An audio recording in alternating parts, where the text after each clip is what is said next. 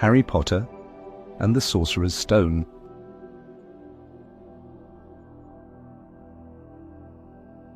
Chapter 1. The Boy Who Lived. Mr. and Mrs. Dursley, of number 4 Privet Drive, were proud to say that they were perfectly normal, thank you very much.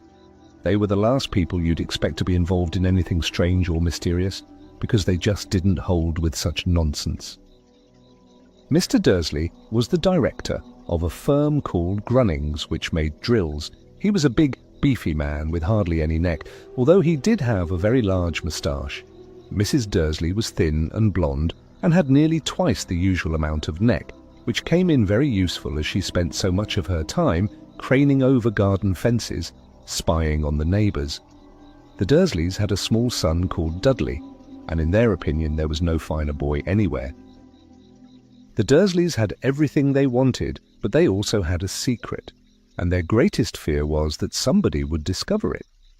They didn't think they could bear it if anyone found out about the Potters.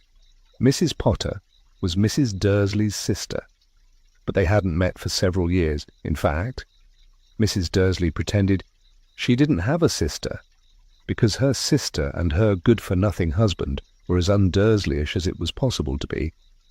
The Dursleys shuddered to think what the neighbours would say if the Potters arrived in the street. The Dursleys knew that the Potters had a small son too, but they had never even seen him. This boy was another good reason for keeping the Potters away. They didn't want Dudley mixing with a child like that. When Mr. and Mrs. Dursley woke up on the dull, grey Tuesday our story starts, there was nothing about the cloudy sky outside to suggest that strange and mysterious things would soon be happening all over the country. Mr. Dursley hummed as he picked out his most boring tie for work, and Mrs. Dursley gossiped away happily as she wrestled a screaming Dudley into his high chair. None of them noticed a large, tawny owl flutter past the window.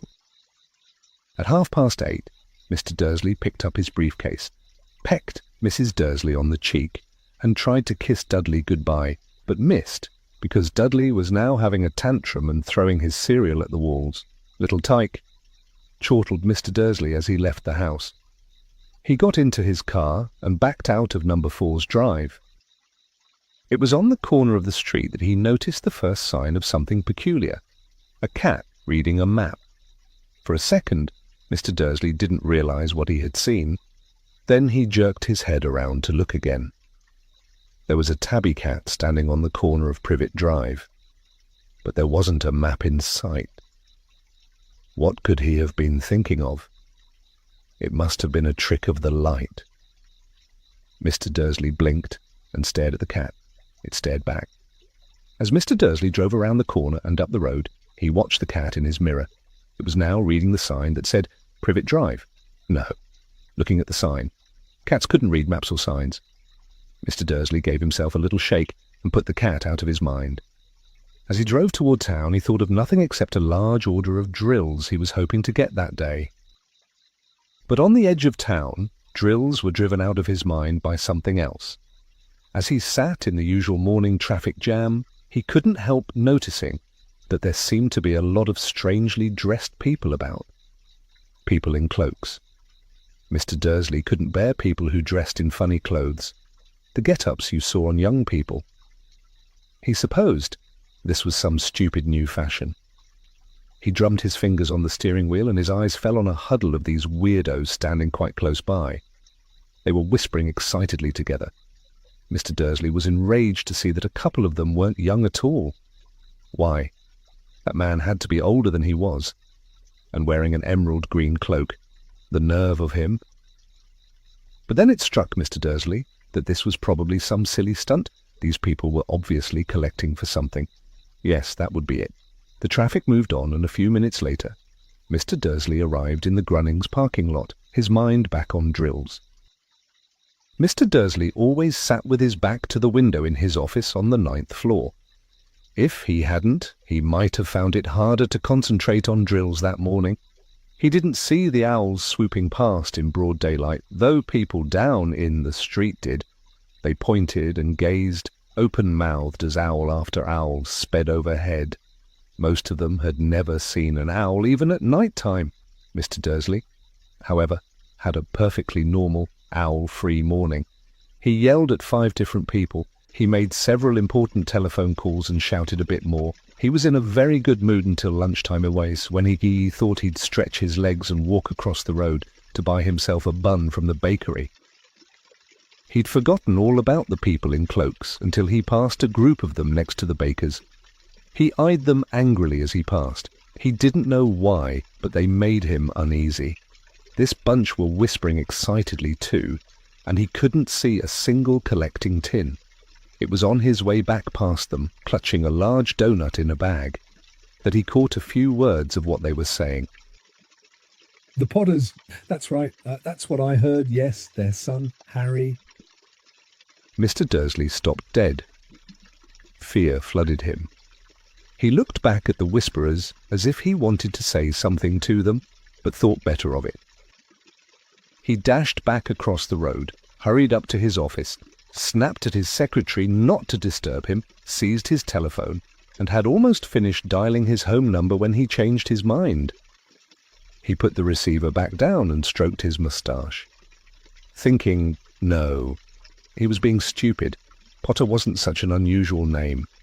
He was sure there were lots of people called Potter who had a son called Harry. Come to think of it, he wasn't even sure his nephew was called Harry. He'd never even seen the boy. It might have been Harvey or Harold. There was no point in worrying Mrs. Dursley. She always got so upset at any mention of her sister. He didn't blame her if he'd had a sister like that, but all the same, those people in cloaks. He found it a lot harder to concentrate on drills that afternoon, and when he left the building at 5 o'clock, he was still so worried that he walked straight into someone just outside the door. Sorry, he grunted as the tiny old man stumbled and almost fell. It was a few seconds before Mr. Dursley realised that the man was wearing a violet cloak. He didn't seem at all upset at being almost knocked to the ground. On the contrary, his face split into a wide smile, and he said in a squeaky voice that made passers-by stare, "Don't be sorry, my dear sir, for nothing could upset me today. Rejoice, for you know who has gone at last. Even muggles like yourself should be celebrating this happy day." And the old man hugged Mr. Dursley around the middle and walked off. Mr. Dursley stood rooted to the spot. He had been hugged by a complete stranger. He also thought he had been called a muggle. Whatever that was, he was rattled. He hurried to his car and set off for home, hoping he was imagining things which he had never hoped before, because he didn't approve of imagination. As he pulled into the driveway of number 4, the first thing he saw, and it didn't improve his mood, was the tabby cat he'd spotted that morning. It was now sitting on his garden wall. He was sure it was the same one. It had the same markings around its eyes. "Phew," said Mr. Dursley loudly. The cat didn't move. It just gave him a stern look. Was this normal cat behaviour? Mr. Dursley wondered, trying to pull himself together. He let himself into the house. He was still determined not to mention anything to his wife. Mrs. Dursley had had a nice, normal day. She told him over dinner all about Mrs. Next Door's problems with her daughter and how Dudley had learned a new word. "Won't." Mr. Dursley tried to act normally. When Dudley had been put to bed, he went into the living room in time to catch the last report on the evening news. And finally, bird watchers everywhere have reported that the nation's owls have been behaving very unusually today. Although owls normally hunt at night and are hardly ever seen in daylight, there have been hundreds of sightings of these birds flying in every direction since sunrise. Experts are unable to explain why the owls have suddenly changed their sleeping pattern. The newscaster allowed himself a grin. Most mysterious. And now over to Jim McGuffin with the weather. Going to be any more showers of owls tonight, Jim? "Well, Ted," said the weatherman, "I don't know about that, but it's not only the owls that have been acting oddly today. Viewers as far apart as Kent, Yorkshire, and Dundee have been phoning in to tell me that instead of the rain I promised yesterday, they've had a downpour of shooting stars. Perhaps people have been celebrating bonfire night early. It's not until next week, folks. But I can promise a wet night tonight. Mr. Dursley sat frozen in his armchair. Shooting stars all over Britain, owls flying by daylight, mysterious people in cloaks all over the place, and a whisper about the Potters. Mrs. Dursley came into the living room carrying 2 cups of tea. It was no good. He'd have to say something to her. He cleared his throat nervously. Petunia, dear, you haven't heard from your sister lately, have you? As he had expected, Mrs. Dursley looked shocked and angry. After all, they normally pretended she didn't have a sister. "No," she said sharply. "Why?" Funny stuff on the news, Mr. Dursley mumbled. Owls, shooting stars, and there were a lot of funny-looking people in town today. "So," snapped Mrs. Dursley. "Well, I just thought maybe it was something to do with, her crowd." Mrs. Dursley sipped her tea through pursed lips. Mr. Dursley wondered whether he dared tell her he'd heard the name Potter. He decided he didn't dare. Instead, he said, as casually as he could, their son, he'd be about Dudley's age now, wouldn't he? I suppose so," said Mrs. Dursley stiffly. "What's his name again? Howard, isn't it?" "Harry! Nasty common name, if you ask me." "Oh, yes," said Mr. Dursley, his heart sinking horribly. "Yes, I quite agree." He didn't say another word on the subject as they went upstairs to bed. While Mrs. Dursley was in the bathroom, Mr. Dursley crept to the bedroom window and peered down into the front garden. The cat was still there. It was staring down Privet Drive as though it were waiting for something. Was he imagining things? Could all this have anything to do with the Potters? If it did, if it got out that they were related to a pair of... Well, he didn't think he could bear it. The Dursleys got into bed. Mrs. Dursley fell asleep quickly, but Mr. Dursley lay awake, turning it all over in his mind. His last comforting thought before he fell asleep was that even if the Potters were involved, there was no reason for them to come near him and Mrs. Dursley. The Potters knew very well what he and Petunia thought about them and their kind. He couldn't see how he and Petunia could get mixed up in anything that might be going on. He yawned and turned over. It couldn't affect them. How very wrong he was. Mr. Dursley might have been drifting into an uneasy sleep, but the cat on the wall outside was showing no sign of sleepiness. It was sitting as still as a statue, its eyes fixed unblinkingly on the far corner of Privet Drive. It didn't so much as quiver when a car door slammed on the next street, nor when 2 owls swooped overhead. In fact, it was nearly midnight before the cat moved at all. A man appeared on the corner the cat had been watching, appeared so suddenly and silently you'd have thought he'd just popped out of the ground. The cat's tail twitched and its eyes narrowed. Nothing like this man had ever been seen on Privet Drive. He was tall, thin, and very old, judging by the silver of his hair and beard, which were both long enough to tuck into his belt.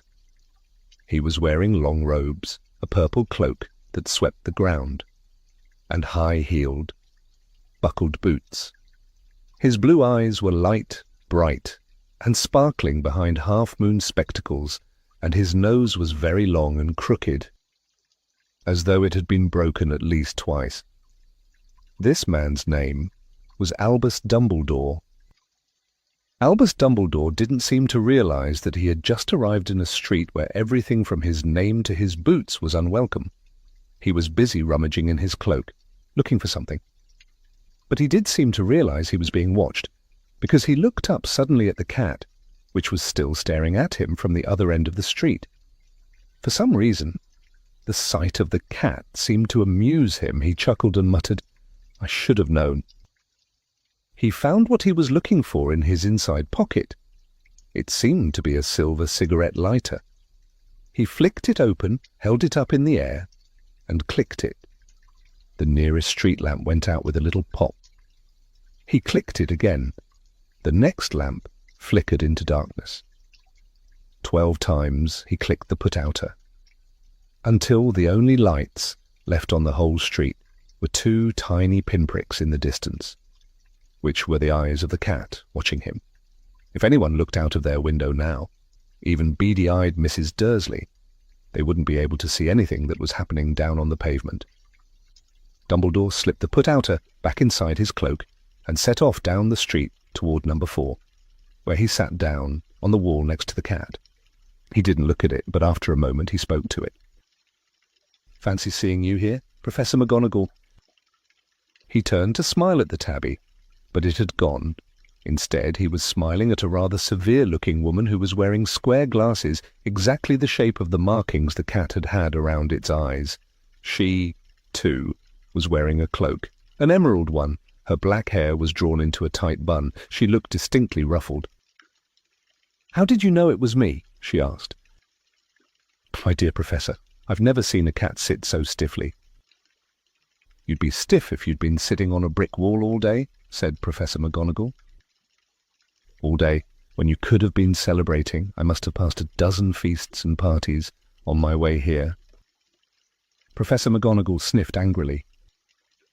"Oh yes, everyone's celebrating. All right," she said impatiently.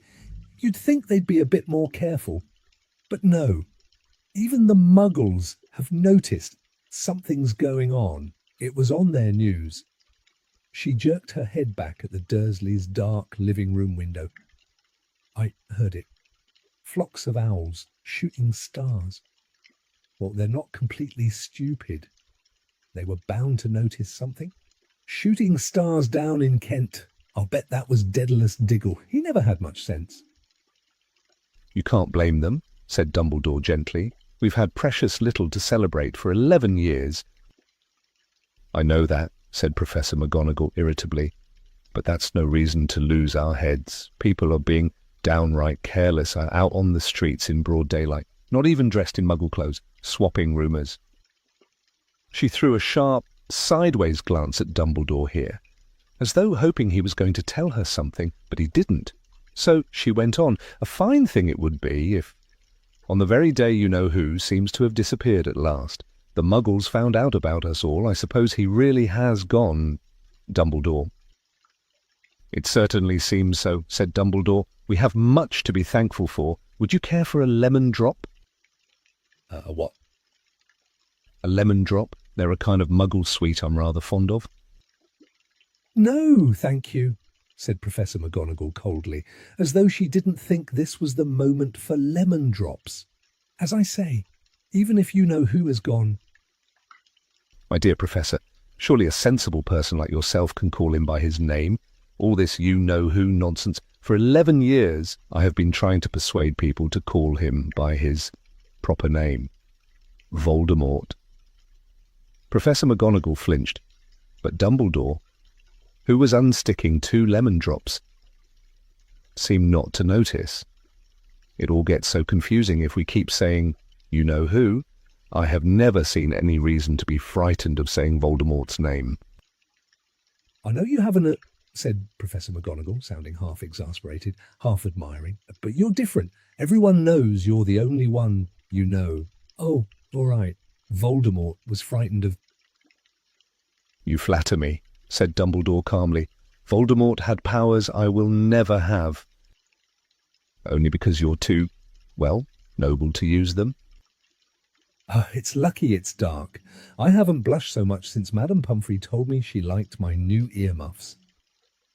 Professor McGonagall shot a sharp look at Dumbledore and said, "The owls are nothing next to the rumours that are flying around.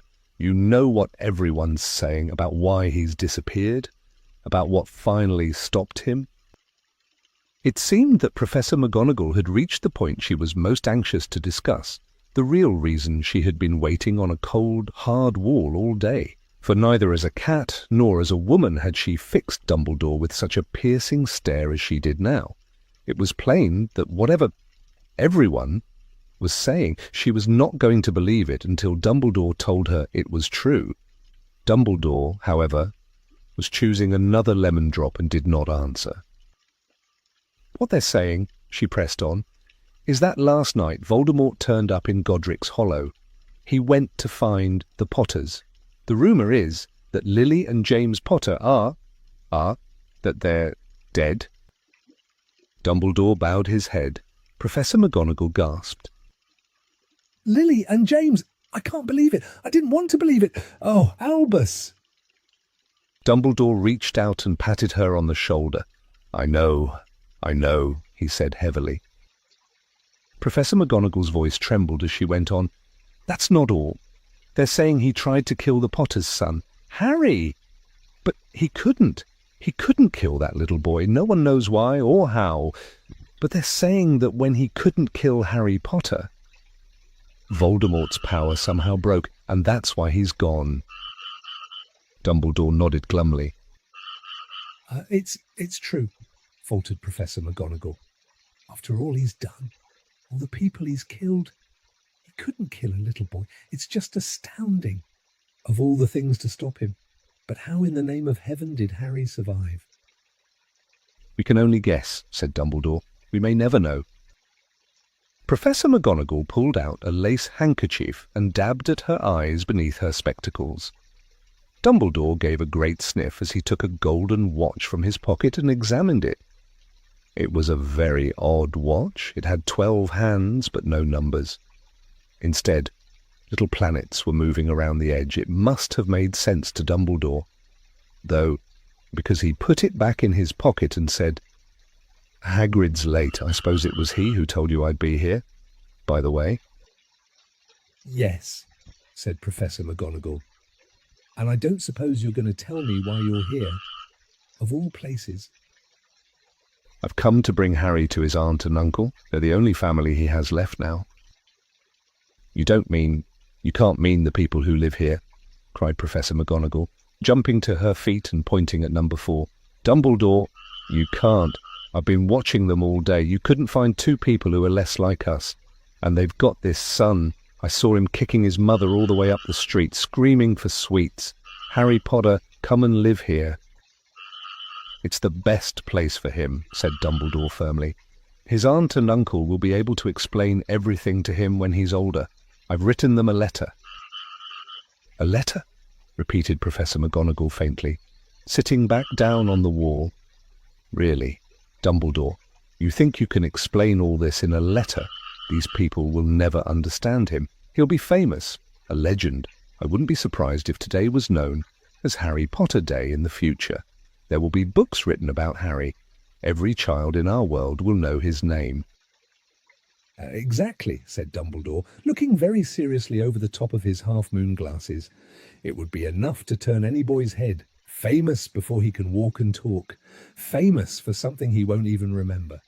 Kara, you see how much better off he'll be, growing up away from all that until he's ready to take it. Professor McGonagall opened her mouth, changed her mind, swallowed, and then said, Yes, you're right, of course. But how is the boy getting here? Dumbledore. She eyed his cloak suddenly as though she thought he might be hiding Harry underneath it. Hagrid's bringing him. You think it wise to trust Hagrid with something as important as this? I would trust Hagrid with my life, said Dumbledore. I'm not saying his heart isn't in the right place, said Professor McGonagall grudgingly, but you can't pretend he's not careless. He does tend to... What was that? A low rumbling sound had broken the silence around them. It grew steadily louder as they looked up and down the street for some sign of a headlight. It swelled to a roar as they both looked up at the sky, and a huge motorcycle fell out of the air and landed on the road in front of them. If the motorcycle was huge, it was nothing to the man sitting astride it. He was almost twice as tall as a normal man and at least 5 times as wide. He looked simply too big to be allowed, and so wild. Long tangles of bushy black hair and beard hid most of his face. He had hands the size of trash can lids, and his feet in their leather boots were like baby dolphins. In his vast, muscular arms he was holding a bundle of blankets. Hagrid, said Dumbledore, sounding relieved. At last! And where did you get that motorcycle? Borrowed it. Professor Dumbledore. Sit, said the giant, climbing carefully off the motorcycle as he spoke. Young Sirius Black lent it to me. I've got him, sir. No problems, were there? No, sir. House was almost destroyed, but I got him out all right before the muggles started swarming around. He fell asleep as we was flying over Bristol. Dumbledore and Professor McGonagall bent forward over the bundle of blankets. Inside, just visible, was a baby boy, fast asleep. Under a tuft of jet black hair over his forehead they could see a curiously shaped cut, like a bolt of lightning. Is that where? Whispered Professor McGonagall. Yeah, said Dumbledore. You'll have that scar forever. Couldn't you do something about it, Dumbledore? Even if I could, I wouldn't. Scars can come in handy. I have one myself above my left knee that is a perfect map of the London Underground. Well, give him here. Hagrid, we'd better get this over with. Dumbledore took Harry in his arms and turned toward the Dursleys' house. Could I say goodbye to him, sir? Asked Hagrid. He bent his great shaggy head over Harry and gave him what must have been a very scratchy, whiskery kiss. Then suddenly Hagrid let out a howl like a wounded dog. "Shh," hissed Professor McGonagall. "You'll wake the muggles." "Sorry," sobbed Hagrid, taking out a large spotted handkerchief and burying his face in it. "But I can't stand it. Lily and James dead, and poor little Harry off to live with muggles." Yes, it's all very sad, but get a grip on yourself, Hagrid, or we'll be found," Professor McGonagall whispered, patting Hagrid gingerly on the arm as Dumbledore stepped over the low garden wall and walked to the front door. He laid Harry gently on the doorstep, took a letter out of his cloak, tucked it inside Harry's blankets, and then came back to the other two. For a full minute, the three of them stood and looked at the little bundle. Hagrid's shoulders shook. Professor McGonagall blinked furiously, and the twinkling light that usually shone from Dumbledore's eyes seemed to have gone out.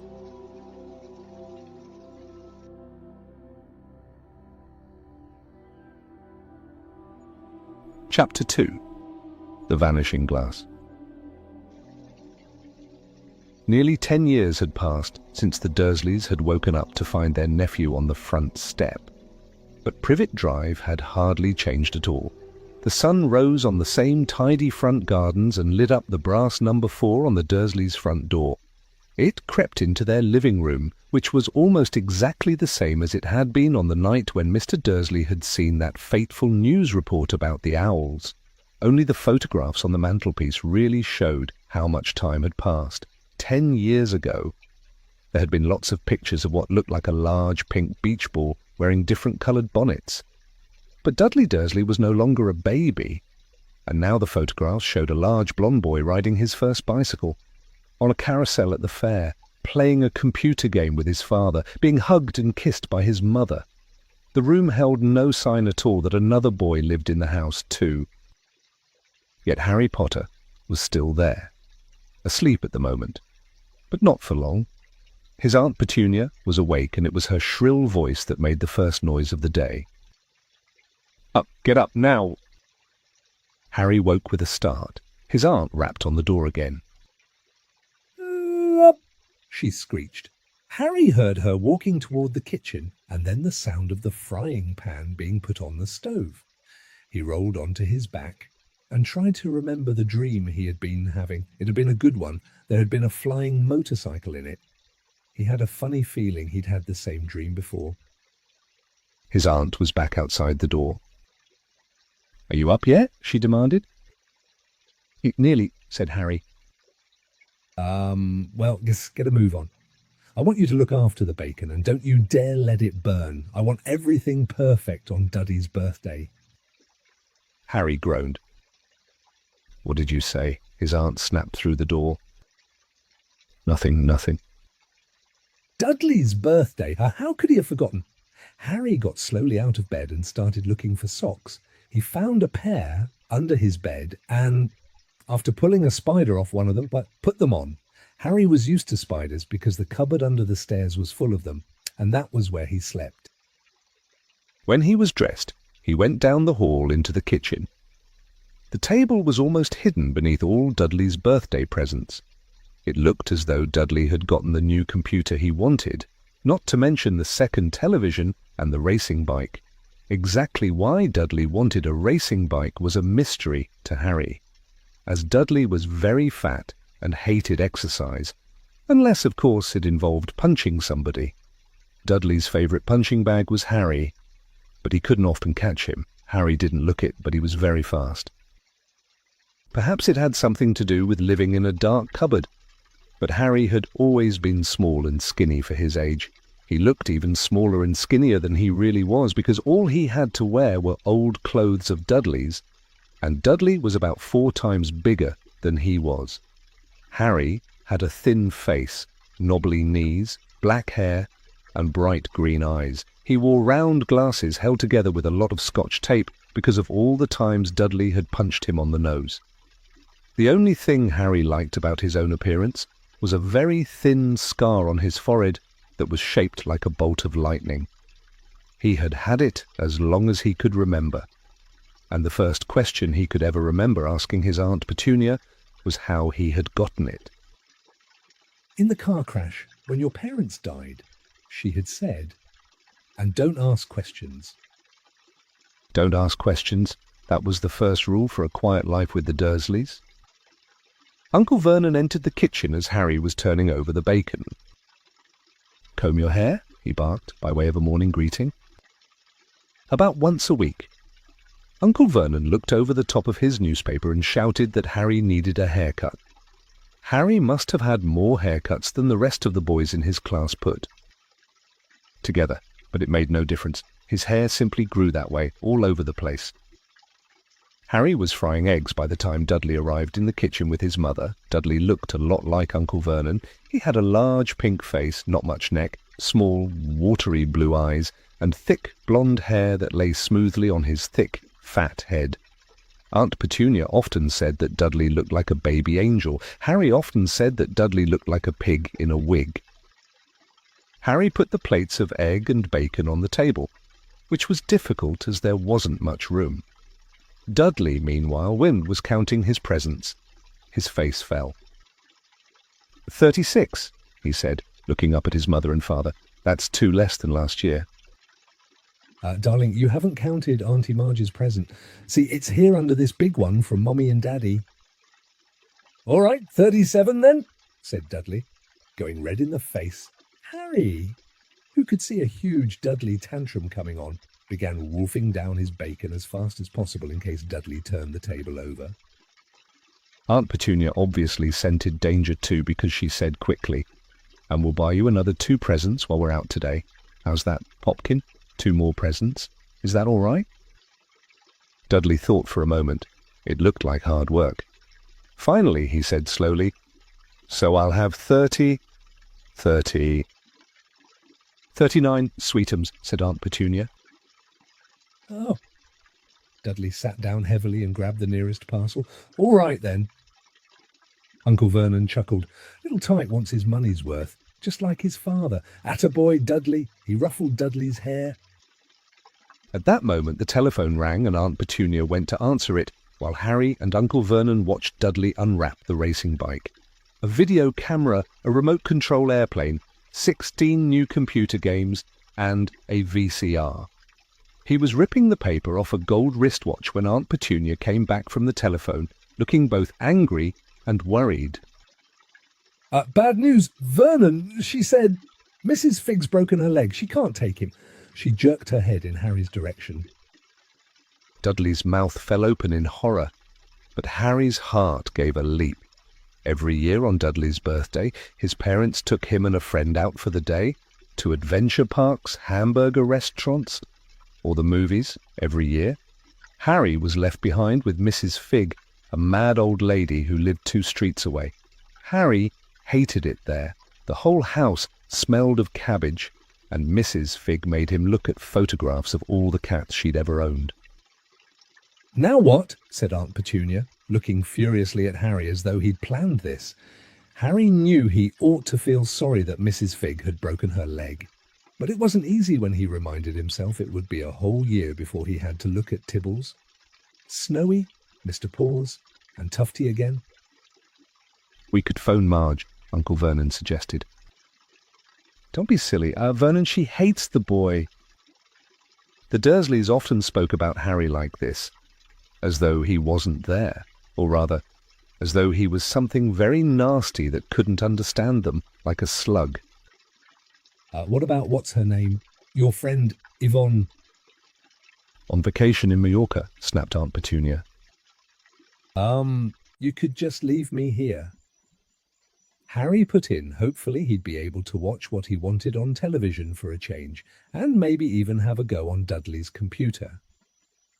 Aunt Petunia looked as though she'd just swallowed a lemon. And come back and find the house in ruins, she snarled. I won't blow up the house, said Harry, but they weren't listening. I suppose we could take him to the zoo, said Aunt Petunia slowly, and leave him in the car. That car's new. He's not sitting in it alone. Dudley began to cry loudly. In fact, he wasn't really crying. It had been years since he'd really cried, but he knew that if he screwed up his face and wailed, his mother would give him anything he wanted. Dinky Duddydums, don't cry. Mummy won't let him spoil your special day. She cried, flinging her arms around him. I don't want him to come. Dudley yelled between huge, pretend sobs. He always spoils everything. He shot Harry a nasty grin through the gap in his mother's arms. Just then the doorbell rang. Oh, good Lord, they're here, said Aunt Petunia frantically. And a moment later, Dudley's best friend, Piers Polkiss, walked in with his mother. Piers was a scrawny boy with a face like a rat. He was usually the one who held people's arms behind their backs while Dudley hit them. Dudley stopped pretending to cry at once. Half an hour later, Harry, who couldn't believe his luck, was sitting in the back of the Dursleys' car with Piers and Dudley, on the way to the zoo for the first time in his life. His aunt and uncle hadn't been able to think of anything else to do with him. But before they'd left, Uncle Vernon had taken Harry aside. I'm warning you, he had said, putting his large purple face right up close to Harry's. I'm warning you now, boy. Any funny business, anything at all, and you'll be in that cupboard from now until Christmas. I'm not going to do anything, said Harry, honestly. But Uncle Vernon didn't believe him. No one ever did. The problem was, strange things often happened around Harry, and it was just no good telling the Dursleys he didn't make them happen. Once, Aunt Petunia, tired of Harry coming back from the barber's looking as though he hadn't been at all, had taken a pair of kitchen scissors and cut his hair so short he was almost bald except for his bangs, which she left to hide that horrible scar. Dudley had laughed himself silly at Harry, who spent a sleepless night imagining school the next day, where he was already laughed at for his baggy clothes and taped glasses. Next morning, however, he had gotten up to find his hair exactly as it had been before Aunt Petunia had sheared it off. He had been given a week in his cupboard for this, even though he had tried to explain that he couldn't explain how it had grown back so quickly. Another time, Aunt Petunia had been trying to force him into a revolting old sweater of Dudley's brown with orange puffballs. The harder she tried to pull it over his head, the smaller it seemed to become, until finally it might have fitted a hand puppet, but certainly wouldn't fit Harry. Aunt Petunia had decided it must have shrunk in the wash, and, to his great relief, Harry wasn't punished. On the other hand, he'd gotten into terrible trouble for being found on the roof of the school kitchens. Dudley's gang had been chasing him as usual when, as much to Harry's surprise as anyone else's, there he was sitting on the chimney. The Dursleys had received a very angry letter from Harry's headmistress telling them Harry had been climbing school buildings.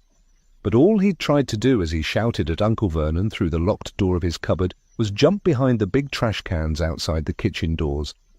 Harry supposed that the wind must have caught him in mid-jump. But today, nothing was going to go wrong.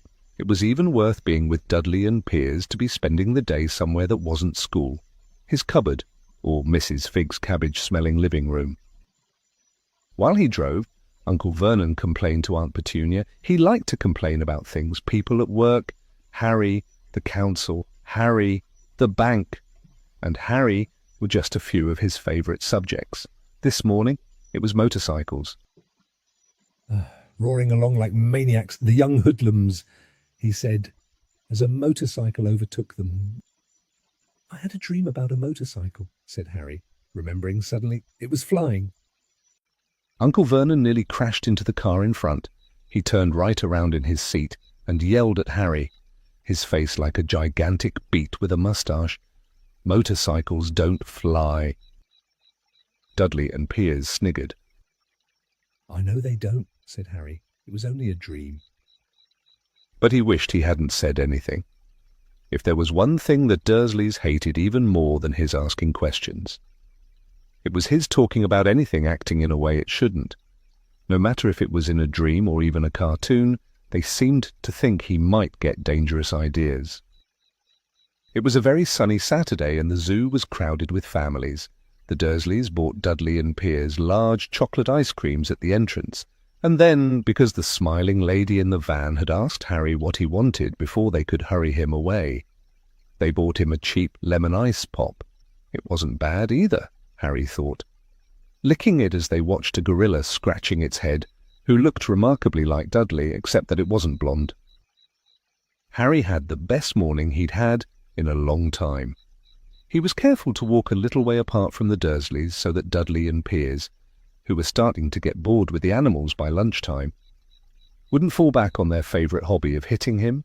They ate in the zoo restaurant, and when Dudley had a tantrum because his Knickerbocker glory didn't have enough ice cream on top, Uncle Vernon bought him another one and Harry was allowed to finish the first. Harry felt, afterward, that he should have known it was all too good to last. After lunch they went to the reptile house. It was cool and dark in there, with lit windows all along the walls, behind the glass. All sorts of lizards and snakes were crawling and slithering over bits of wood and stone. Dudley and Piers wanted to see huge, poisonous cobras and thick, man-crushing pythons. Dudley quickly found the largest snake in the place. It could have wrapped its body twice around Uncle Vernon's car and crushed it into a trash can, but at the moment it didn't look in the mood.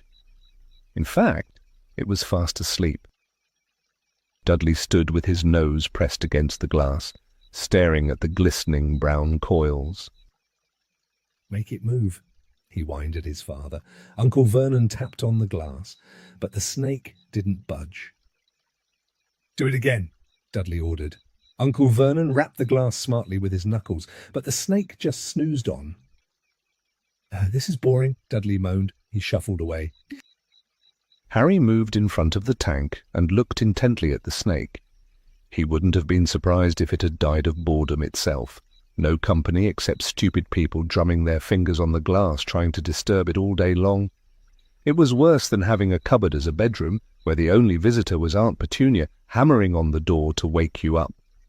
At least he got to visit the rest of the house.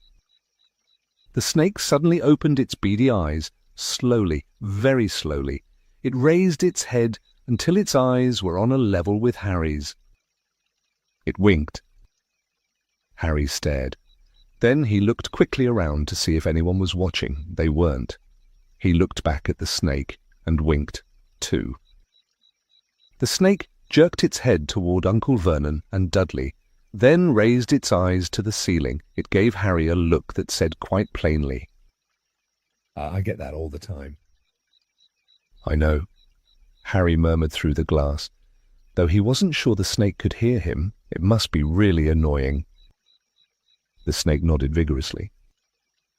Where do you come from, anyway? Harry asked.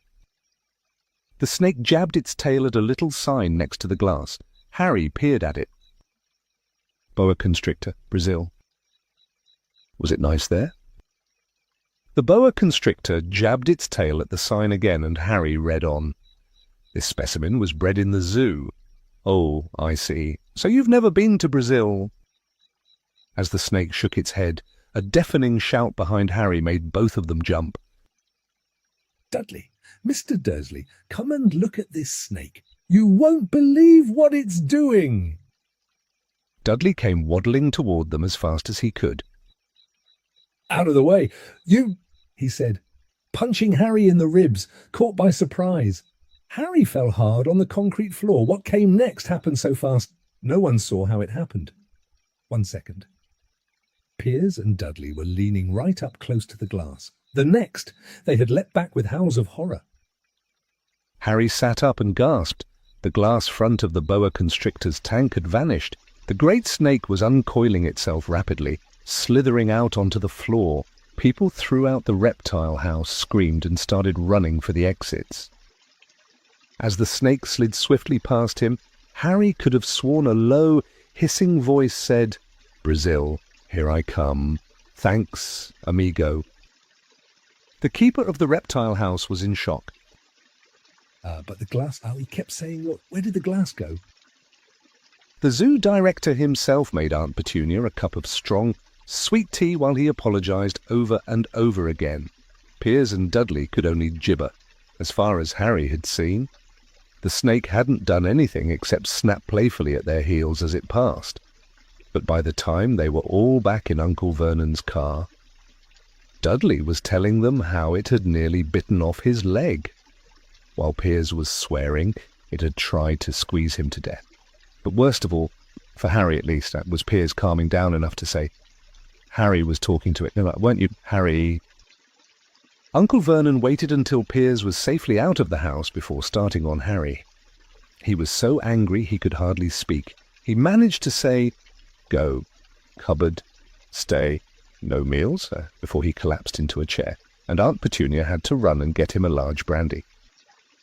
Harry lay in his dark cupboard much later, wishing he had a watch. He didn't know what time it was, and he couldn't be sure the Dursleys were asleep yet. Until they were, he couldn't risk sneaking to the kitchen for some food. He'd lived with the Dursleys.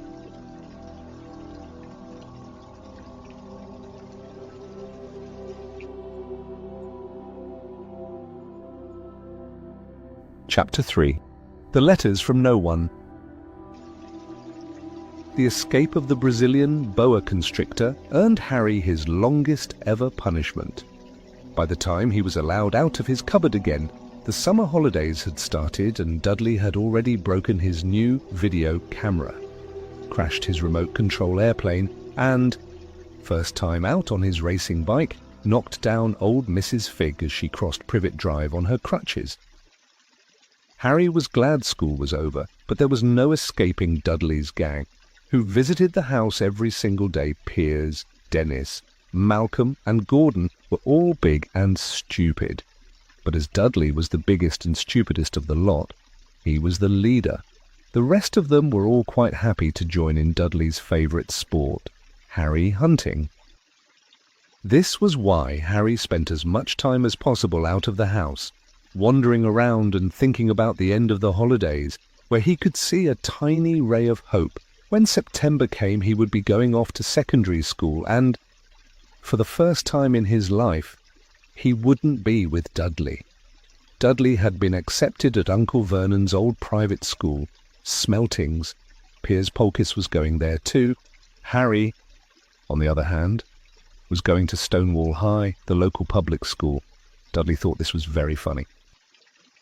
They stuff people's heads down the toilet the first day at Stonewall, he told Harry. Want to come upstairs and practice? Oh no, thanks, said Harry. The poor toilet's never had anything as horrible as your head down it. It might be sick. Then he ran, before Dudley could work out what he'd said.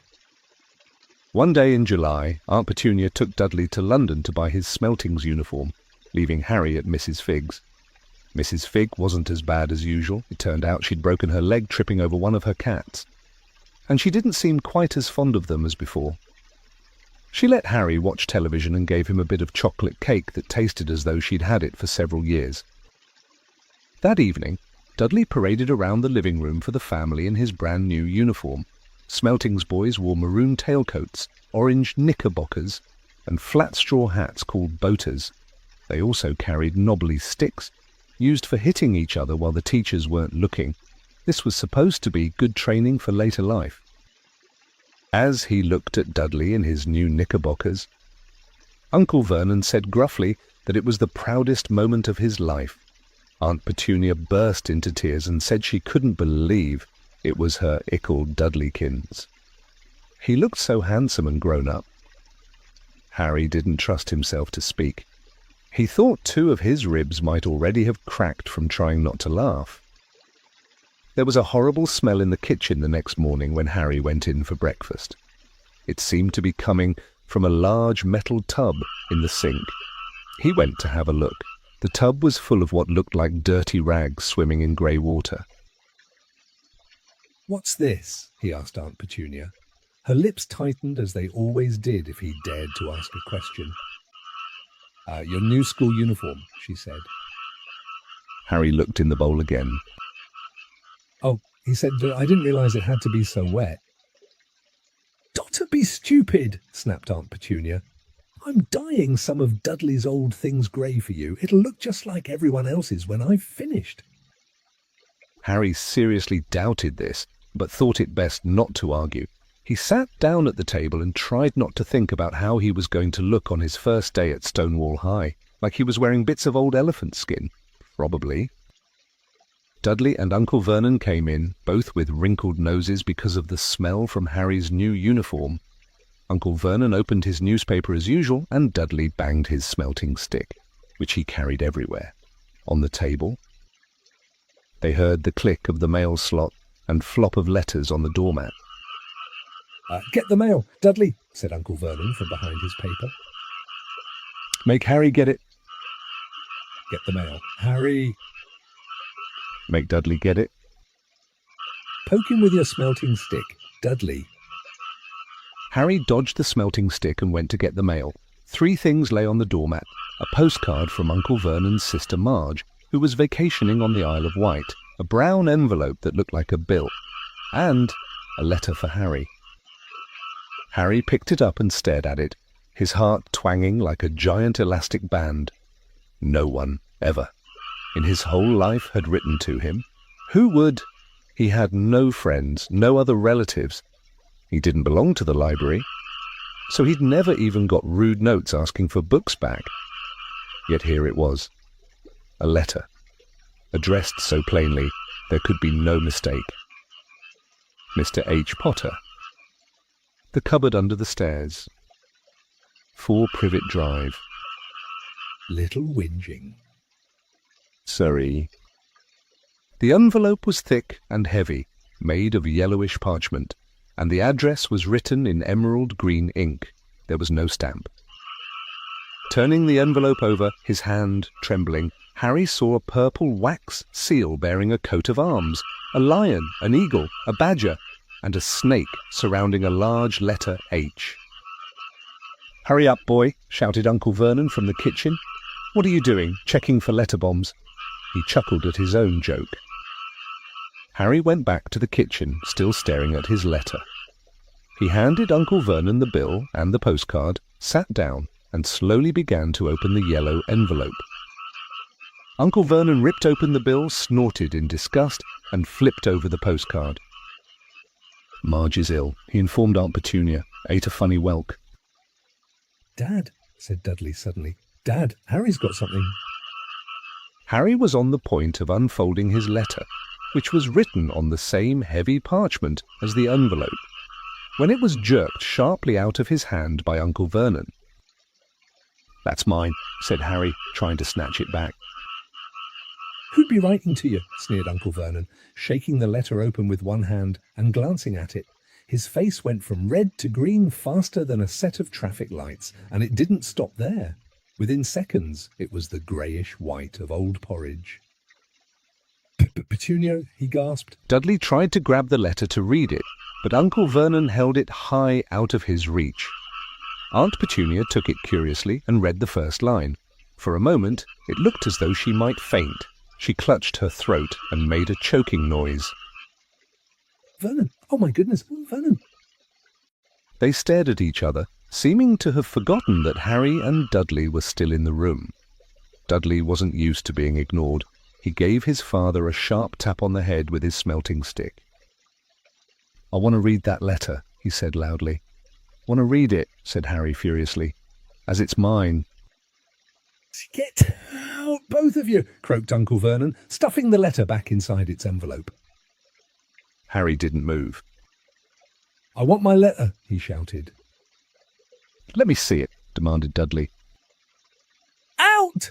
Roared Uncle Vernon, and he took both Harry and Dudley by the scruffs of their necks and threw them into the hall, slamming the kitchen door behind them. Harry and Dudley promptly had a furious but silent fight over who would listen at the keyhole.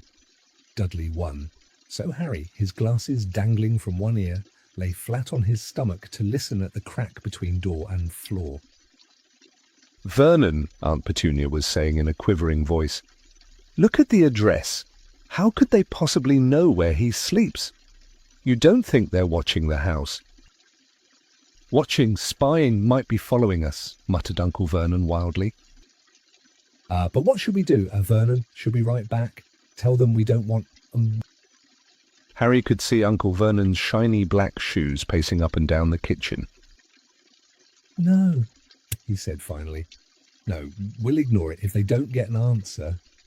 Yes, that's best. We won't do anything.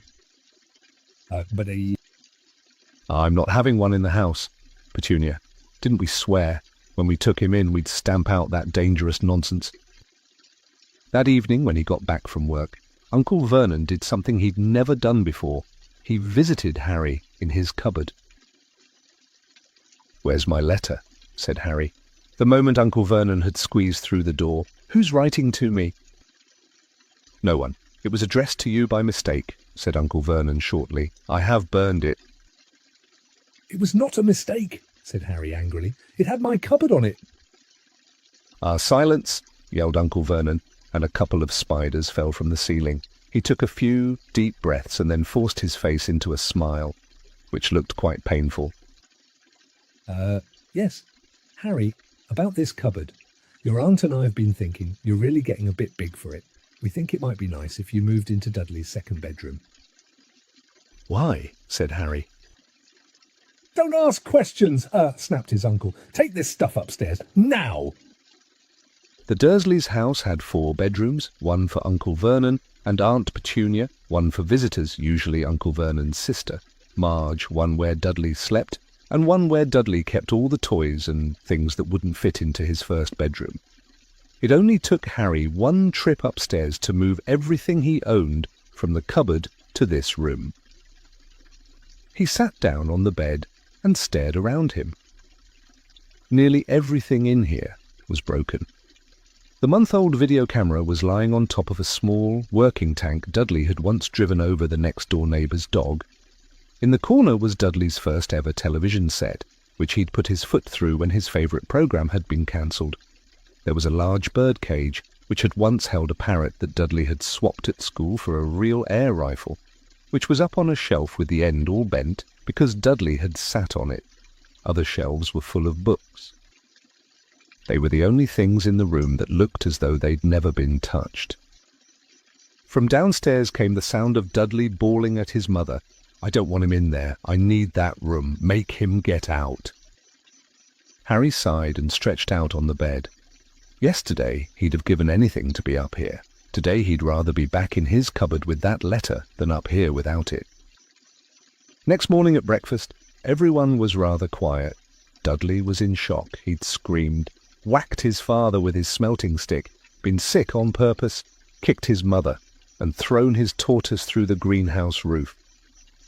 And he still didn't have his room back. Harry was thinking about this time yesterday and bitterly wishing he'd opened the letter in the hall. Uncle Vernon and Aunt Petunia kept looking at each other darkly. When the mail arrived, Uncle Vernon, who seemed to be trying to be nice to Harry, made Dudley go and get it. They heard him banging things with his smelting stick all the way down the hall. Then he shouted, "There's another one."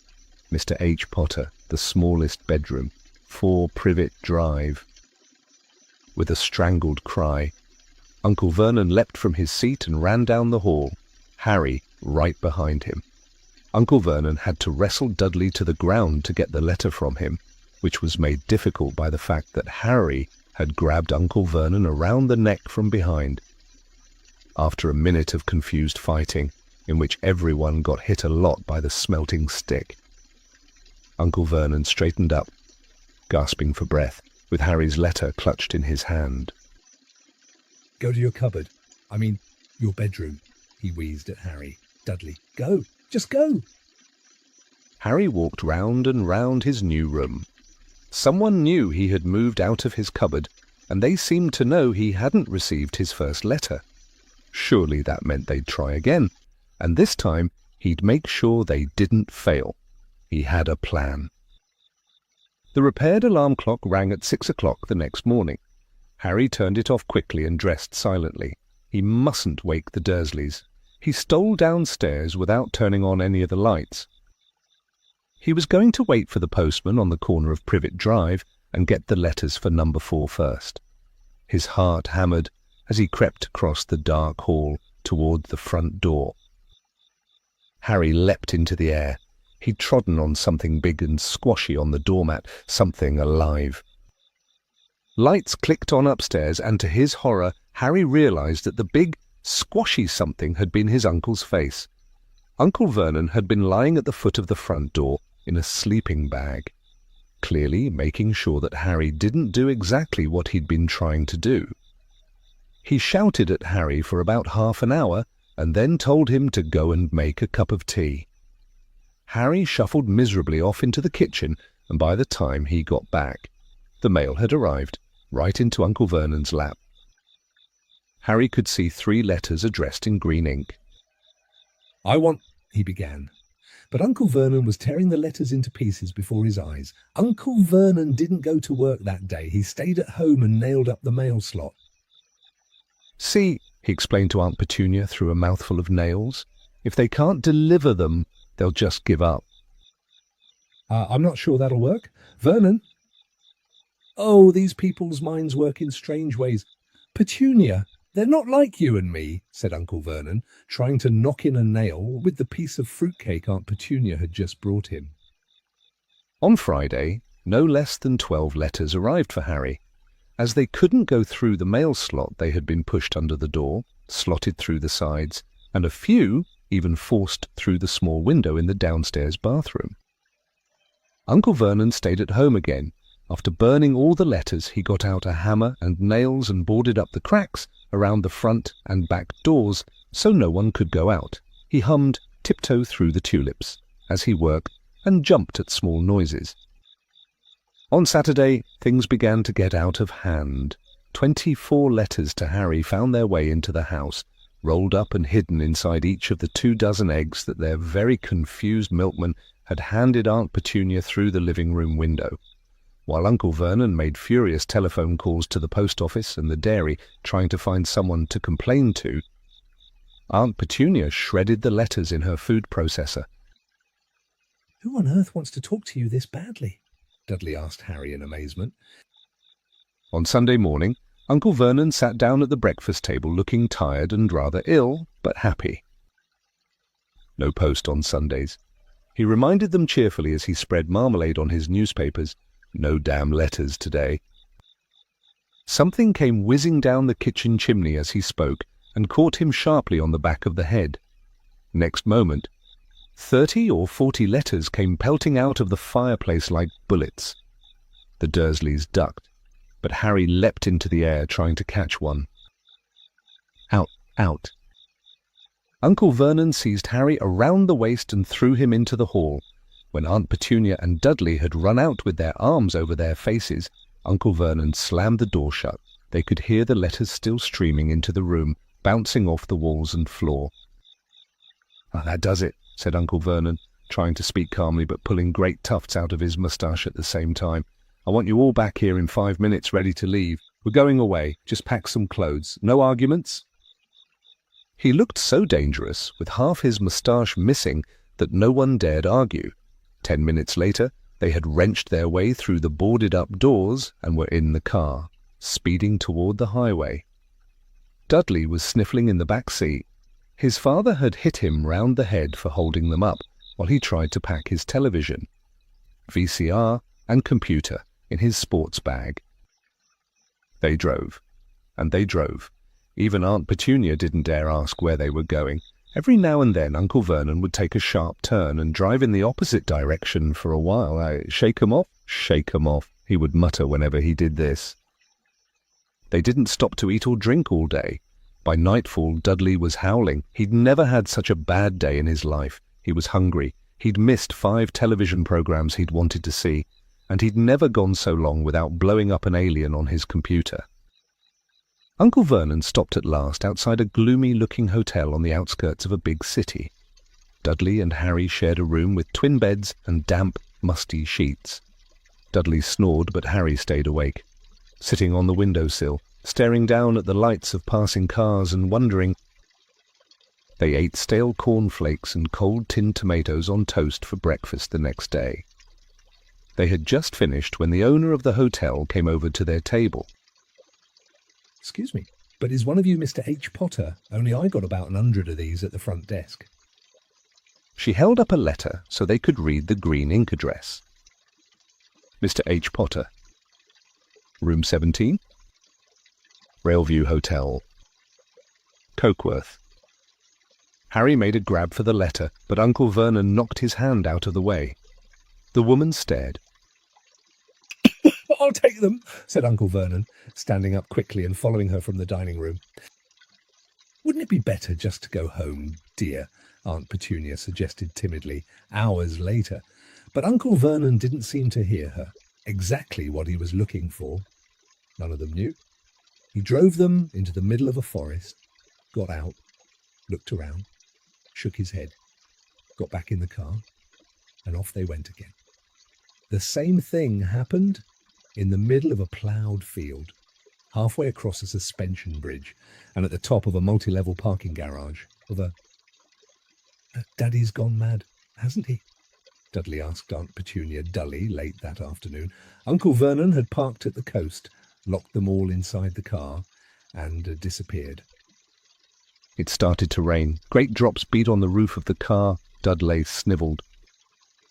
"It's Monday," he told his mother. "The great Humberto's on tonight. I want to stay somewhere with a television." Monday. This reminded Harry of something. If it was Monday, and you could usually count on Dudley to know the days of the week, because of television, then tomorrow. Tuesday was Harry's 11th birthday.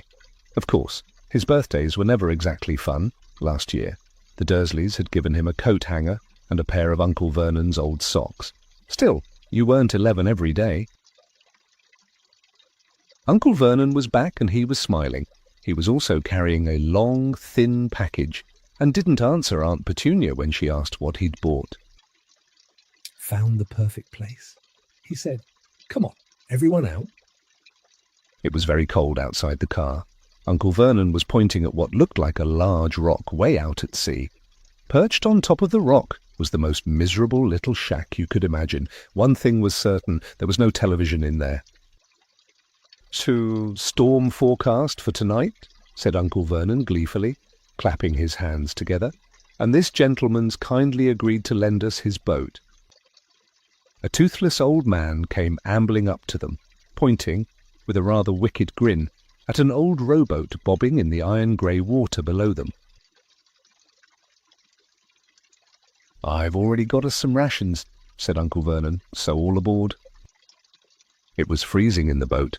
Icy sea spray and rain crept down their necks and a chilly wind whipped their faces. After what seemed like hours, they reached the rock, where Uncle Vernon, slipping and sliding, led the way to the broken-down house. The inside was horrible. It smelled strongly of seaweed. The wind whistled through the gaps in the wooden walls, and the fireplace was damp and empty. There were only 2 rooms. Uncle Vernon's rations turned out to be a bag of chips each and 4 bananas. He tried to start a fire, but the empty chip bags just smoked and shriveled up. "Could do with some of those letters now, eh?" he said cheerfully. He was in a very good mood. Obviously, he thought nobody stood a chance of reaching them here in a storm to deliver mail. Harry privately agreed, though the thought didn't cheer him up at all.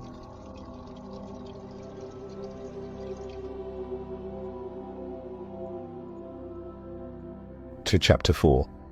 The Keeper of the Keys. Boom! They knocked again. Dudley jerked awake. Where's the cannon? He said stupidly. There was a crash behind them, and Uncle Vernon came skidding into the room. He was holding a rifle in his hands. Now they knew what had been in the long, thin package he had brought with them. Who's there? He shouted. I warn you, I'm armed. There was a pause. Then, smash! the door was hit with such force that it swung clean off its hinges and with a deafening crash landed flat on the floor. A giant of a man was standing in the doorway. His face was almost completely hidden by a long, shaggy mane of hair and a wild, tangled beard, but you could make out his eyes, glinting like black beetles under all the hair. The giant squeezed his way into the hut, stooping so that his head just brushed the ceiling. He bent down, picked up the door, and fitted it easily back into its frame. The noise of the storm outside dropped a little. He turned to look at them all. Could make us a cup of tea, could you? It's not been an easy journey. He strode over to the sofa where Dudley sat frozen with fear. Budge up, you great lump, said the stranger. Dudley squeaked and ran to hide behind his mother, who was crouching, terrified, behind Uncle Vernon. "And here's Harry," said the giant. Harry looked up into the fierce, wild, shadowy face and saw that the beetle eyes were crinkled in a smile. "Last time I saw you, you was only a baby," said the giant. "You look a lot like Yet Dad, but you've got Yet Mom's eyes." Uncle Vernon made a funny rasping noise. "I demand that you leave at once. Sit," he said. "You are breaking and entering." "Ah, shut up, Dursley. You great prune," said the giant. He reached over the back of the sofa, jerked the gun out of Uncle Vernon's hands, bent it into a knot as easily as if it had been made of rubber, and threw it into a corner of the room. Uncle Vernon made another funny noise, like a mouse being trodden on. "Anyway, Harry," said the giant, turning his back on the Dursleys, "a very happy birthday to you. Got summat for you here. I might have sat on it at some point, but it'll taste all right." From an inside pocket of his black overcoat he pulled a slightly squashed box. Harry opened it with trembling fingers. Inside was a large, sticky chocolate cake with "Happy Birthday, Harry" written on it in green icing. Harry looked up at the giant. He meant to say, "Thank you," but the words got lost on the way to his mouth, and what he said instead was, "Who are you?" The giant chuckled. "True, I haven't introduced myself. Rubeus Hagrid, keeper of keys and grounds at Hogwarts." He held out an enormous hand and shook Harry's whole arm. "What about that tea, then, eh?" he said, rubbing his hands together. "I'd not say no to summat stronger if you've got it. Mind." His eyes fell on the empty grate with the shriveled chip bags in it, and he snorted. He bent down over the fireplace. They couldn't see what he was doing, but when he drew back a second later, there was a roaring fire there. It filled the whole damp hut with flickering light, and Harry felt the warmth wash over him as though he'd sunk into a hot bath. The giant sat back down on the sofa, which sagged under his weight, and began taking all sorts of things out of the pockets of his coat: a copper kettle, a squashy package of sausages, a poker, a teapot, several chipped mugs, and a bottle of some amber liquid that he took a swig from before starting to make tea. Soon the hut was full of the sound and smell of sizzling sausage. Nobody said a thing while the giant was working, but as he slid the first 6 fat, juicy, slightly burnt sausages from the poker, Dudley fidgeted a little. Uncle Vernon said sharply, "Don't touch anything he gives you, Dudley." The giant chuckled darkly. "Yet great puddin' of a son don't need fattening any more, Dursley. Don't worry."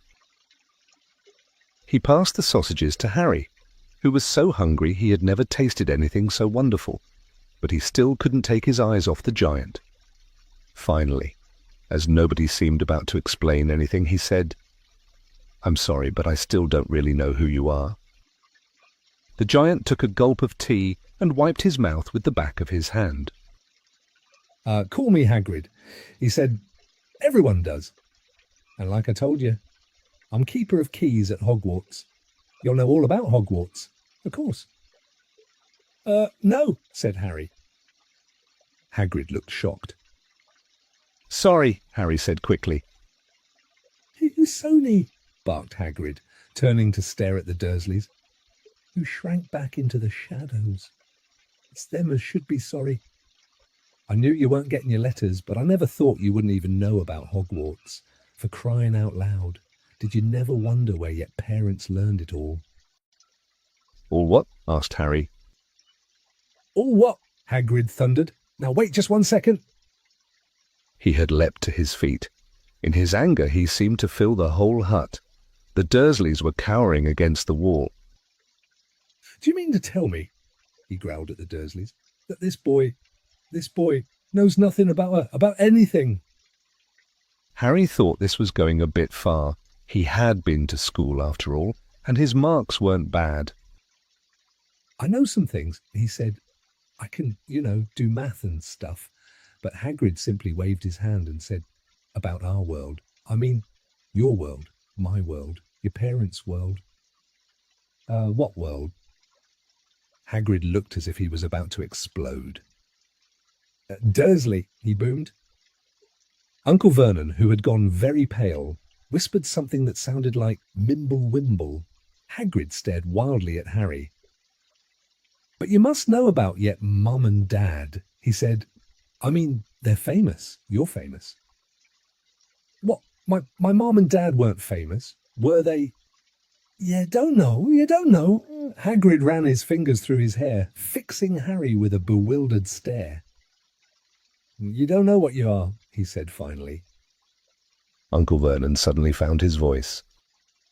Stop, he commanded. Stop right there. Sit, I forbid you to tell the boy anything. A braver man than Vernon Dursley would have quailed under the furious look Hagrid now gave him. When Hagrid spoke, his every syllable trembled with rage. You never told him what was in the letter Dumbledore left for him. I was there. I saw Dumbledore leave it. Dursley, and you've kept it from him all these years. I kept what from me? Said Harry eagerly. Stop! I forbid you! Yelled Uncle Vernon in panic. Aunt Petunia gave a gasp of horror. Go boil yet heads, both of you, said Hagrid. Harry, get a wizard. There was silence inside the hut. Only the sea and the whistling wind could be heard. A what? Gasped Harry. A wizard, of course, said Hagrid, sitting back down on the sofa, which groaned and sank even lower. And a thumping good 'un, I'd say. Once you've been trained up a bit with a mum and dad like yours, what else would you be? And I reckon it's about time you read your letter.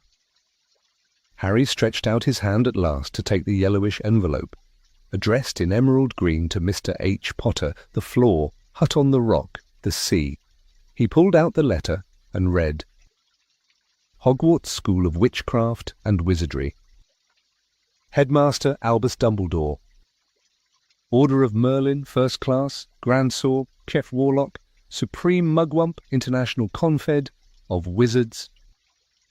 Dear Mr. Potter, we are pleased to inform you that you have been accepted at Hogwarts School of Witchcraft and Wizardry. Please find enclosed a list of all necessary books and equipment. Term begins on September 1st. We await your owl by no later than July 31st. Yours sincerely, Minerva McGonagall. Deputy Headmistress. Questions exploded inside Harry's head like fireworks, and he couldn't decide which to ask first. After a few minutes he stammered, What does it mean? They await my owl. Galloping Gorgons, that reminds me, said Hagrid, clapping a hand to his forehead with enough force to knock over a cart horse. And from yet another pocket inside his overcoat he pulled an owl, a real, live, rather ruffled-looking owl, a long quill, and a roll of parchment. With his tongue between his teeth, he scribbled a note that Harry could read upside down. Dear Professor Dumbledore, given Harry his letter. Taking him to buy his things tomorrow. Weather's horrible. Hope you're well. Hagrid. Hagrid rolled up the note, gave it to the owl, which clamped it in its beak, went to the door, and threw the owl out into the storm. Then he came back and sat down as though this was as normal as talking on the telephone. Harry realised his mouth was open and closed it quickly. "Where was I?" said Hagrid. But at that moment, Uncle Vernon, still ashen-faced but looking very angry, moved into the firelight. "He's not going," he said. Hagrid grunted. "I'd like to see a great muggle like you stop him," he said. "A what?" said Harry, interested. "A muggle," said Hagrid. "It's what we call non-magic folk like Thurn, and it's your bad luck you grew up in a family of the biggest muggles I ever laid eyes on."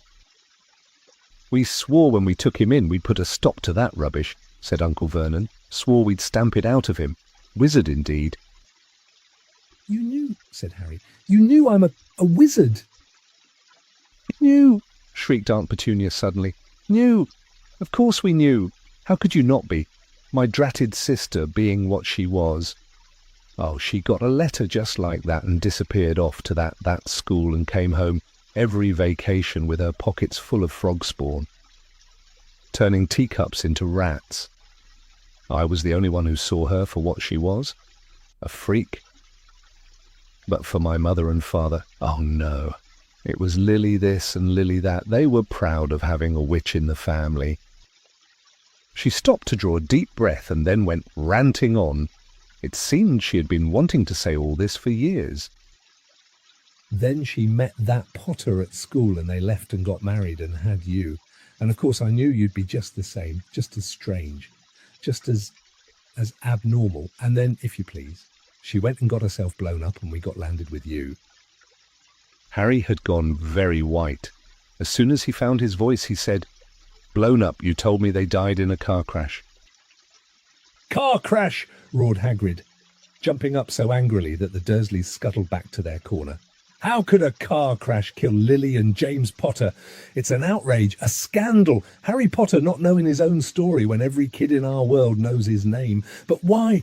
What happened?" Harry asked urgently. The anger faded from Hagrid's face. He looked suddenly anxious. "I never expected this," he said, in a low, worried voice. "I had no idea, but when Dumbledore told me there might be trouble getting hold of you, how much you didn't know. Harry, I don't know if I'm the right person to tell you, but someone 3 has got her. You can't go off to Hogwarts not knowing." He threw a dirty look at the Dursleys. "Well, it's best you know as much as I can tell you. Mind, I can't tell you everything. It's a great mystery. Parts of it." He sat down, stared into the fire for a few seconds, and then said, "It begins, I suppose, with a person called... But it's incredible you don't know his name. Everyone in our world knows." "Who? Well, I don't like saying the name if I can help it. No one does." "Why not?" "Gulping gargoyles. Harry, people are still scared. Blimey, this is difficult. See, there was this wizard who went bad. As bad as you could go. Worse than worse. His name was..." Hagrid gulped, but no words came out. "Could you write it down?" Harry suggested. "Nah, can't spell it." "All right, Voldemort." Hagrid shuddered. "Don't make me say it again. Anyway, this wizard, about 20 years ago now, started looking for followers. Got them too. Some were afraid. Some just wanted a bit of his power, because he was getting himself power. All right, dark days. Harry didn't know who to trust, didn't dare get friendly with strange wizards or witches. Terrible things happened. He was taken over. Of course, some stood up to him, and he killed them. Horribly. One of the only safe places left was Hogwarts. Reckon Dumbledore's the only one you know who was afraid of. Didn't dare try taking the school. Not just then. Anyway." "Now, your mum and dad were as good a witch and wizard as I ever knew. Head boy and girl at Hogwarts in their day. Suppose the mystery is why you-know-who never tried to get 'em on his side before. Probably knew they were too close to Dumbledore to want anything to do with the dark side." Maybe he thought he could persuade them. Maybe he just wanted them out of the way. All anyone knows is he turned up in the village where you was all living on Halloween 10 years ago. You was just a year old. He came to your house and Hagrid suddenly pulled out a very dirty, spotted handkerchief and blew his nose with a sound like a foghorn. Sorry, he said, but it's that sad. Knew your mum and dad. And nicer people you couldn't find. Anyway. You know who killed him. And this is the real mystery of the thing, he tried to kill you too. Wanted to make a clean job of it, I suppose. Or maybe he just liked killing by then. But he couldn't do it. Never wondered how you got that mark on your forehead. That was no ordinary cut. That's what you get when a powerful, evil curse touches you. Took care of your mum and dad and your house. But it didn't work on you, and that's why you're famous. Harry, no one ever lived after he decided to kill him. No one except you, and he'd killed some of the best witches and wizards of the age. The McKinnons, the Bones, the Pruitts, and you was only a baby, and you lived. Something very painful was going on in Harry's mind. As Hagrid's story came to a close, he saw again the blinding flash of green light, more clearly than he had ever remembered it before.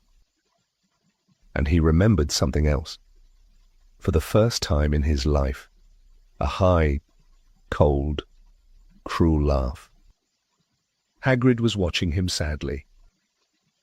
Took you from the ruined house myself on Dumbledore's orders. Brought you to this lot. Load of old tosh, said Uncle Vernon. Harry jumped. He had almost forgotten that the Dursleys were there. Uncle Vernon certainly seemed to have got back his courage. He was glaring at Hagrid and his fists were clenched. Now, you listen here, boy, he snarled. I accept there's something strange about you. Probably nothing a good beating wouldn't have cured. And as for all this about your parents, well, they were weirdos, no denying it, and the world's better off without them, in my opinion. Asked for all they got, getting mixed up with these wizarding types. Just what I expected.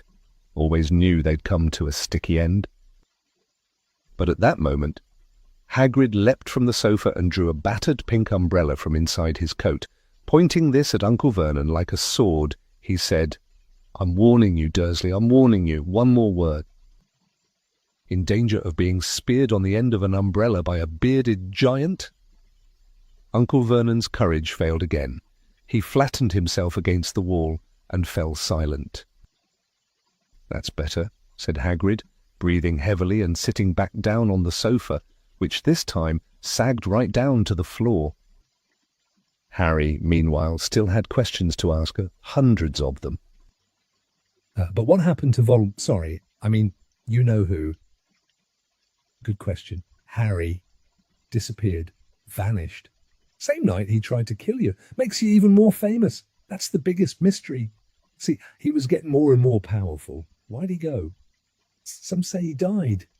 Codswallop, in my opinion. Don't know if he had enough human left in him to die. Some say he's still out there, biding his time, but I don't believe it. People who was on his side came back to ours. Some of them came out of kind of trances.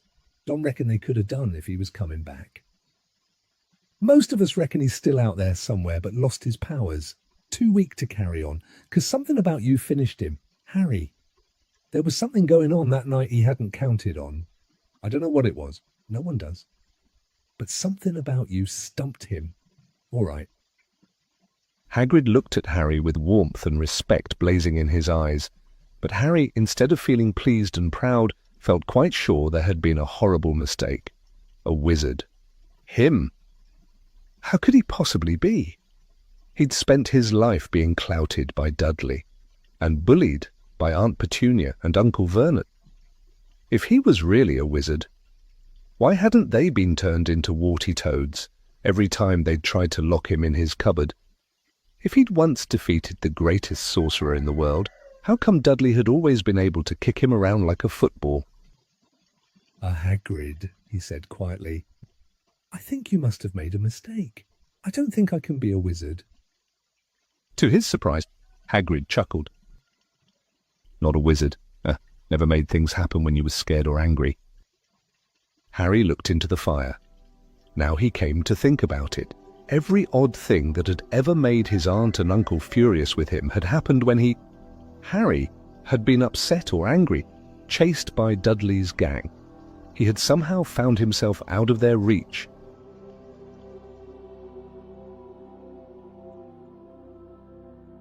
Chapter 5.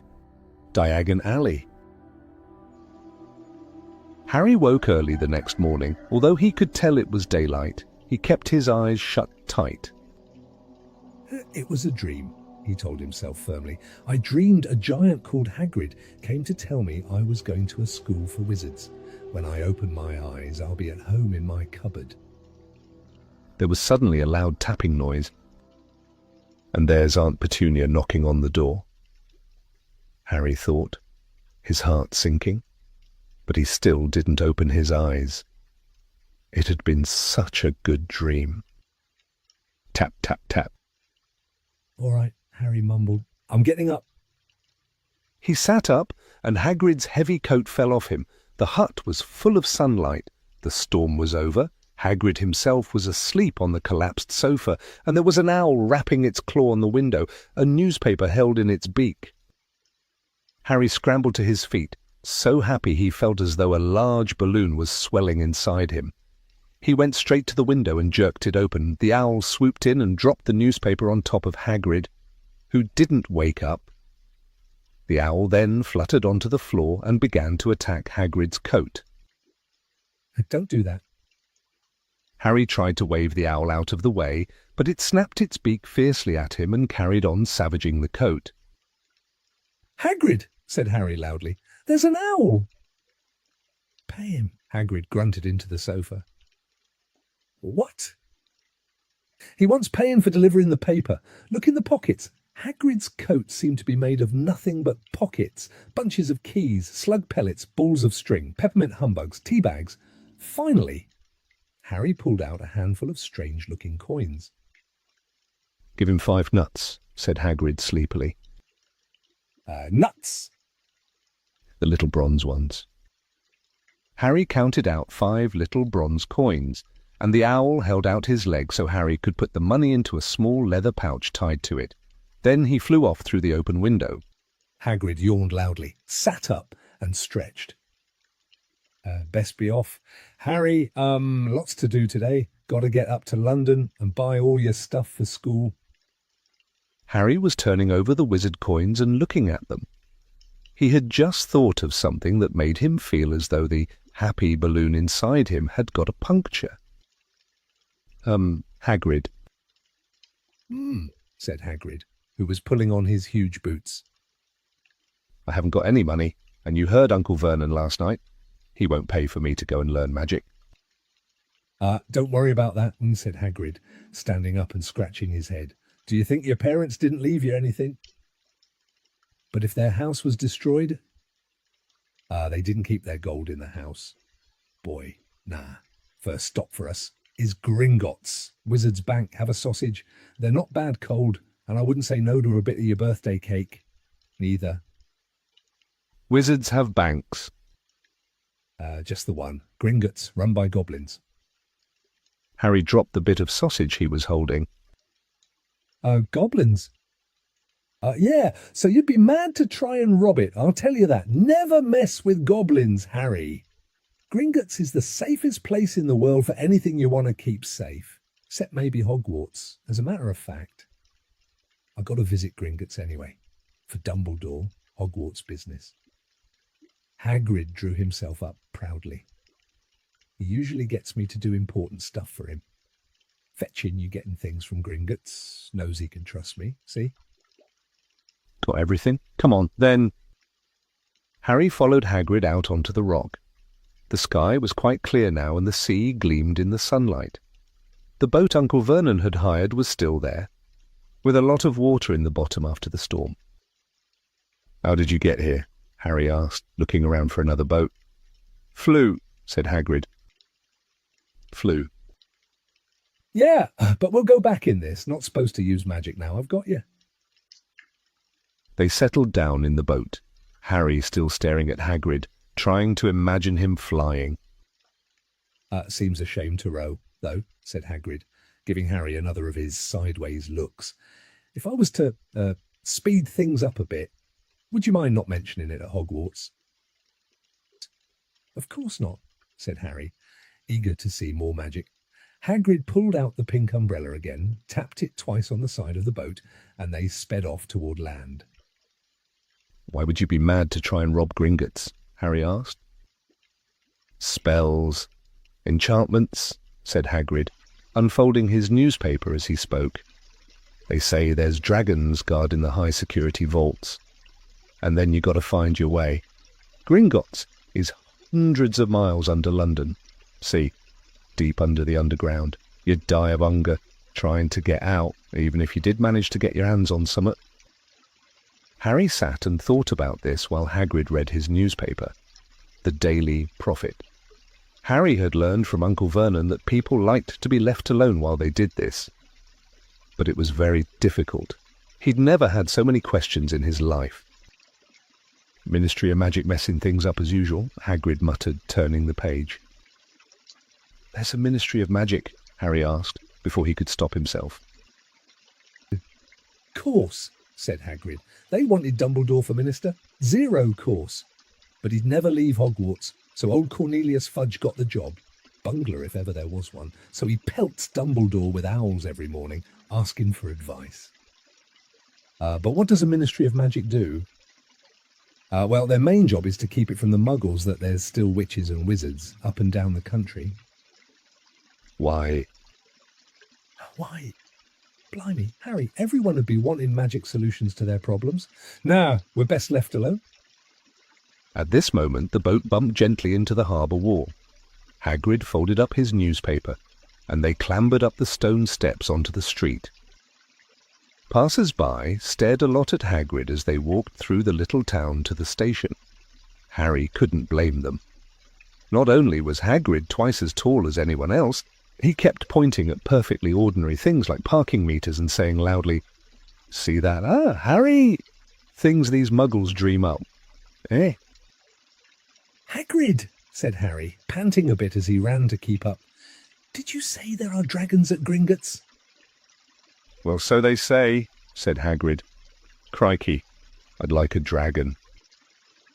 You'd like one?" "Wanted one ever since I was a kid. Here we go." They had reached the station. There was a train to London in 5 minutes' time.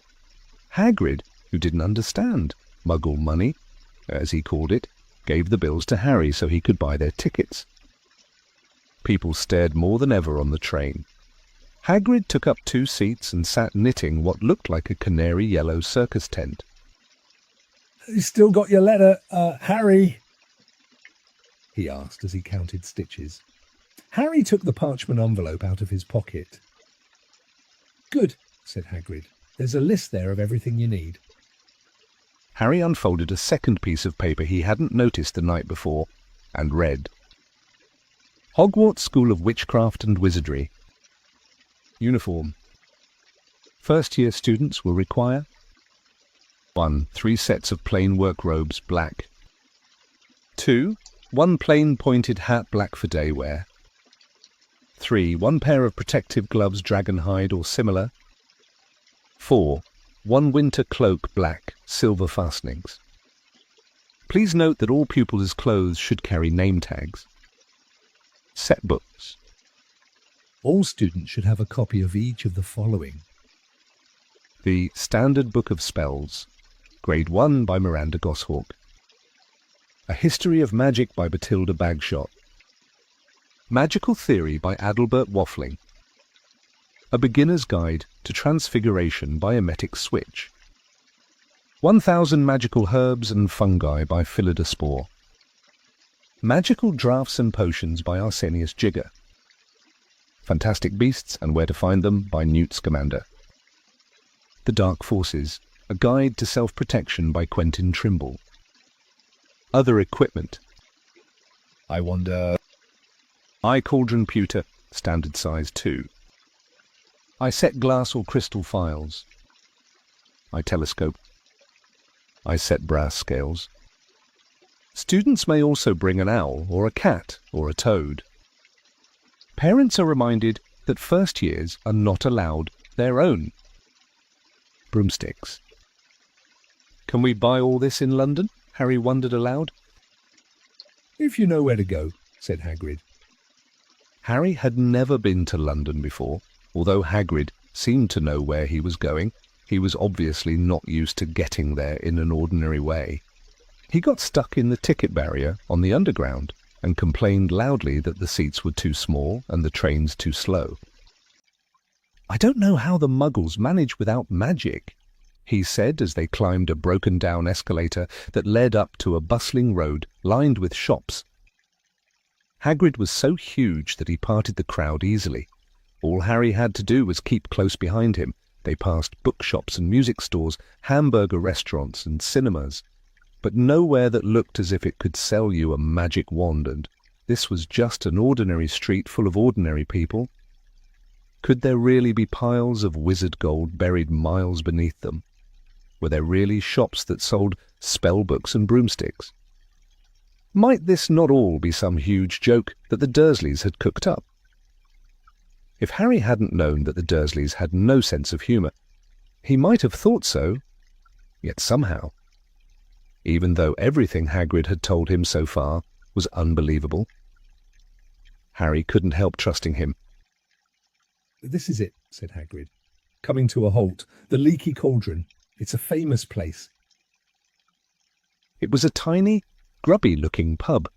If Hagrid hadn't pointed it out, Harry wouldn't have noticed it was there. The people hurrying by didn't glance at it. Their eyes slid from the big bookshop on one side to the record shop on the other as if they couldn't see the Leaky Cauldron at all. In fact, Harry had the most peculiar feeling that only he and Hagrid could see it. Before he could mention this, Hagrid had steered him inside. For a famous place, it was very dark and shabby. A few old women were sitting in a corner while drinking tiny glasses of sherry. One of them was smoking a long pipe. A little man in a top hat was talking to the old bartender, who was quite bald and looked like a toothless walnut. The low buzz of chatter stopped when they walked in. Everyone seemed to know Hagrid. They waved and smiled at him, and the bartender reached for a glass, saying the usual, "Hagrid." "I can't. Tom, I'm on Hogwarts business," said Hagrid, clapping his great hand on Harry's shoulder and making Harry's knees buckle. "Good Lord," said the bartender, peering at Harry. Can this be—" The Leaky Cauldron had suddenly gone completely still and silent. "Bless my soul," whispered the old bartender. Harry Potter. What an honour. He hurried out from behind the bar, rushed toward Harry and seized his hand, tears in his eyes. "Welcome back, Mr. Potter. Welcome back." Harry didn't know what to say. Everyone was looking at him. The old woman with the pipe was puffing on it without realizing it had gone out. Hagrid was beaming. Then there was a great scraping of chairs, and the next moment Harry found himself shaking hands with everyone in the Leaky Cauldron. "Doris Crockford, Mr. Potter, can't believe I'm meeting you at last." "So proud, Mr. Potter. I'm just so proud. I always wanted to shake your hand. I'm all of a flutter." "Delighted, Mr. Potter. Just can't tell you. Diggle's the name. Daedalus Diggle." "I've seen you before," said Harry, as Daedalus Diggle's top hat fell off in his excitement. "You bowed to me once in a shop." "He remembers," cried Daedalus Diggle, looking around at everyone. "Did you hear that? He remembers me." Harry shook hands again and again. Doris Crockford kept coming back for more. A pale young man made his way forward, very nervously. One of his eyes was twitching. "Professor Quirrell," said Hagrid. "Harry, Professor Quirrell will be one of your teachers at Hogwarts." "Potter," stammered Professor Quirrell, grasping Harry's hand. "Can't tell you how pleased I am to meet you." "What sort of magic do you teach, Professor Quirrell?" "Defense against the DD dark arts," muttered Professor Quirrell, as though he'd rather not think about it. "Not that you need it. Potter." He laughed nervously. "You'll be getting all your equipment, I suppose. I've got to pick up a new Bieber book on vampires. myself. He looked terrified at the very thought. But the others wouldn't let Professor Quirrell keep Harry to himself. It took almost 10 minutes to get away from them all. At last, Hagrid managed to make himself heard over the babble. "Must get on, lots to buy. Come on, Harry." Doris Crockford shook Harry's hand one last time, and Hagrid led them through the bar and out into a small, walled courtyard, where there was nothing but a trash can and a few weeds. Hagrid grinned at Harry. Told you, didn't I? Told you you was famous. Even Professor Quirrell was trembling to meet you. Mind you, he's usually trembling. Is he always that nervous? Oh yeah, poor bloke, brilliant mind. He was fine while he was studying out of books, but then he took a year off to get some first-hand experience. They say he met vampires in the Black Forest, and there was a nasty bit of trouble with a hag. Never been the same since. Scared of the students. Scared of his own subject now. Where's me umbrella? Vampires! Hags! Harry's head was swimming. Hagrid, meanwhile, was counting bricks in the wall above the trash can. 3 up, 2 across, he muttered. Right, stand back, Harry. He tapped the wall 3 times with the point of his umbrella. The brick he had touched quivered. It wriggled in the middle. A small hole appeared. It grew wider and wider. A second later they were facing an archway large enough even for Hagrid, an archway onto a cobbled street that twisted and turned out of sight. Welcome, said Hagrid, to Diagon Alley. He grinned at Harry's amazement. They stepped through the archway. Harry looked quickly over his shoulder and saw the archway shrink instantly back into solid wall. The sun shone brightly on a stack of cauldrons outside the nearest shop. Cauldrons, all sizes, copper, brass, pewter, silver, self-stirring, collapsible, said a sign hanging over them. Yeah, you'll be needing one, said Hagrid, but we got to get your money first. Harry wished he had about 8 more eyes. He turned his head in every direction as they walked up the street, trying to look at everything at once, the shops, the things outside them, the people doing their shopping. A plump woman outside an apothecary was shaking her head as they passed, saying, "Dragon liver. 17 sickles an ounce. They're mad." A low, soft hooting came from a dark shop with a sign saying, "Elop's Owl Emporium, Tawny, Screech, Barn, Brown and Snowy." Several boys of about Harry's age had their noses pressed against a window with broomsticks in it. "Look," Harry heard one of them say, "the new Nimbus 2000, fastest ever." There were shops selling robes, shops selling telescopes and strange silver instruments Harry had never seen before, windows stacked with barrels of bat spleens and eel's eyes, tottering piles of spell books, quills, and rolls of parchment, potion bottles, globes of the moon. "Gringotts," said Hagrid. They had reached a snowy, white building that towered over the other little shops.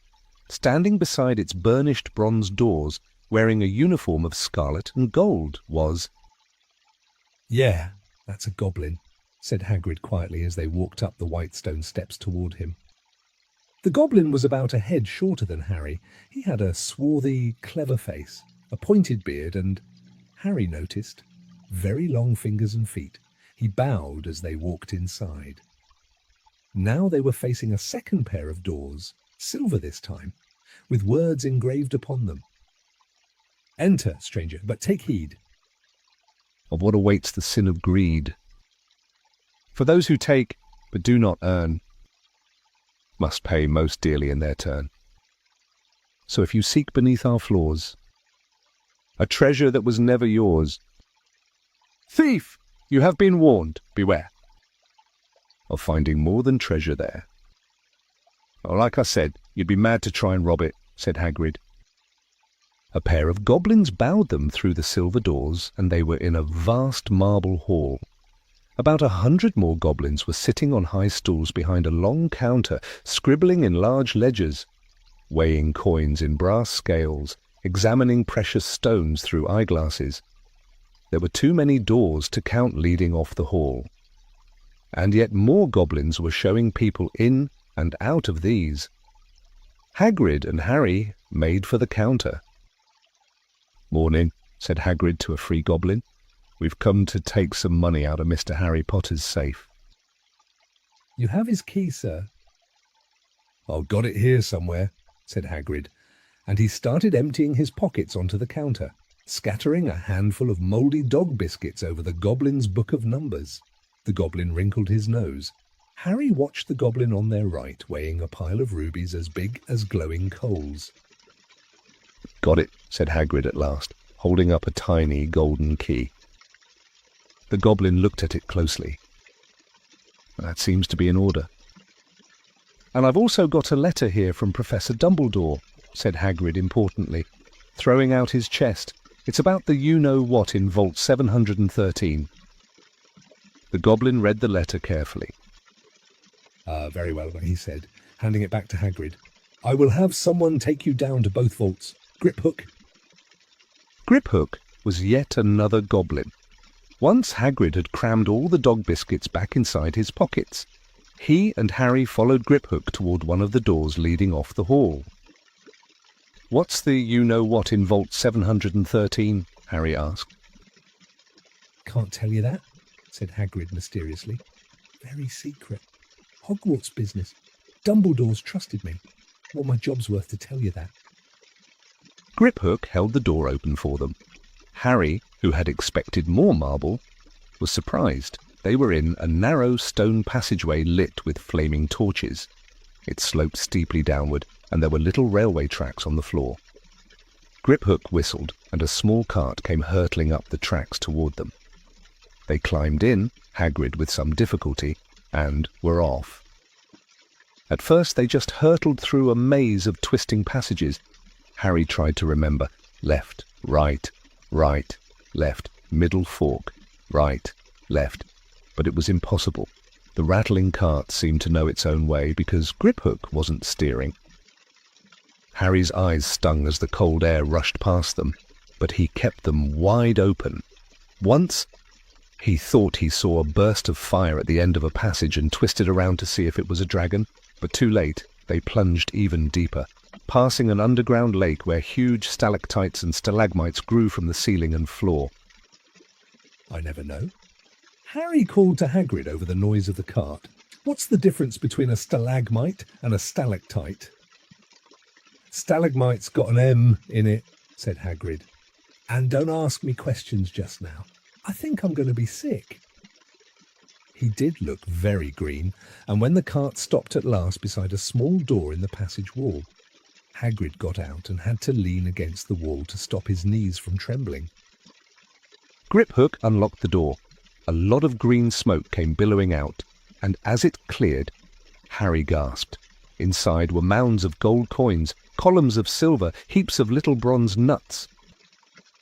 "All yours," smiled Hagrid. All Harry's.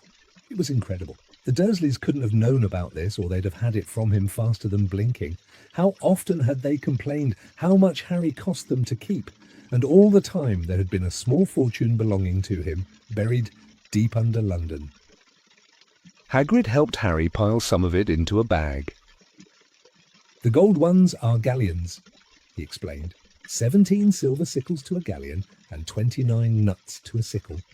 It's easy enough, right? That should be enough for a couple of terms. We'll keep the rest safe for you." He turned to Griphook. "Vault 713 now, please. And can we go more slowly?" "One speed only," said Griphook. They were going even deeper now and gathering speed. The air became colder and colder as they hurtled round tight corners. They went rattling over an underground ravine, and Harry leaned over the side to try to see what was down at the dark bottom, but Hagrid groaned and pulled him back by the scruff of his neck. Vault 713 had no keyhole. "Stand back," said Griphook importantly.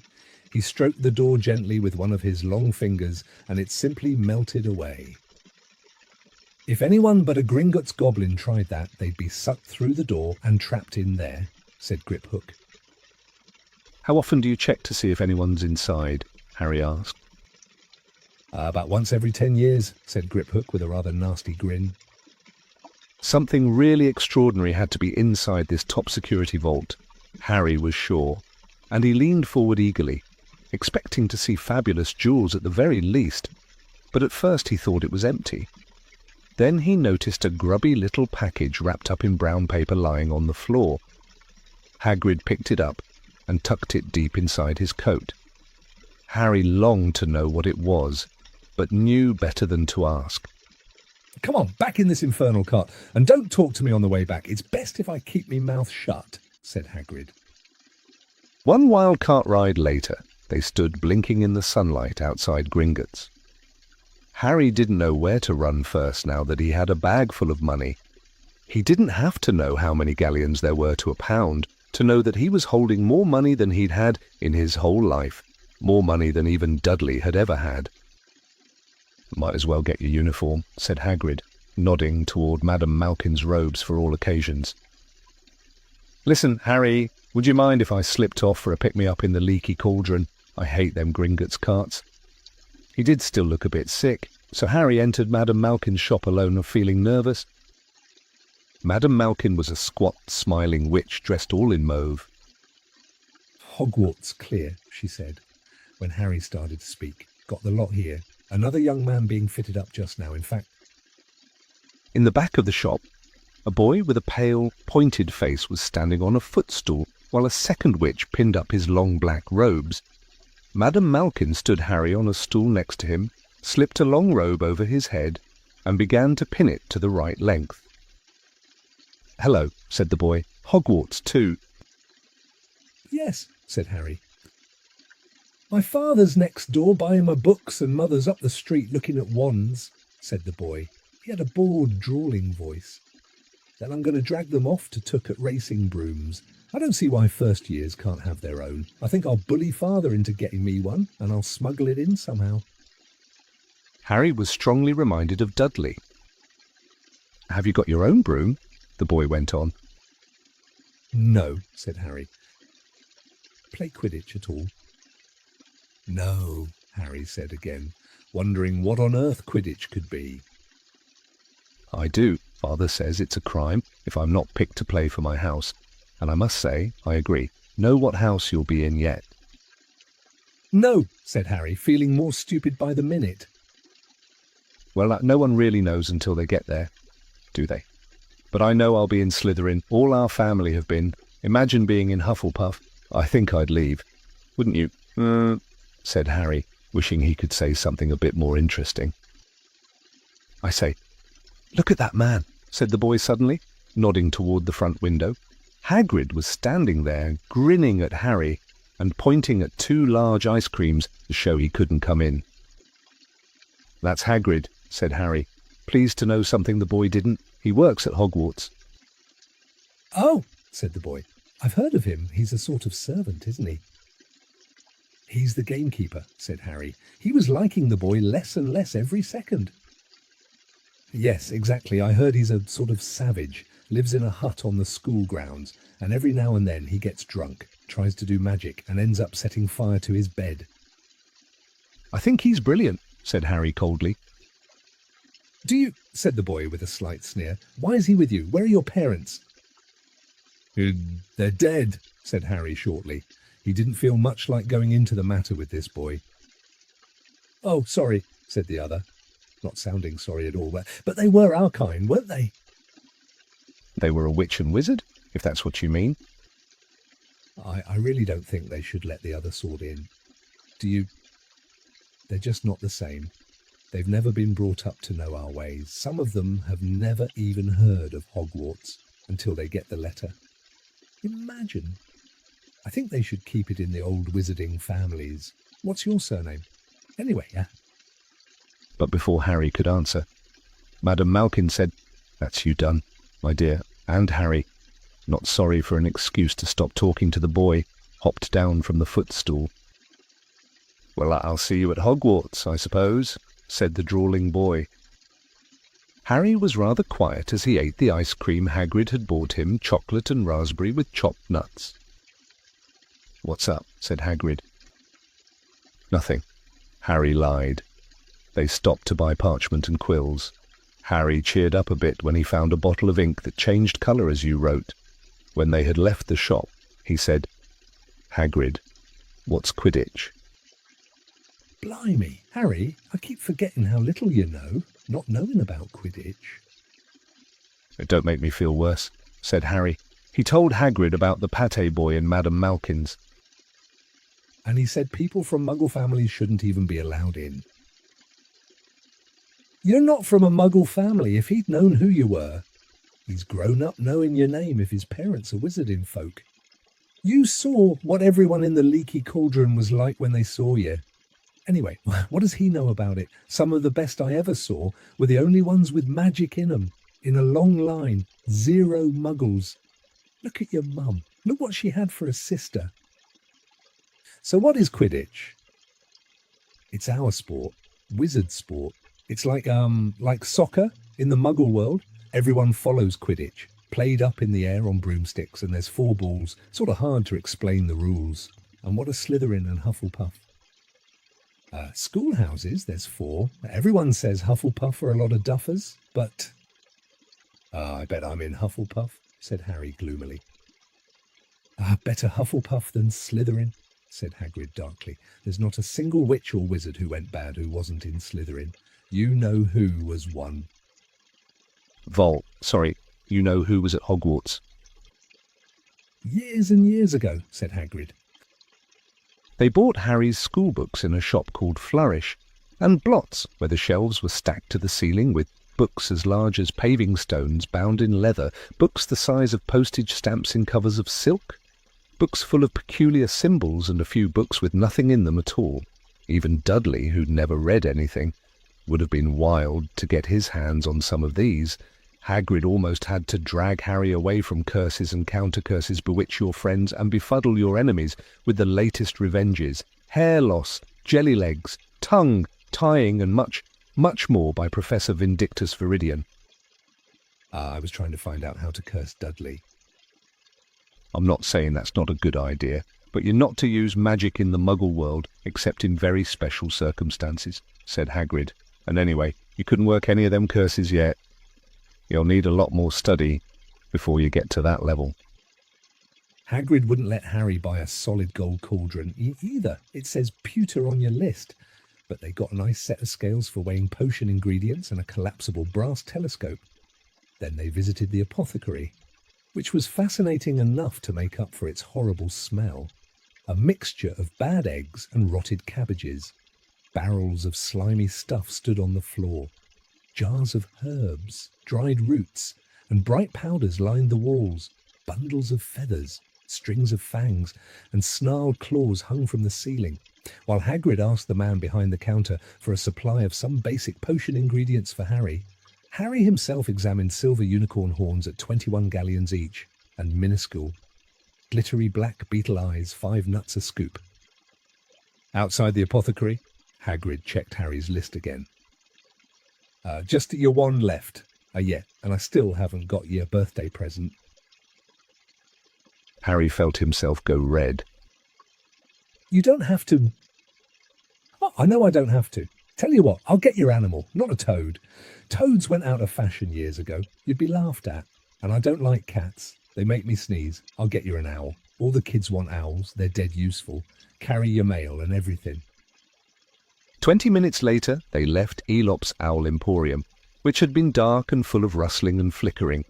Jewel-bright eyes, Harry now carried a large cage that held a beautiful snowy owl, fast asleep with her head under her wing. He couldn't stop stammering his thanks, sounding just like Professor Quirrell.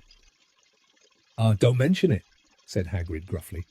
Don't expect you've had a lot of presents from them Dursleys. Just Ollivanders left now, only place for wands. Ollivanders. And you got to have the best wand. A magic wand. This was what Harry had been really looking forward to.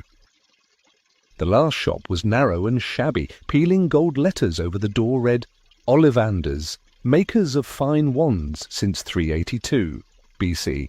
A single wand lay on a faded purple cushion in the dusty window. A tinkling bell rang somewhere in the depths of the shop as they stepped inside. It was a tiny place.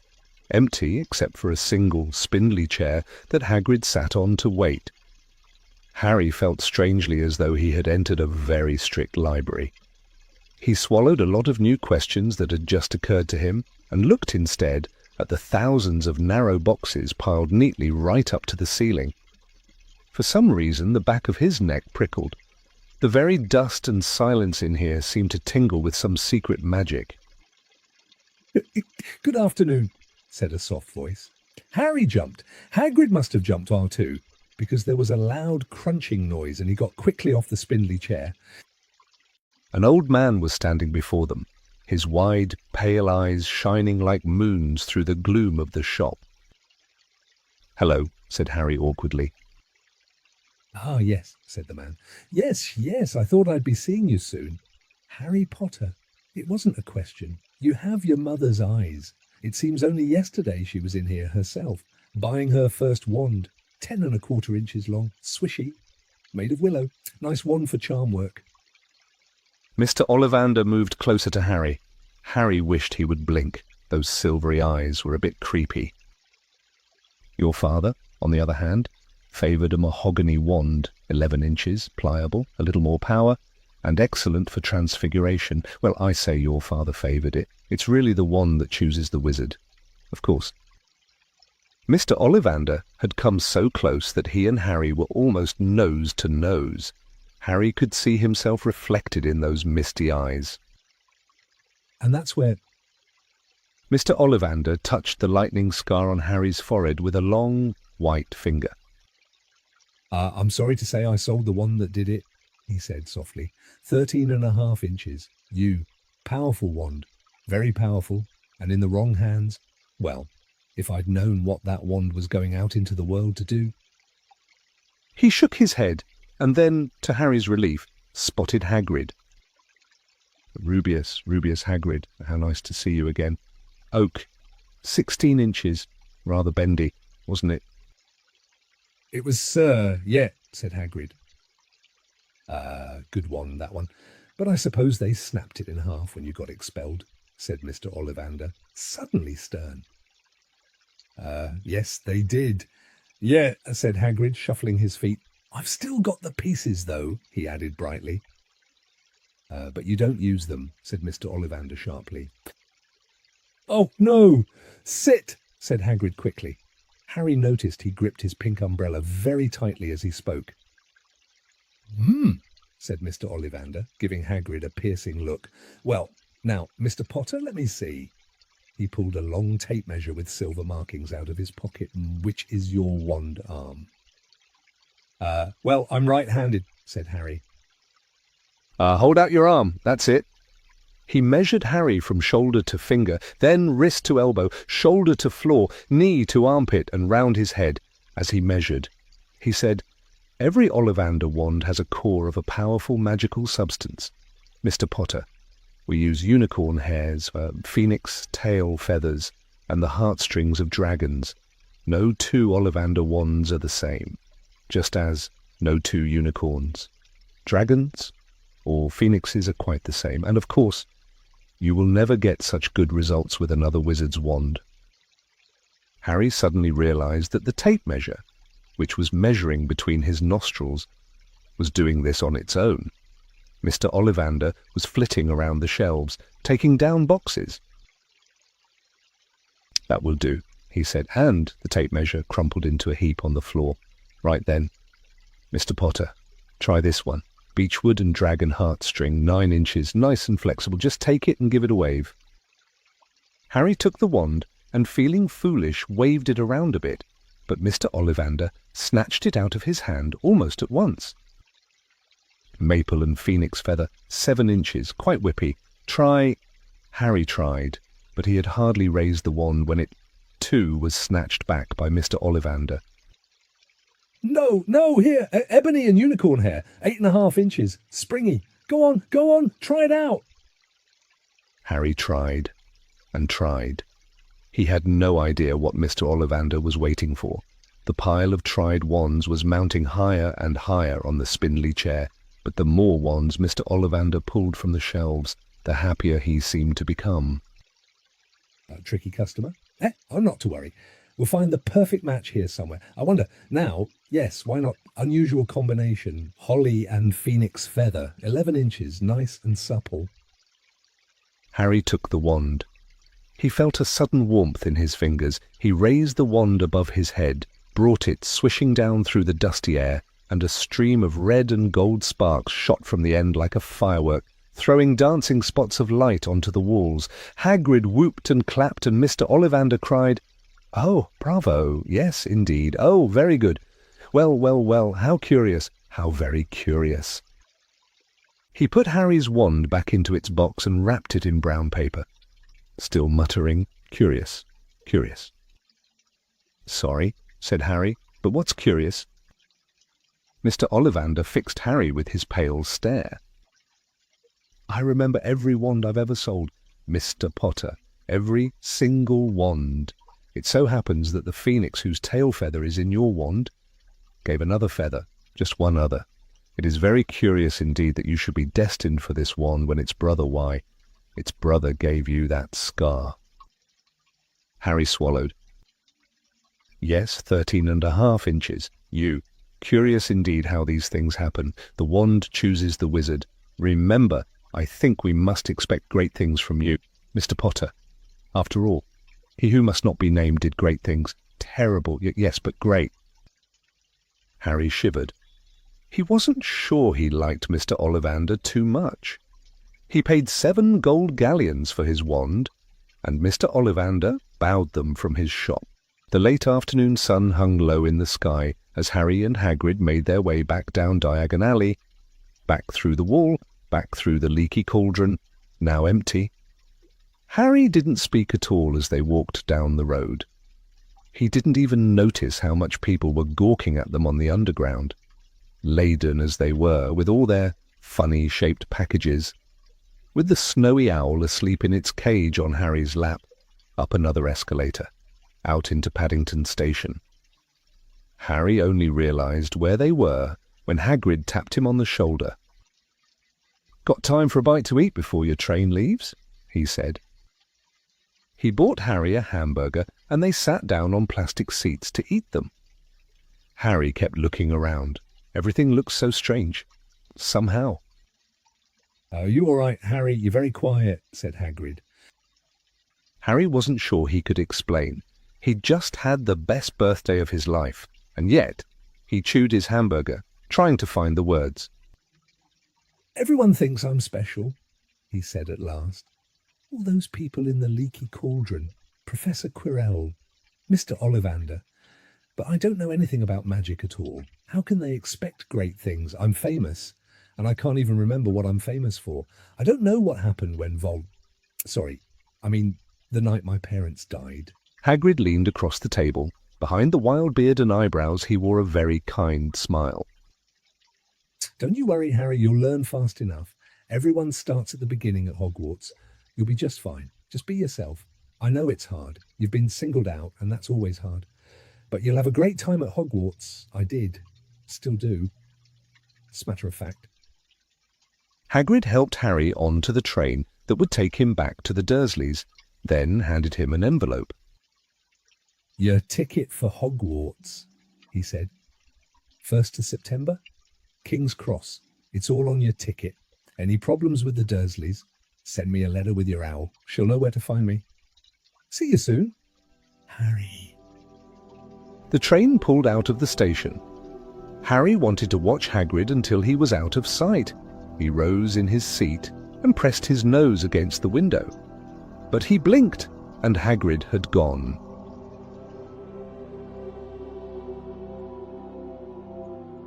Chapter 6. The journey from platform 9 3/4. Harry's last month with the Dursleys wasn't fun. True.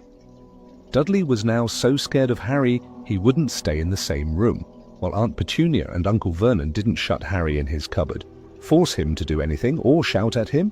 In fact, they didn't speak to him at all.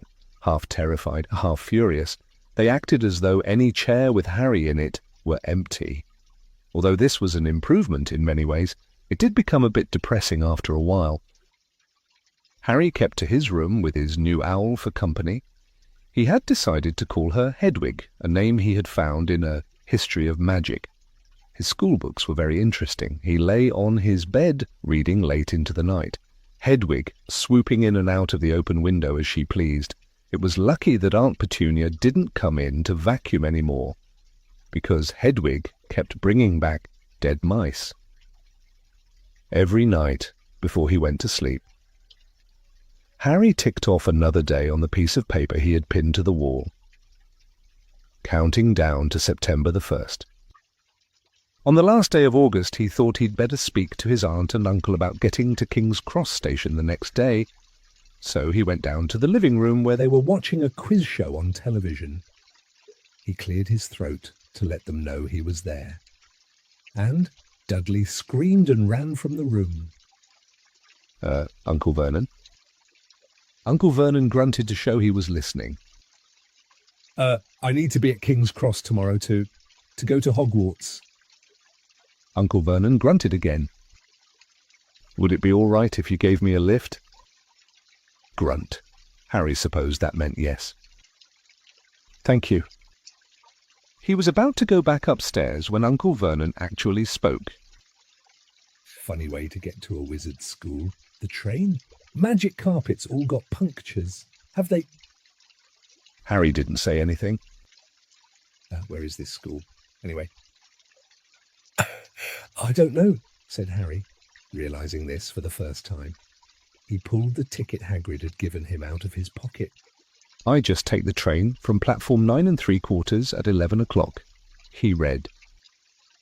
His aunt and uncle stared. Platform what? 9 3/4. Don't talk rubbish, said Uncle Vernon. There is no platform 9 3/4. It's on my ticket. Barking, said Uncle Vernon, howling mad. The lot of them, you'll see, you just wait. All right, we'll take you to King's Cross. We're going up to London tomorrow anyway, or I wouldn't bother. Why are you going to London? Harry asked, trying to keep things friendly. Taking Dudley to the hospital, growled Uncle Vernon. Got to have that ruddy tail removed before he goes to Smeltings. Harry woke at 5 o'clock the next morning and was too excited and nervous to go back to sleep.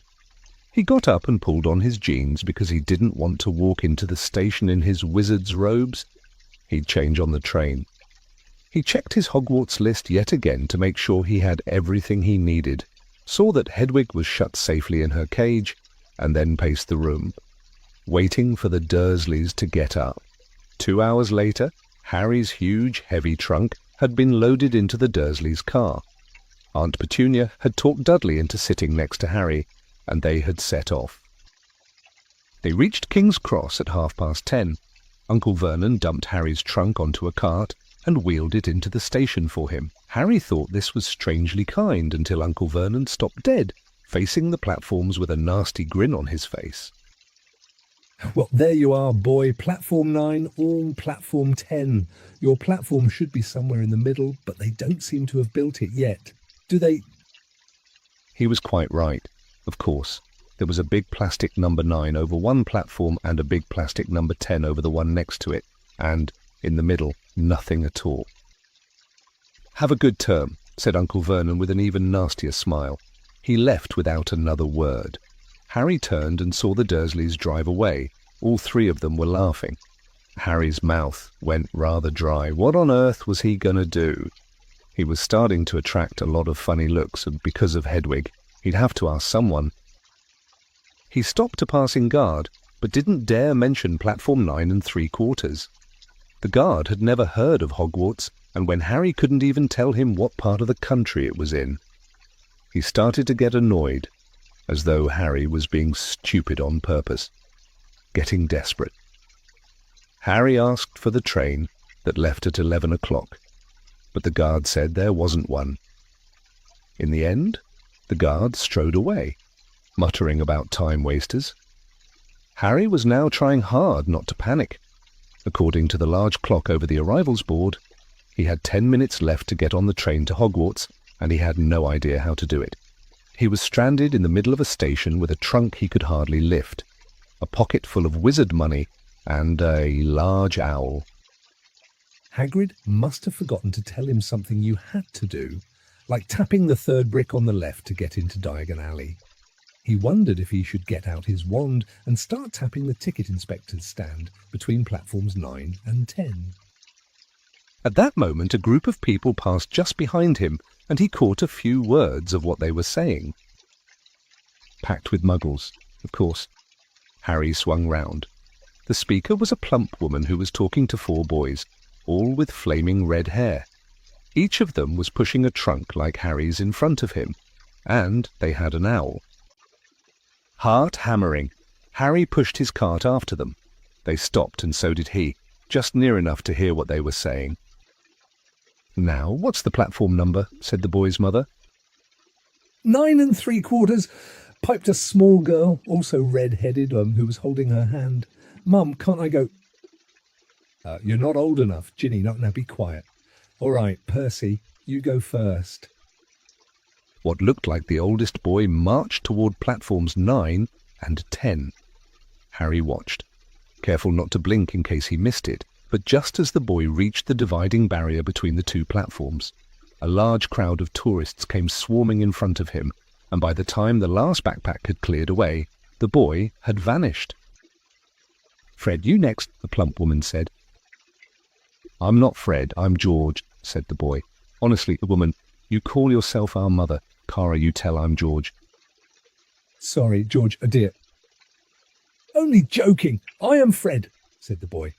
And off he went. His twin called after him to hurry up, and he must have done so because a second later he had gone. But how had he done it? Now the third brother was walking briskly toward the barrier. He was almost there. And then, quite suddenly, he wasn't anywhere.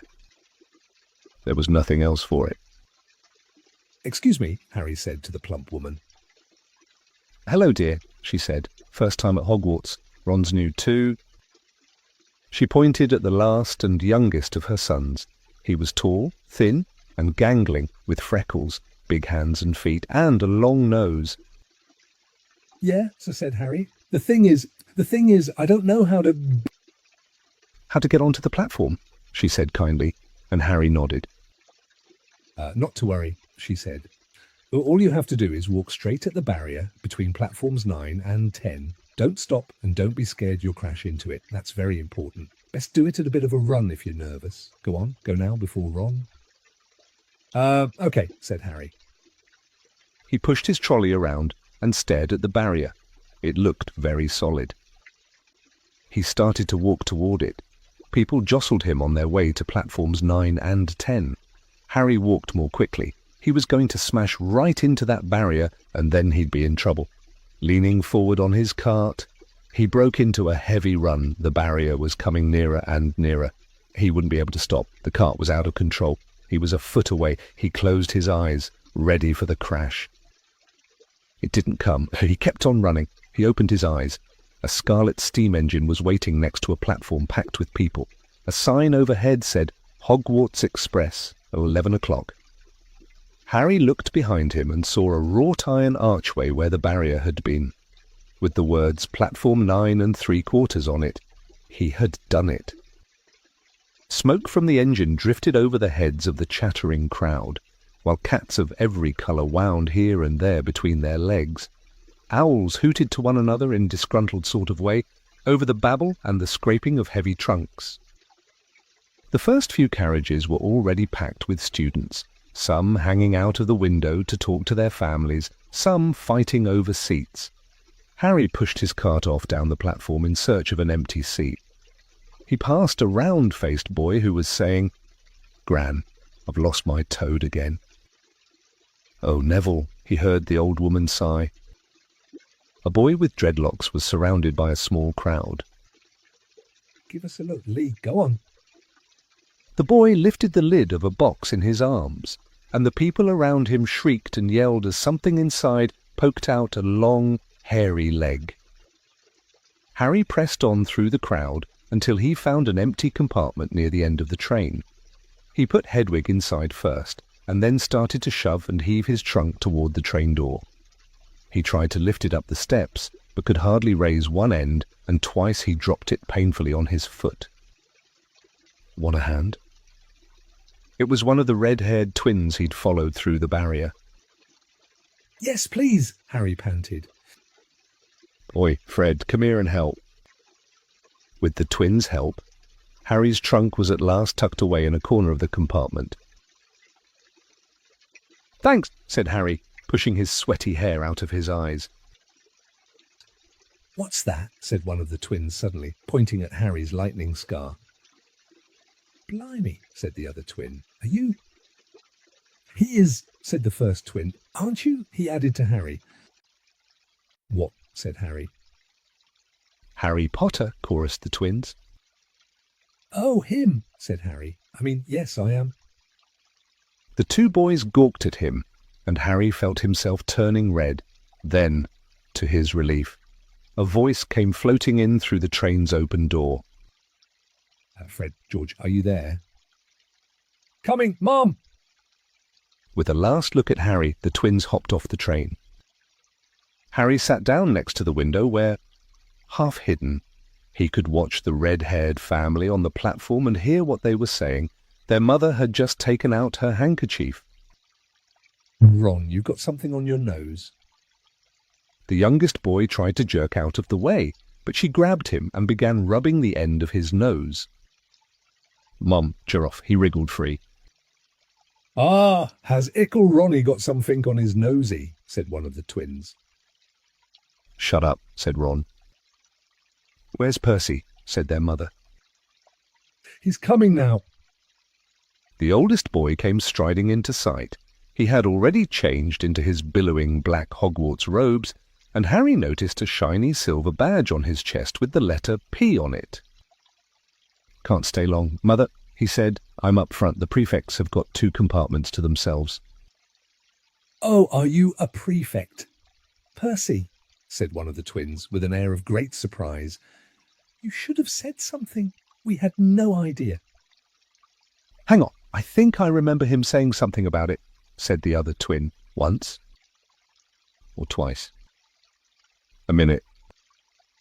All summer. Oh, shut up, said Percy the prefect. How come Percy gets new robes? Anyway, said one of the twins. It's because he's a prefect, said their mother fondly. All right, dear. Well, have a good term and send me an owl when you get there. She kissed Percy on the cheek, and he left. Then she turned to the twins.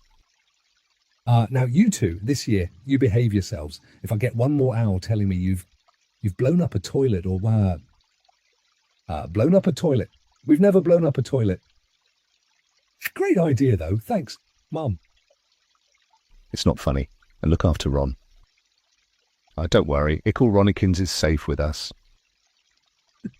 Shut up, said Ron again. He was almost as tall as the twins already, and his nose was still pink where his mother had rubbed it. Hey, Mom, guess what? Guess who we just met on the train? Harry leaned back quickly so they couldn't see him looking. You know that black-haired boy who was near us in the station? Know who he is? Who? Harry Potter. Harry heard the little girl's voice. Oh, Mom, can I go on the train and see him? Mom, please. You've already seen him, Ginny, and the poor boy isn't something you goggle at in a zoo. Is he really? Fred, how do you know?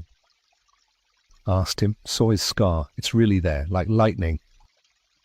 The poor dear. No wonder he was alone. I wondered. He was ever so polite when he asked how to get onto the platform. Never mind that. Do you think he remembers what you know who looks like? Their mother suddenly became very stern. I forbid you to ask him. Fred, no, don't you dare, as though he needs reminding of that on his first day at school.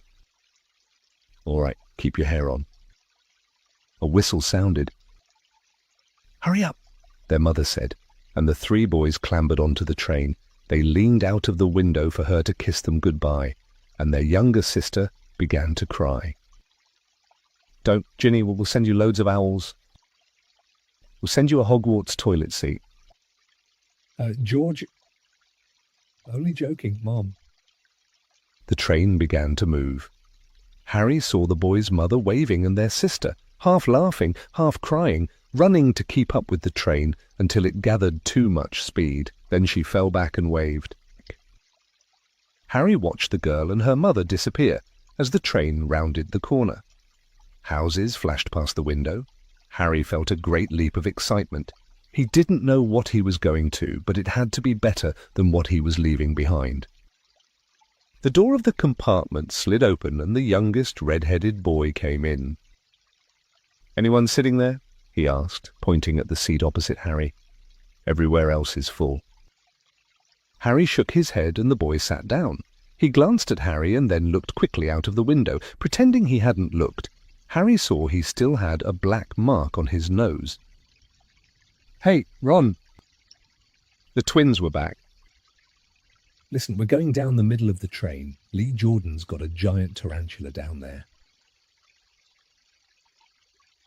"Right," mumbled Ron. "Harry," said the other twin, "did we introduce ourselves? Fred and George Weasley, and this is Ron, our brother. See you later then." "Bye," said Harry and Ron. The twins slid the compartment door shut behind them. "Are you really Harry Potter?" Ron blurted out. Harry nodded.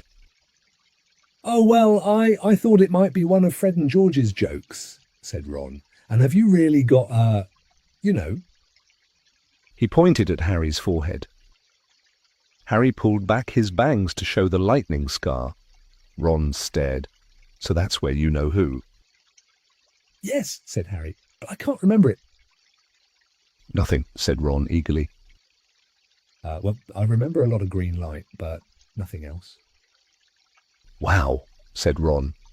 He sat and stared at Harry for a few moments. Then, as though he had suddenly realized what he was doing, he looked quickly out of the window again.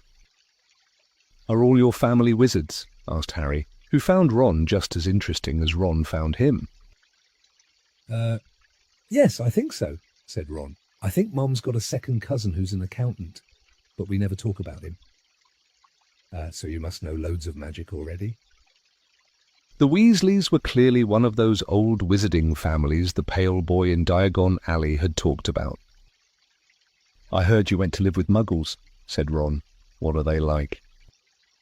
"Horrible. Well, not all of them. My aunt and uncle and cousin are... Though, wish I'd had 3 wizard brothers." 5, said Ron. For some reason he was looking gloomy. "I'm the 6th in our family to go to Hogwarts. You could say I've got a lot to live up to. Bill and Charlie have already left. Bill was head boy and Charlie was captain of Quidditch. Now Percy's a prefect. Fred and George mess around a lot, but they still get really good marks and everyone thinks they're really funny.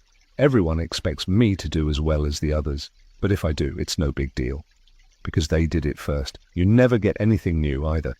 With 5 brothers, I've got Bill's old robes, Charlie's old wand, and Percy's old rat." Ron reached inside his jacket and pulled out a fat grey rat, which was asleep. "His name's Scabbers, and he's useless. He hardly ever wakes up. Percy got an owl from my dad for being made a prefect, but they couldn't have. I mean, I got Scabbers instead." Ron's ears went pink. He seemed to think he'd said too much, because he went back to staring out of the window. Harry didn't think there was anything wrong with not being able to afford an owl. After all, he'd never had any money in his life until a month ago. And he told Ron so, all about having to wear Dudley's old clothes and never getting proper birthday presents. This seemed to cheer Ron up. And until Hagrid told me, I didn't know anything about being a wizard or about my parents or Voldemort." Ron gasped. "What?" said Harry. "You said you know whose name?" said Ron, sounding both shocked and impressed. "I'd have thought you, of all people..." "I'm not trying to be brave or anything, saying the name," said Harry. "I just never knew you shouldn't. See what I mean? I've got loads to learn. I bet," he added, voicing for the first time something that had been worrying him a lot lately. "I bet I'm the worst in the class." You won't be. There's loads of people who come from Muggle families and they learn quick enough." While they had been talking, the train had carried them out of London. Now they were speeding past fields full of cows and sheep. They were quiet for a time, watching the fields and lanes flick past. Around 12:30, there was a great clattering outside in the corridor, and a smiling, dimpled woman slid back their door and said, "Anything off the cart, dears?" Harry, who hadn't had any breakfast, leapt to his feet, but Ron's ears went pink again, and he muttered that he'd brought sandwiches. Harry went out into the corridor. He had never had any money for candy with the Dursleys, and now that he had pockets rattling with gold and silver, he was ready to buy as many Mars bars as he could carry, but the woman didn't have Mars bars.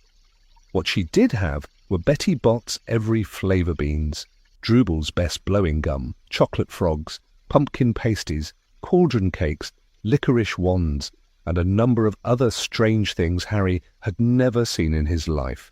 Not wanting to miss anything, he got some of everything and paid the woman 11 silver sickles and 7 bronze nuts. Ron stared as Harry brought it all back into the compartment and tipped it onto an empty seat.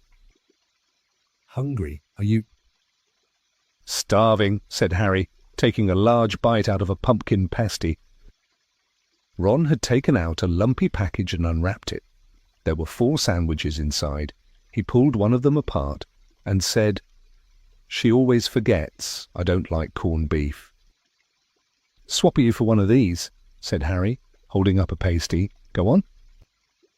"Oh, you don't want this, it's all dry," said Ron. "She hasn't got much time," he added quickly, with 5 of us. "Go on, have a pasty," said Harry, who had never had anything to share before, or indeed anyone to share it with. It was a nice feeling, sitting there with Ron, eating their way through all Harry's pasties, cakes and candies the sandwiches lay forgotten. "What are these?" Harry asked Ron, holding up a pack of chocolate frogs. "They're not really frogs, are they?" He was starting to feel that nothing would surprise him. "No," said Ron, "but see what the card is. I'm missing Agrippa." "What?" "Oh, of course. You wouldn't know. Chocolate frogs have cards inside them, to collect. Famous witches and wizards. I've got about 500, but I haven't got Agrippa or Ptolemy." Harry unwrapped his chocolate frog and picked up the card. It showed a man's face. He wore half-moon glasses, had a long, crooked nose, and flowing silver hair, beard, and moustache. Underneath the picture was the name Albus Dumbledore. "So this is Dumbledore," said Harry. "Oh, don't tell me you'd never heard of Dumbledore," said Ron. "Can I have a frog? I might get Agrippa. Thanks." Harry turned over his card and read, "Albus Dumbledore, currently headmaster of Hogwarts. Considered by many the greatest wizard of modern times, Dumbledore is particularly famous for his defeat of the dark wizard Grindelwald in 1945 for the discovery of the 12 uses of dragon's blood, and his work on alchemy with his partner, Nicholas Flamel. Professor Dumbledore enjoys chamber music and 10-pin bowling." Harry turned the card back over and saw, to his astonishment, that Dumbledore's face had disappeared. "He's gone." "Well, you can't expect him to hang around all day," said Ron. "He'll be back. No, I've got Morgana again, and I've got about 6 of her. Do you want it? You can start collecting." Ron's eyes strayed to the pile of chocolate frogs waiting to be unwrapped. "Help yourself," said Harry.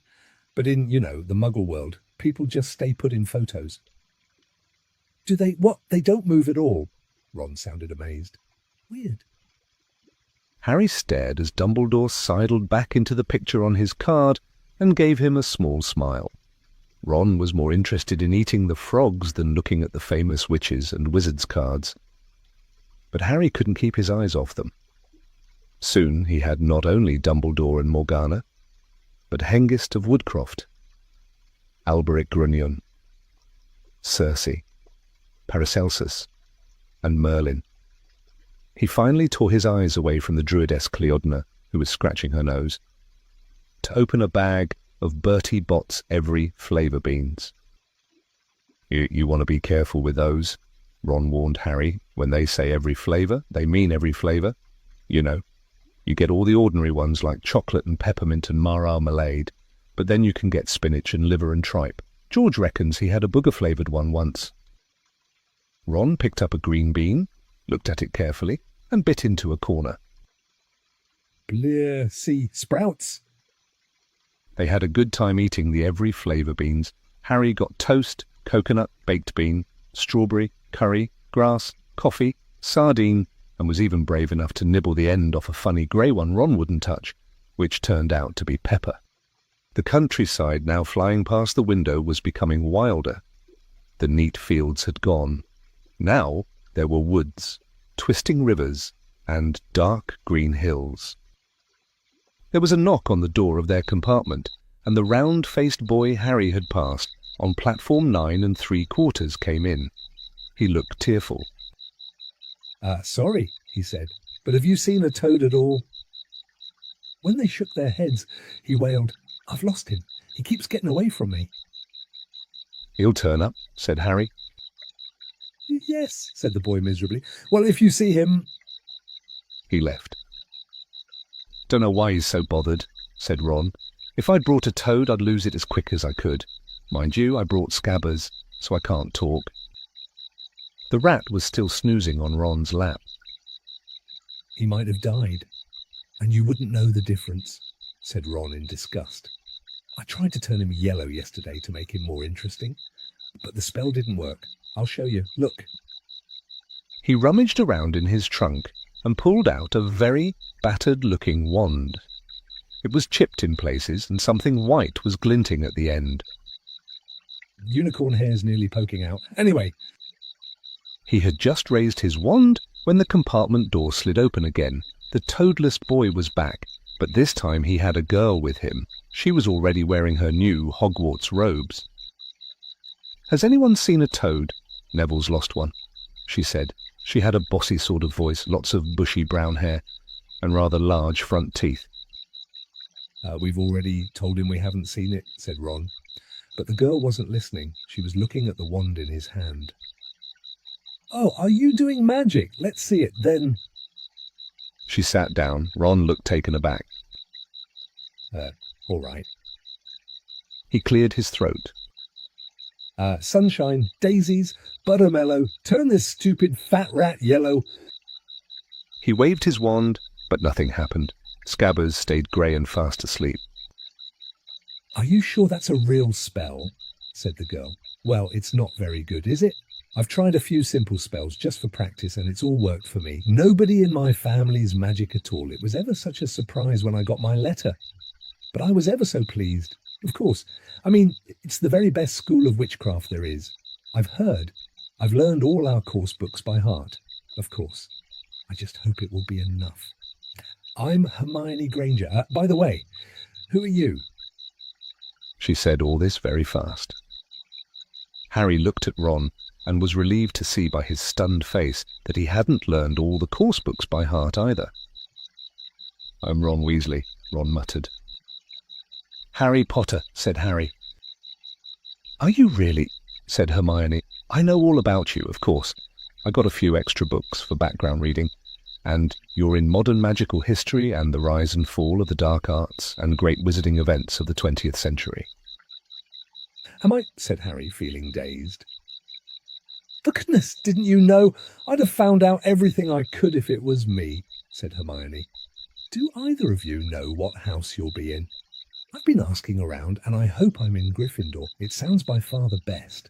I hear Dumbledore himself was in it, but I suppose Ravenclaw wouldn't be too bad. Anyway, we'd better go and look for Neville's toad. You two had better change. You know, I expect we'll be there soon. And she left, taking the toadless boy with her. Whatever house I'm in, I hope she's not in it, said Ron. He threw his wand back into his trunk. Stupid spell. George gave it to me. Bet he knew it was a dud. What house are your brothers in? Asked Harry. Gryffindor, said Ron. Gloom seemed to be settling on him again. Mom and Dad were in it too. I don't know what they'll say if I'm not. I don't suppose Ravenclaw would be too bad, but imagine if they put me in Slytherin. Well, that's the house, Vol. I mean, you know who was in... Yeah, said Ron. He flopped back into his seat, looking depressed. You know, I think the ends of Scabbers' whiskers are a bit lighter, said Harry. trying to take Ron's mind off houses. So what do your oldest brothers do now that they've left? Anyway, Harry was wondering what a wizard did once he'd finished school.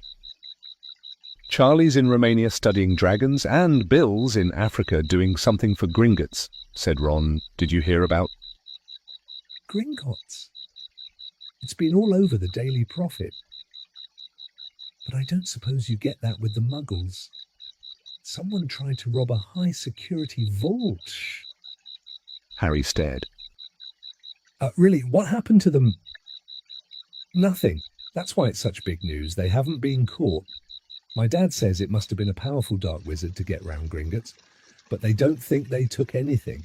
That's what's odd. Of course, everyone gets scared when something like this happens in case you know who's behind it. Harry turned this news over in his mind. He was starting to get a prickle of fear every time you know who was mentioned. He supposed this was all part of entering the magical world, but it had been a lot more comfortable saying Voldemort without worrying. What's your Quidditch team? Ron asked. I don't know any, Harry confessed. What? Ron looked dumbfounded. Oh, you wait, it's the best game in the world. And he was off explaining all about the 4 balls and the positions of the 7 players, describing famous games he'd been to with his brothers and the broomstick he'd like to get if he had the money. He was just taking Harry through the finer points of the game when the compartment door slid open yet again. But it wasn't Neville the Toadless boy or Hermione Granger this time. 3 boys entered, and Harry recognised the middle one at once. It was the pale boy from Madame Malkin's robe shop. He was looking at Harry with a lot more interest than he'd shown back in Diagon Alley. Is it true? He said. They're saying all down the train that Harry Potter's in this compartment. So it's you, is it? Yes, said Harry. He was looking at the other boys. Both of them were thick-set and looked extremely mean. Standing on either side of the pale boy, they looked like bodyguards. Oh, this is Crabbe and this is Goyle, said the pale boy carelessly, noticing where Harry was looking. And my name's Malfoy, Draco Malfoy. Ron gave a slight cough, which might have been hiding a snigget. Draco Malfoy looked at him. Think my name's funny? Do you? No need to ask who you are. My father told me all the Weasleys have red hair, freckles, and more children than they can afford. He turned back to Harry. You'll soon find out some wizarding families are much better than others. Potter, you don't want to go making friends with the wrong sort. I can help you there. He held out his hand to shake Harry's, but Harry didn't take it. I think I can tell who the wrong sort are for myself. Thanks, he said coolly. Draco Malfoy didn't go red, but a pink tinge appeared in his pale cheeks. I'd be careful if I were you. Potter, he said slowly, unless you're a bit politer, you'll go the same way as your parents. They didn't know what was good for them either. You hang around with riffraff like the Weasleys and that Hagrid, and it'll rub off on you. Both Harry and Ron stood up. Say that again, Ron said, his face as red as his hair. Oh, you're going to fight us, are you? Malfoy sneered. Unless you get out now, said Harry, more bravely than he felt, because Crabbe and Goyle were a lot bigger than him or Ron. But we don't feel like leaving, do we, boys?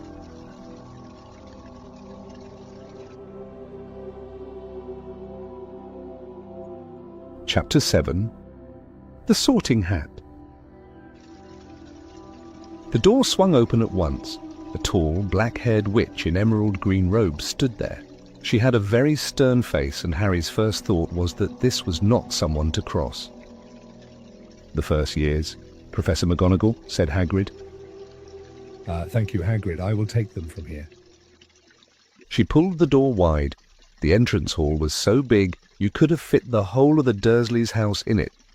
The stone walls were lit with flaming torches like the ones at Gringotts.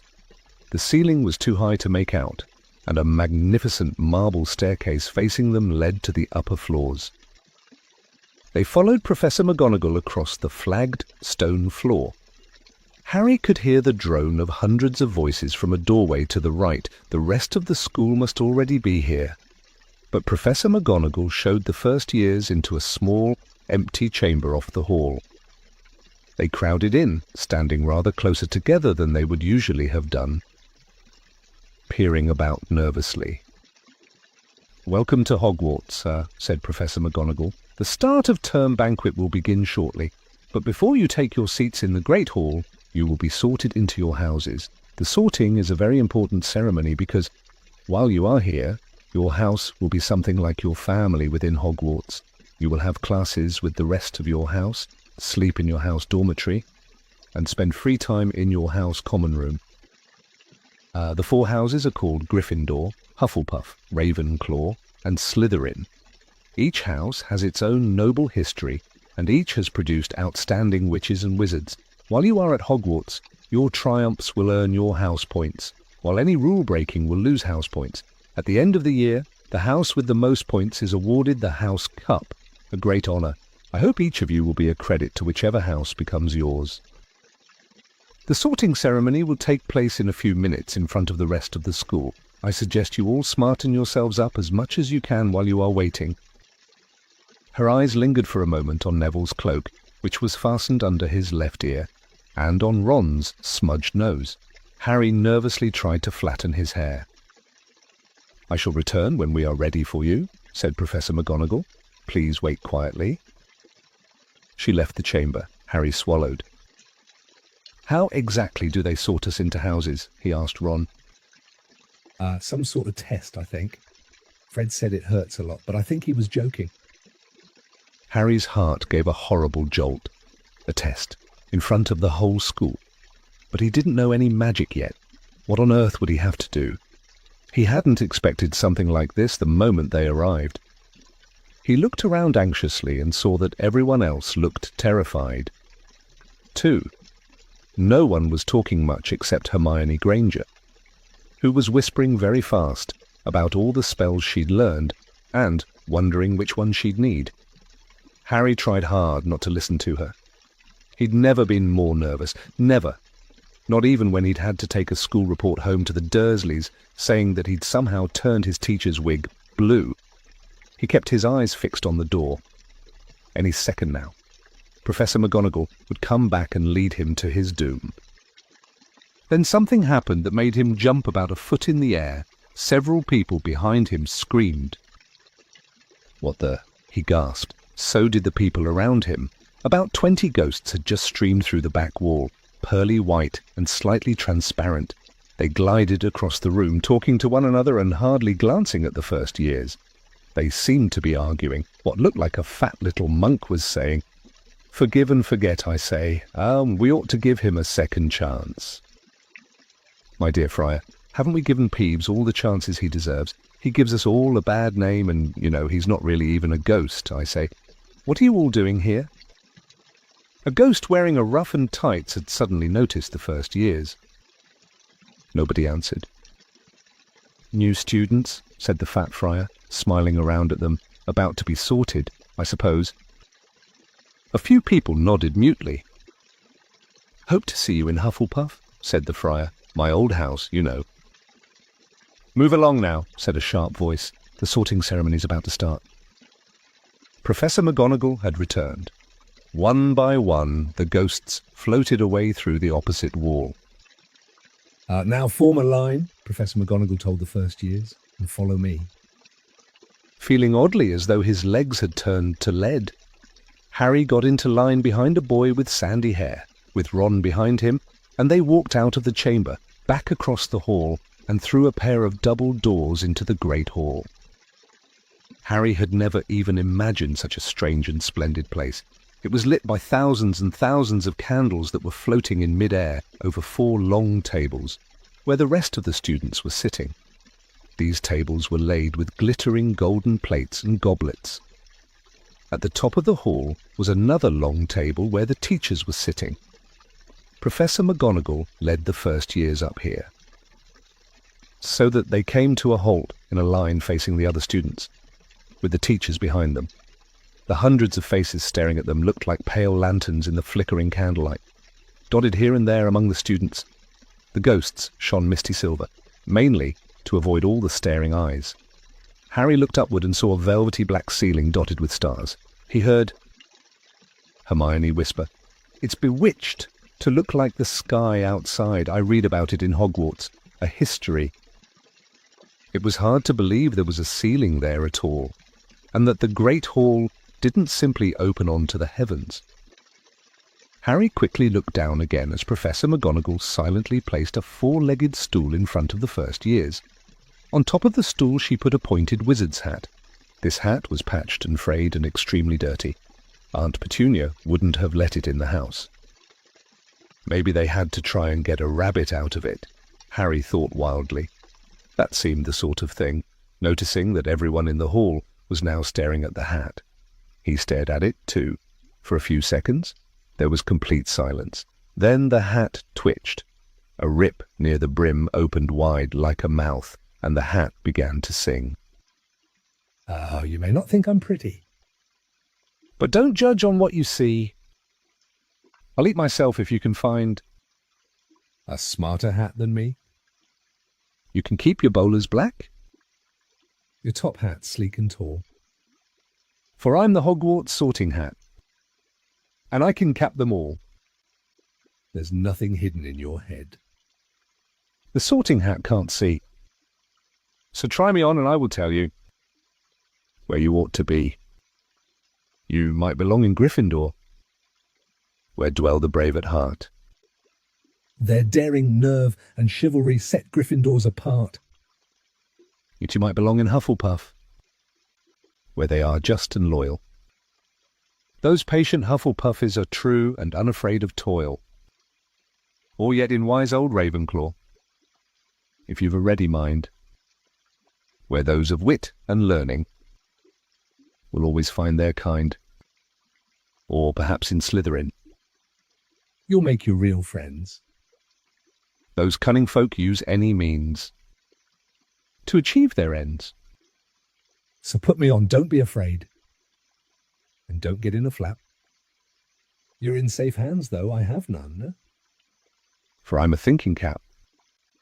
The whole hall burst into applause as the hat finished its song. It bowed to each of the four tables and then became quite still again. "So we just got to try on their hat," Ron whispered to Harry. "I'll kill Fred. He was going on about wrestling a troll." Harry smiled weakly. Yes, trying on the hat was a lot better than having to do a spell, but he did wish they could have tried it on without everyone watching.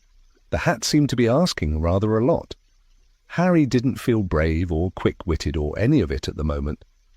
If only the hat had mentioned a house for people who felt a bit queasy. That would have been the one for him. Professor McGonagall now stepped forward holding a long roll of parchment.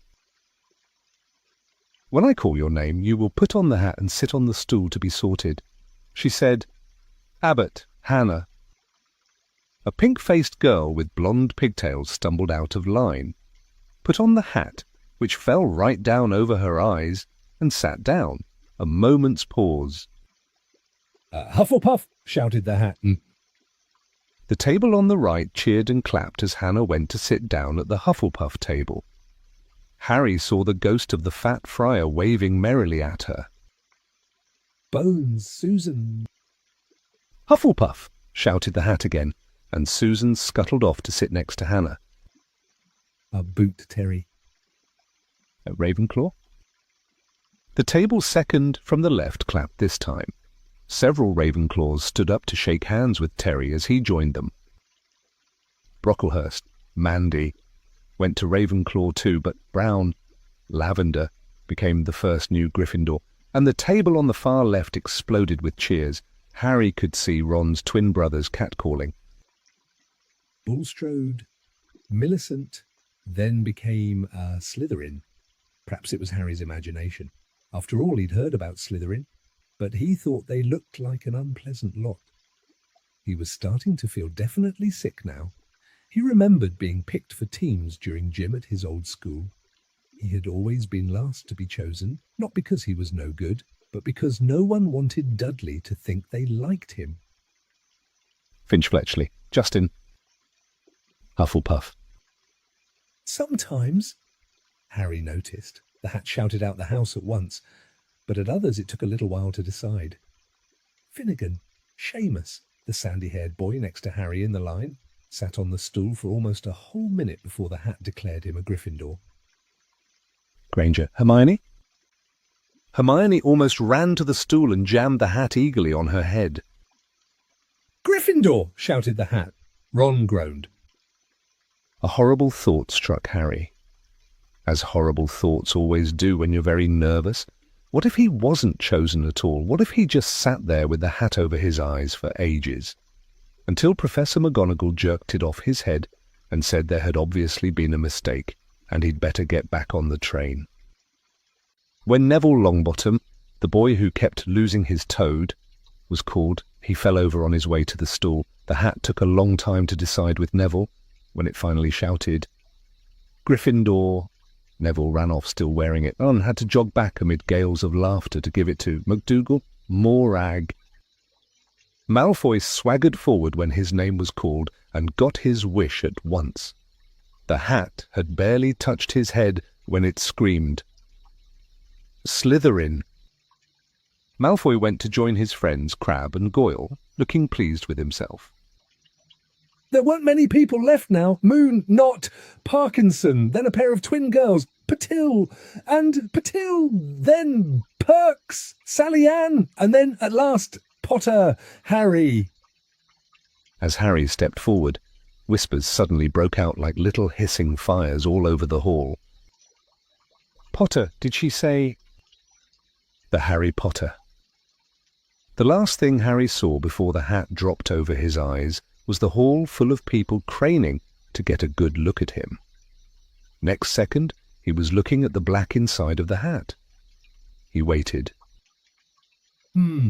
Said a small voice in his ear. Difficult, very difficult, plenty of courage.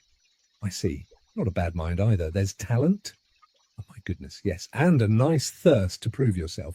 Now, that's interesting. So where shall I put you? Harry gripped the edges of the stool and thought, Not Slytherin, not Slytherin. Not Slytherin, eh? Said the small voice. Are you sure? You could be great. You know, it's all here in your head, and Slytherin will help you on the way to greatness. No doubt about that. No. Well, if you're sure, better be Gryffindor. Harry heard the hat shout the last word to the whole hall. He took off the hat and walked shakily toward the Gryffindor table. He was so relieved to have been chosen, and not put in Slytherin. He hardly noticed that he was getting the loudest cheer yet. Percy the prefect got up and shook his hand vigorously, while the Weasley twins yelled, We got Potter! We got Potter! Harry sat down opposite the ghost in the ruff he'd seen earlier.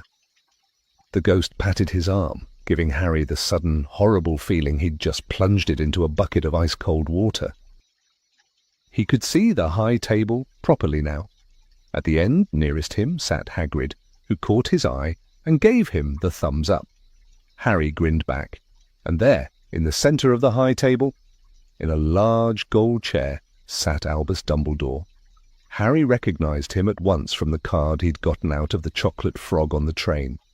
Dumbledore's silver hair was the only thing in the whole hall that shone as brightly as the ghost's.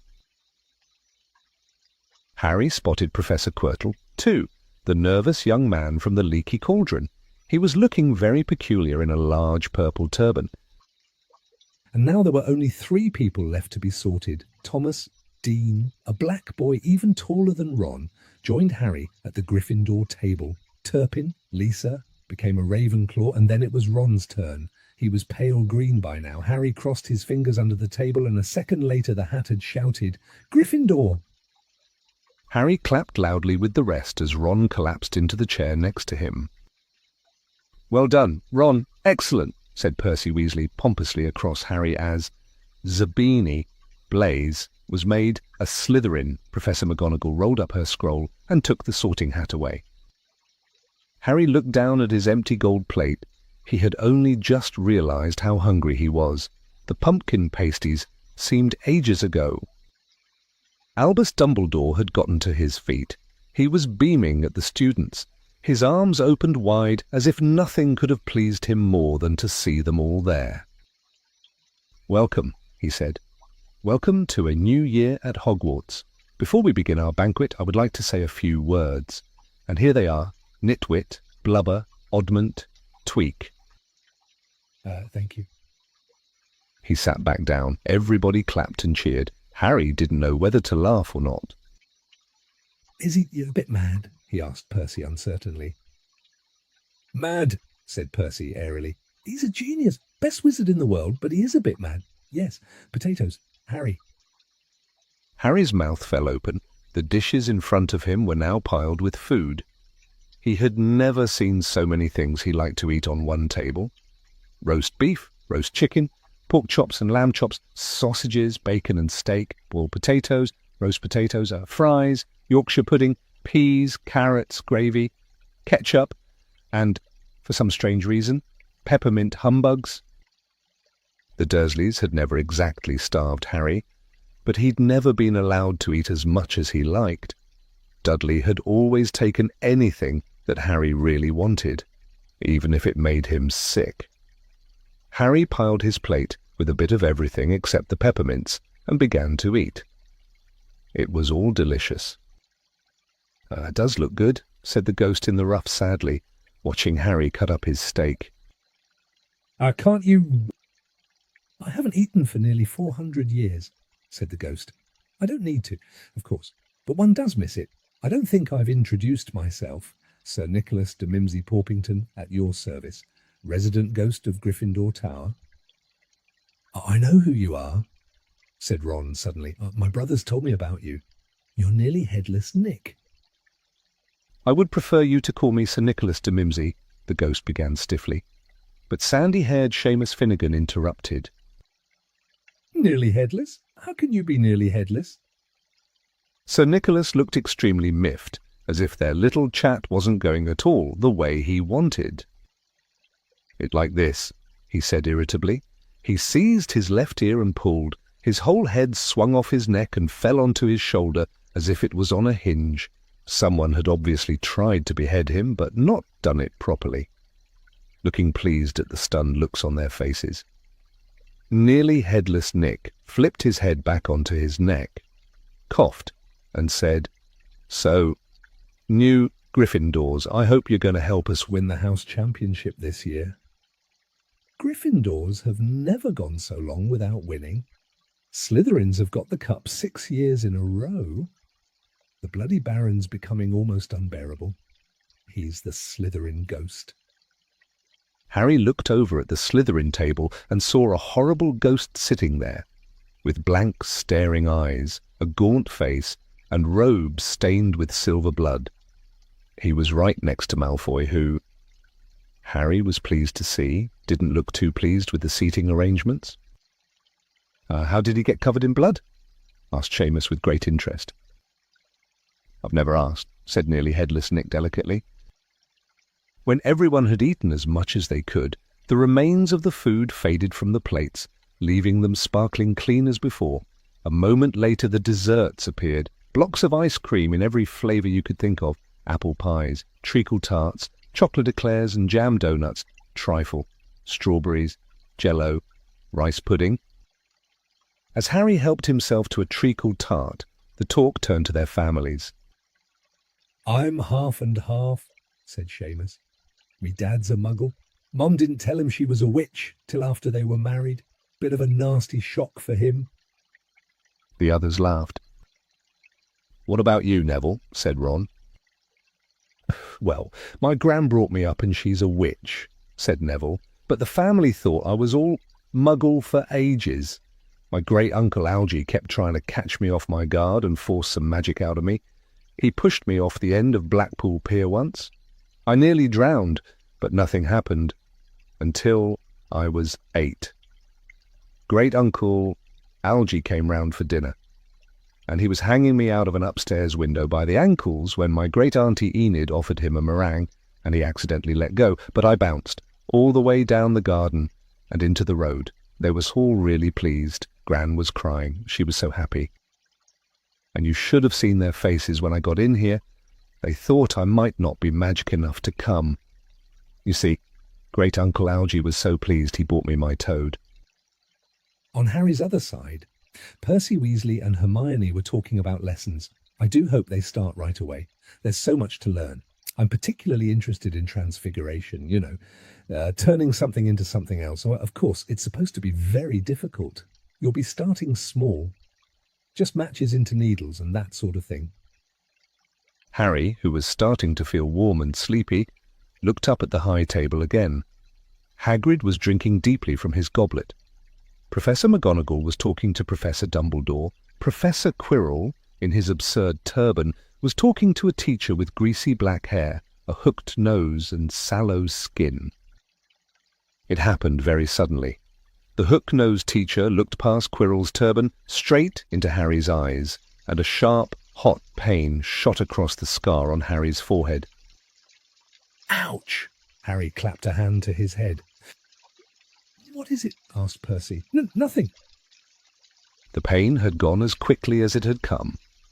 Harder to shake off was the feeling Harry had gotten from the teacher's look, a feeling that he didn't like Harry at all.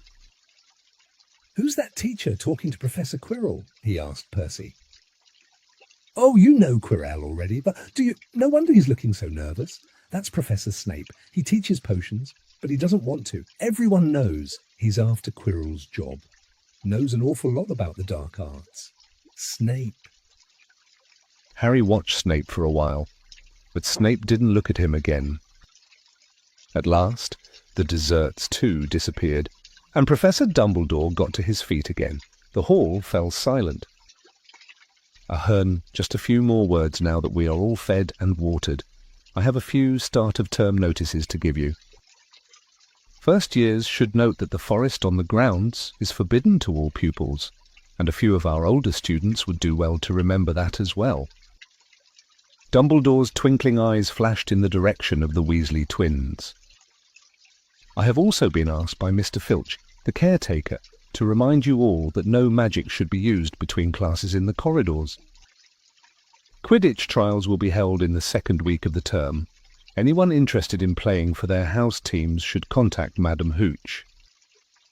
And finally, I must tell you that this year, the third-floor corridor on the right-hand side is out of bounds to everyone who does not wish to die a very painful death. Harry laughed, but he was one of the few who did.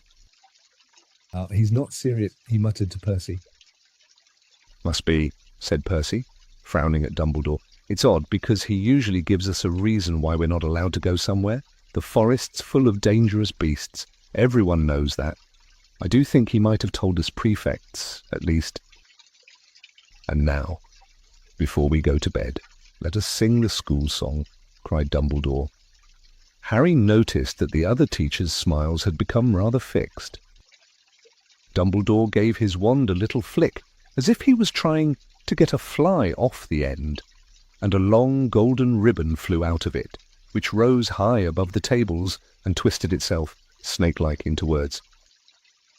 Everyone picked their favourite tune, said Dumbledore, and off we go. And the school bellowed. Hogwarts, Hogwarts, Hoggy-Warty Hogwarts. Teach us something, please.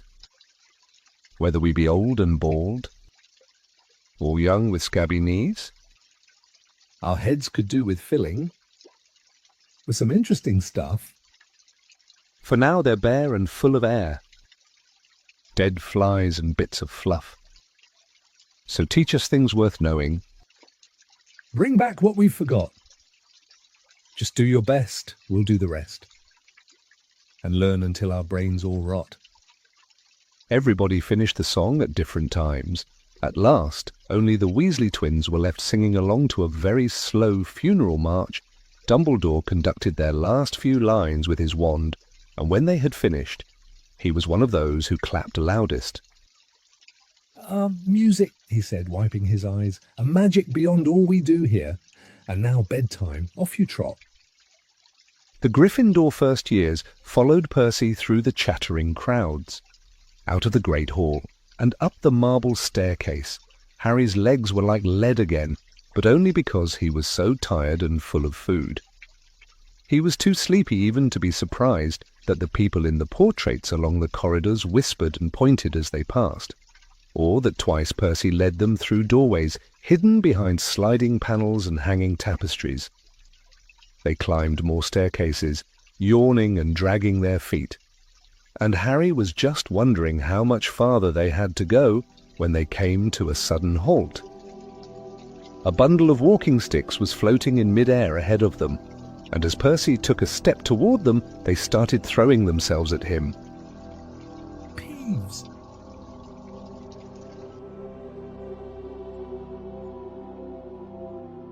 Chapter 8. The Potions Master. There, look. Where? Next to the tall kid with the red hair. Wearing the glasses? Did you see his face? Did you see his scar? Whispers followed Harry from the moment he left his dormitory the next day. People lining up outside classrooms stood on tiptoe to get a look at him, or doubled back to pass him in the corridors again, staring. Harry wished they wouldn't, because he was trying to concentrate on finding his way to classes. There were 142 staircases at Hogwarts, wide, sweeping ones, narrow, rickety ones, some that led somewhere different on a Friday, some with a vanishing step halfway up that you had to remember to jump. Then there were doors that wouldn't open unless you asked politely, or tickled them in exactly the right place, and doors that weren't really doors at all, but solid walls just pretending. It was also very hard to remember where anything was, because it all seemed to move around a lot. The people in the portraits kept going to visit each other, and Harry was sure the coats of armour could walk. The ghosts didn't help either. It was always a nasty shock when one of them glided suddenly through a door you were trying to open. Nearly headless Nick was always happy to point new Gryffindors in the right direction, but Peeves, the poltergeist, was worth 2 locked doors and a trick staircase if you met him when you were late for class. He would drop waste paper baskets on your head, pull rugs from under your feet, pelt you with bits of chalk, or sneak up behind you, invisible, grab your nose, and screech. Got your conch? Even worse than Peeves, if that was possible, was the caretaker, Argus Filch. Harry and Ron managed to get on the wrong side of him on their very first morning. Filch found them trying to force their way through a door that unluckily turned out to be the entrance to the out-of-bounds corridor on the 3rd floor. He wouldn't believe they were lost, was sure they were trying to break into it on purpose, and was threatening to lock them in the dungeons when they were rescued by Professor Quirrell, who was passing. Filch owned a cat called Mrs. Norris, a scrawny, dust-coloured creature with bulging lamp-like eyes just like Filch's. She patrolled the corridors alone, break a rule in front of her, put just one toe out of line, and she'd whisk off for Filch, who'd appear, wheezing, 2 seconds later. Filch knew the secret passageways of the school better than anyone, except perhaps the Weasley twins, and could pop up as suddenly as any of the ghosts. The students all hated him, and it was the dearest ambition of many to give Mrs. Norris a good kick. And then, once you had managed to find them, there were the classes themselves. There was a lot more to magic, as Harry quickly found out, than waving your wand and saying a few funny words. They had to study the night skies through their telescopes every Wednesday at midnight and learn the names of different stars and the movements of the planets. 3 times a week they went out to the greenhouses behind the castle to study herbology with a dumpy little witch called Professor Sprout, where they learned how to take care of all the strange plants and fungi and found out what they were used for. Easily the most boring class was History of Magic, which was the only one taught by a ghost. Professor Binns had been very old indeed when he had fallen asleep in front of the staff room fire and got up next morning to teach, leaving his body behind him. Binns droned on and on while they scribbled down names and dates and got Emetic the evil and Uric the oddball mixed up. Professor Flitwick, the charms teacher, was a tiny little wizard who had to stand on a pile of books to see over his desk. At the start of their first class he took the roll call, and when he reached Harry's name he gave an excited squeak and toppled out of sight. Professor McGonagall was again different. Harry had been quite right to think she wasn't a teacher to cross. Strict and clever, she gave them a talking to the moment they sat down in her first class. Transfiguration is some of the most complex and dangerous magic you will learn at Hogwarts, she said. Anyone messing around in my class will leave and not come back. You have been warned. Then she changed her desk into a pig and back again. They were all very impressed and couldn't wait to get started, but soon realized they weren't going to be changing the furniture into animals for a long time. After taking a lot of complicated notes, they were each given a match and started trying to turn it into a needle. By the end of the lesson, only Hermione Granger had made any difference to her match. Professor McGonagall showed the class how it had gone all silver and pointy and gave Hermione a rare smile. The class everyone had really been looking forward to was Defense Against the Dark Arts. But Quirrell's lessons turned out to be a bit of a joke. His classroom smelled strongly of garlic, which everyone said was to ward off a vampire he'd met in Romania and was afraid would be coming back to get him one of these days. His turban, he told them, had been given to him by an African prince as a thank you for getting rid of a troublesome zombie. But they weren't sure they believed this story. For one thing, when Seamus Finnegan asked eagerly to hear how Quirrell had fought off the zombie, Quirrell went pink and started talking about the weather. For another, they had noticed that a funny smell hung around the turban, and the Weasley twins insisted that it was stuffed full of garlic as well, so that Quirrell was protected wherever he went. Harry was very relieved to find out that he wasn't miles behind everyone else. Lots of people had come from Muggle families and, like him, hadn't had any idea that they were witches and wizards. There was so much to learn that even people like Ron didn't have much of a head start. Friday was an important day for Harry and Ron. They finally managed to find their way down to the Great Hall for breakfast without getting lost once. "What have we got today?" Harry asked Ron as he poured sugar on his porridge. "Double potions with the Slytherins," said Ron. "Snape's head of Slytherin House. They say he always favours them. We'll be able to see if it's true." "Wish McGonagall favoured us," said Harry. Professor McGonagall was head of Gryffindor House, but it hadn't stopped her from giving them a huge pile of homework the day before. Just then the mail arrived. Harry had gotten used to this by now, but it had given him a bit of a shock on the first morning, when about 100 owls had suddenly streamed into the Great Hall during breakfast, circling the tables until they saw their owners, and dropping letters and packages onto their laps. Hedwig hadn't brought Harry anything so far. She sometimes flew in to nibble his ear and have a bit of toast before going off to sleep in the owlery with the other school owls. This morning, however, she fluttered down between the marmalade and the sugar bowl and dropped a note onto Harry's plate.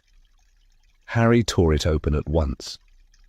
It said, in a very untidy scrawl, "Dear Harry, I know you get Friday afternoons off, so would you like to come and have a cup of tea with me around 3? I want to hear all about your first week. Send us an answer back with Hedwig." Hagrid. Harry borrowed Ron's quill, scribbled "Yes, please, see you later" on the back of the note, and sent Hedwig off again. It was lucky that Harry had tea with Hagrid to look forward to, because the potions lesson turned out to be the worst thing that had happened to him so far. At the start of term banquet, Harry had gotten the idea that Professor Snape disliked him. By the end of the first potions lesson, he knew he'd been wrong. Snape didn't dislike Harry, he hated him. Potions lessons took place down in one of the dungeons. It was colder here than up in the main castle, and would have been quite creepy enough without the pickled animals floating in glass jars all around the walls. Snape, like Flitwick, started the class by taking the roll call, and like Flitwick, he paused at Harry's name. Yes, he said softly. Harry Potter, our new celebrity. Draco Malfoy and his friends Crabbe and Goyle sniggered behind their hands. Snape finished calling the names and looked up at the class. His eyes were black like Hagrid's. but they had none of Hagrid's warmth. They were cold and empty and made you think of dark tunnels. "You are here to learn the subtle science and exact art of potion-making," he began. He spoke in barely more than a whisper, but they caught every word, like Professor McGonagall. Snape had caught every word, like Professor McGonagall.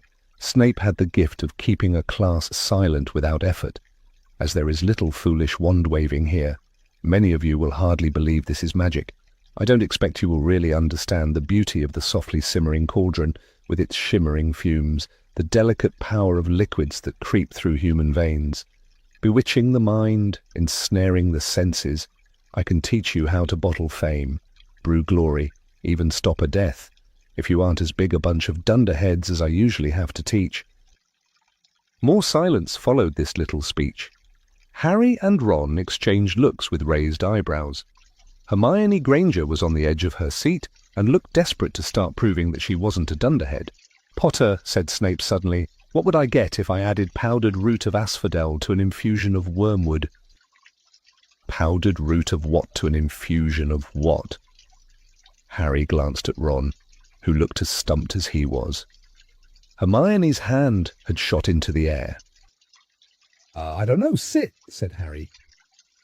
Snape's lips curled into a sneer. Tut, tut! Fame clearly isn't everything. He ignored Hermione's hand. Let's try again, Potter. Where would you look if I told you to find me a bezoar? Hermione stretched her hand as high into the air as it would go without her leaving her seat. But Harry didn't have the faintest idea what a bezoar was. He tried not to look at Malfoy, Crabbe, and Goyle, who were shaking with laughter. I don't know, sit. Thought you wouldn't open a book before coming. Potter?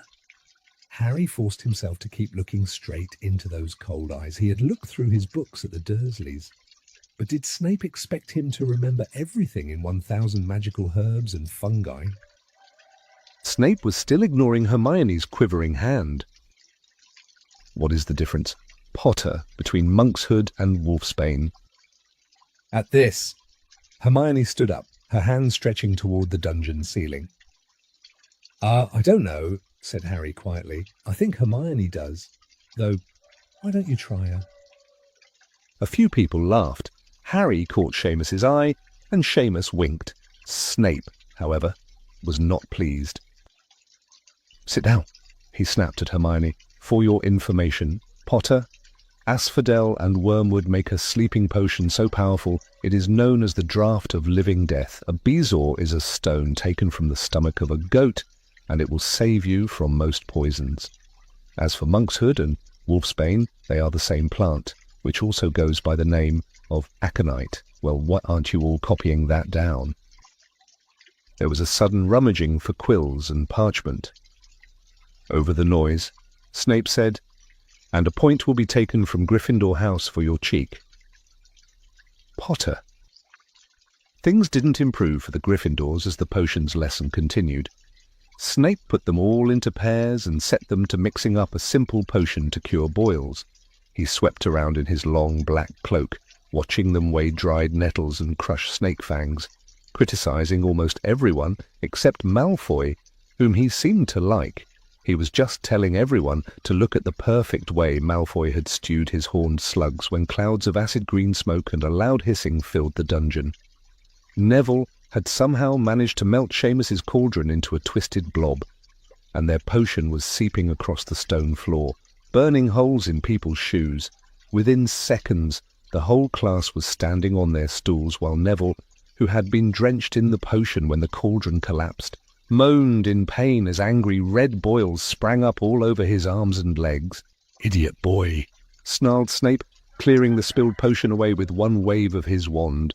"I suppose you added the porcupine quills before taking the cauldron off the fire?" Neville whimpered as boils started to pop up all over his nose. Take him up to the hospital wing." Snape spat at Seamus. Then he rounded on Harry and Ron, who had been working next to Neville. "You, Potter, why didn't you tell him not to add the quills? Thought he'd make you look good if he got it wrong. Did you? That's another point you've lost for Gryffindor." This was so unfair that Harry opened his mouth to argue, but Ron kicked him behind their cauldron. Doi asterisk. Push it, he muttered. I've heard Snape can turn very nasty. As they climbed the steps out of the dungeon an hour later, Harry's mind was racing and his spirits were low. He'd lost 2 points for Gryffindor in his very first week. Why did Snape hate him so much? Cheer up, said Ron. Snape's always taking points off Fred and George. Can I come and meet Hagrid with you? At 2:55 they left the castle and made their way across the grounds. Hagrid lived in a small wooden house on the edge of the Forbidden Forest. A crossbow and a pair of galoshes were outside the front door. When Harry knocked, they heard a frantic scrabbling from inside and several booming barks. Then Hagrid's voice rang out, saying, "Back! Fang! Back!" Hagrid's big, hairy face appeared in the crack as he pulled the door open. "Hang on," he said. "Back! Fang!" He let them in, struggling to keep a hold on the collar of an enormous black boarhound. There was only one room inside. Hams and pheasants were hanging from the ceiling, a copper kettle was boiling on the open fire, and in the corner stood a massive bed with a patchwork quilt over it. "Make yourselves at home," said Hagrid, letting go of Fang, who bounded straight at Ron and started licking his ears, like Hagrid. Fang was clearly not as fierce as he looked. This is Ron," Harry told Hagrid, who was pouring boiling water into a large teapot and putting rock cakes onto a plate. "Another Weasley, eh?" said Hagrid, glancing at Ron's freckles. "I spent half me life chasing your twin brothers away from the forest." The rock cakes were shapeless lumps with raisins that almost broke their teeth, but Harry and Ron pretended to be enjoying them as they told Hagrid all about their first lessons. Fang rested his head on Harry's knee and drooled all over his robes. Harry and Ron were delighted to hear Hagrid call Fitch that old git. And as for that cat, Mrs. Norris, I'd like to introduce her to Fang sometime. Do you know, every time I go up to the school, she follows me everywhere. Can't get rid of her. Fitch puts her up to it. Harry told Hagrid about Snape's lesson. Hagrid, like Ron, told Harry not to worry about it, that Snape liked hardly any of the students. But he seemed to really hate me. "Rubbish," said Hagrid. "Why should he?" Yet Harry couldn't help thinking that Hagrid didn't quite meet his eyes when he said that. "How's your brother Charlie?" Hagrid asked Ron. "I liked him a lot. Great with animals." Harry wondered if Hagrid had changed the subject on purpose. While Ron told Hagrid all about Charlie's work with dragons, Harry picked up a piece of paper that was lying on the table under the tea cosy. It was a cutting from the Daily Prophet.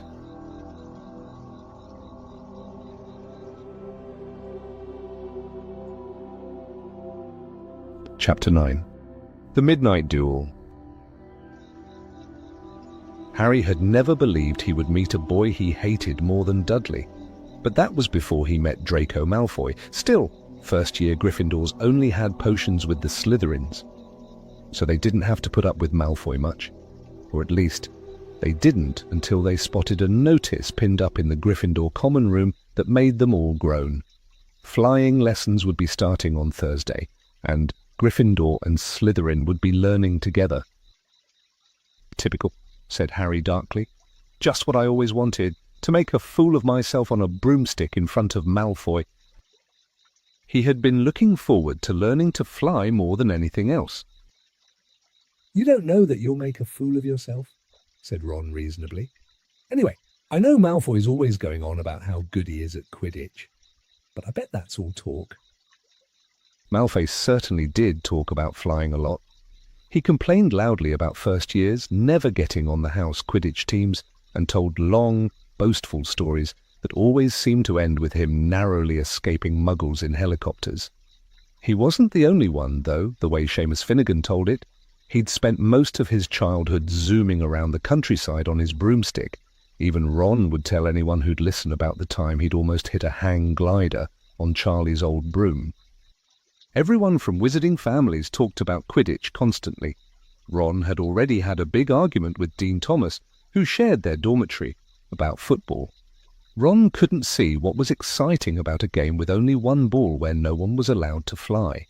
Harry had caught Ron prodding Dean's poster of West Ham football team, trying to make the players move.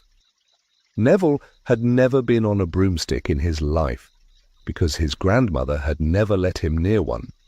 Privately, Harry felt she'd had good reason, because Neville managed to have an extraordinary number of accidents even with both feet on the ground. Hermione Granger was almost as nervous about flying as Neville was. This was something you couldn't learn by heart out of a book, not that she hadn't tried. At breakfast on Thursday, she bored them all stupid with flying tips she'd gotten out of a library book called Quidditch Through the Ages. Neville was hanging on to her every word, desperate for anything that might help him hang on to his broomstick later. But everybody else was very pleased when Hermione's lecture was interrupted by the arrival of the mail. Harry hadn't had a single letter since Hagrid's note, something that Malfoy had been quick to notice. Of course, Malfoy's eagle owl was always bringing him packages of sweets from home, which he opened gloatingly at the Slytherin table. A barn owl brought Neville a small package from his grandmother. He opened it excitedly and showed them a glass ball the size of a large marble, which seemed to be full of white smoke. It's a remembrance, he explained. Gran knows I forget things. This tells you if there's something you've forgotten to do. Look, you hold it tight like this, and if it turns red... Oh, his face fell because the remembrall had suddenly glowed scarlet. You've forgotten something. Neville was trying to remember what he'd forgotten when Draco Malfoy, who was passing the Gryffindor table, snatched the remembrall out of his hand. Harry and Ron jumped to their feet. They were half hoping for a reason to fight Malfoy, but Professor McGonagall, who could spot trouble quicker than any teacher in the school, was there in a flash. What's going on? Malfoy's got my remembrall, Professor. Scowling, Malfoy quickly dropped the remembrall back on the table. Just looking, he said, and he sloped away with Crabbe and Goyle behind him. At 3:30 that afternoon, Harry, Ron, and the other Gryffindors hurried down the front steps onto the grounds for their first flying lesson. It was a clear, breezy day, and the grass rippled under their feet as they marched down the sloping lawns toward a smooth, flat lawn on the opposite side of the grounds to the Forbidden Forest, whose trees were swaying darkly in the distance. The Slytherins were already there, and so were 20 broomsticks lying in neat lines on the ground. Harry had heard Fred and George Weasley complain about the school brooms, saying that some of them started to vibrate if you flew too high, or always flew slightly to the left. Their teacher, Madame Hooch, arrived. She had short grey hair and yellow eyes like a hawk. "Well, what are you all waiting for?" she barked. "Everyone stand by a broomstick. Come on, hurry up." Harry glanced down at his broom. It was old, and some of the twigs stuck out at odd angles. "Stick out your right hand over your broom," called Madame Hooch at the front, "and say, 'Up.'" UPF, everyone shouted. Harry's broom jumped into his hand at once, but it was one of the few that did. Hermione Granger's had simply rolled over on the ground, and Neville's hadn't moved at all. Perhaps brooms, like horses, could tell when you were afraid, thought Harry. There was a quaver in Neville's voice that said only too clearly that he wanted to keep his feet on the ground. Madame Hooch then showed them how to mount their brooms without sliding off the end, and walked up and down the rows correcting their grips. Harry and Ron were delighted when she told Malfoy he'd been doing it wrong for years. "Now, when I blow my whistle, you kick off from the ground. Hard," said Madame Hooch. "Keep your broom steady, rise a few feet, and then come straight back down by leaning forward slightly. On my whistle. 3, 2. But Neville, nervous and jumpy and frightened of being left on the ground, pushed off hard before the whistle had touched Madame Hooch's lips. "Come back, boy," she shouted. But Neville was rising straight up like a cork shot out of a bottle. 12 feet, 20 feet. Harry saw his scared white face look down at the ground falling away, saw him gasp, slip sideways off the broom and... Wham! A thud and a nasty crack, and Neville lay face down on the grass in a heap. His broomstick was still rising higher and higher, and started to drift lazily toward the forbidden forest and out of sight. Madam Hooch was bending over Neville, her face as white as his. Broken wrist, Harry heard her mutter. "Come on, boy, it's all right, up you get." She turned to the rest of the class. "None of you is to move while I take this boy to the hospital wing. You leave those brooms where they are, or you'll be out of Hogwarts before you can say Quidditch. Come on, dear." Neville, his face tear-streaked, clutching his wrist, hobbled off with Madam Hooch, who had her arm around him. No sooner were they out of earshot than Malfoy burst into laughter. Did you see his face? The great lump? The other Slytherins joined in. "Shut up, Malfoy," snapped Parvati Patil. "Ooh, sticking up for Longbottom," said Pansy Parkinson, a hard-faced Slytherin girl. "Never thought you'd like fat little crybabies. Parvati." "Look," said Malfoy, darting forward and snatching something out of the grass. "It's that stupid thing Longbottom's Gran sent him." The Remembrall glittered in the sun as he held it up. "Give that here, Malfoy," said Harry quietly. Everyone stopped talking to watch. Malfoy smiled nastily. I think I'll leave it somewhere for Longbottom to find. How about up a tree?" "Give it here!" Harry yelled. But Malfoy had leapt onto his broomstick and taken off. He hadn't been lying. He could fly well. Hovering level with the topmost branches of an oak, he called, "Come and get it, Potter!" Harry grabbed his broom. "No!" shouted Hermione Granger. "Madam Hooch told us not to move. You'll get us all into trouble." Harry ignored her. Blood was pounding in his ears. He mounted the broom and kicked hard against the ground, and up he soared. Air rushed through his hair, and his robes whipped out behind him, and in a rush of fierce joy he realized he'd found something he could do without being taught. This was easy. This was wonderful. He pulled his broomstick up a little to take it even higher, and heard screams and gasps of girls back on the ground and an admiring whoop from Ron. He turned his broomstick sharply to face Malfoy in mid-air. Malfoy looked stunned. "Give it here," Harry called, "or I'll knock you off that broom." "Oh, yeah," said Malfoy, trying to sneer, but looking worried. Harry knew, somehow, what to do. He leaned forward and grasped the broom tightly in both hands, and it shot toward Malfoy like a javelin. Malfoy only just got out of the way in time. Harry made a sharp about-face and held the broom steady. A few people below were clapping. "No Crabbe and Goyle up here to save your neck. Malfoy!" Harry called. The same thought seemed to have struck Malfoy. Catch it if you can, then!" he shouted, and he threw the glass ball high into the air and streaked back toward the ground. Harry saw, as though in slow motion, the ball rise up in the air and then start to fall. He leaned forward and pointed his broom handle down. Next second he was gathering speed in a steep dive. Racing the ball, wind whistled in his ears. Mingled with the screams of people watching, he stretched out his hand.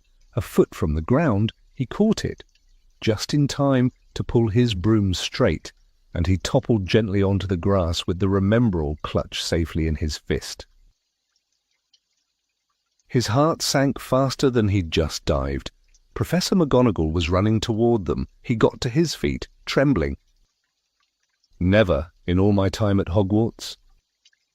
Professor McGonagall was almost speechless with shock, and her glasses flashed furiously. "How dare you? Might have broken your neck." "It wasn't his fault. Professor—" Be quiet, Miss Patil." But Malfoy." "That's enough, Mr. Weasley. Potter, follow me, now." Harry caught sight of Malfoy, Crabbe, and Goyle's triumphant faces as he left, walking numbly in Professor McGonagall's wake as she strode toward the castle. He was going to be expelled. He just knew it. He wanted to say something to defend himself, but there seemed to be something wrong with his voice.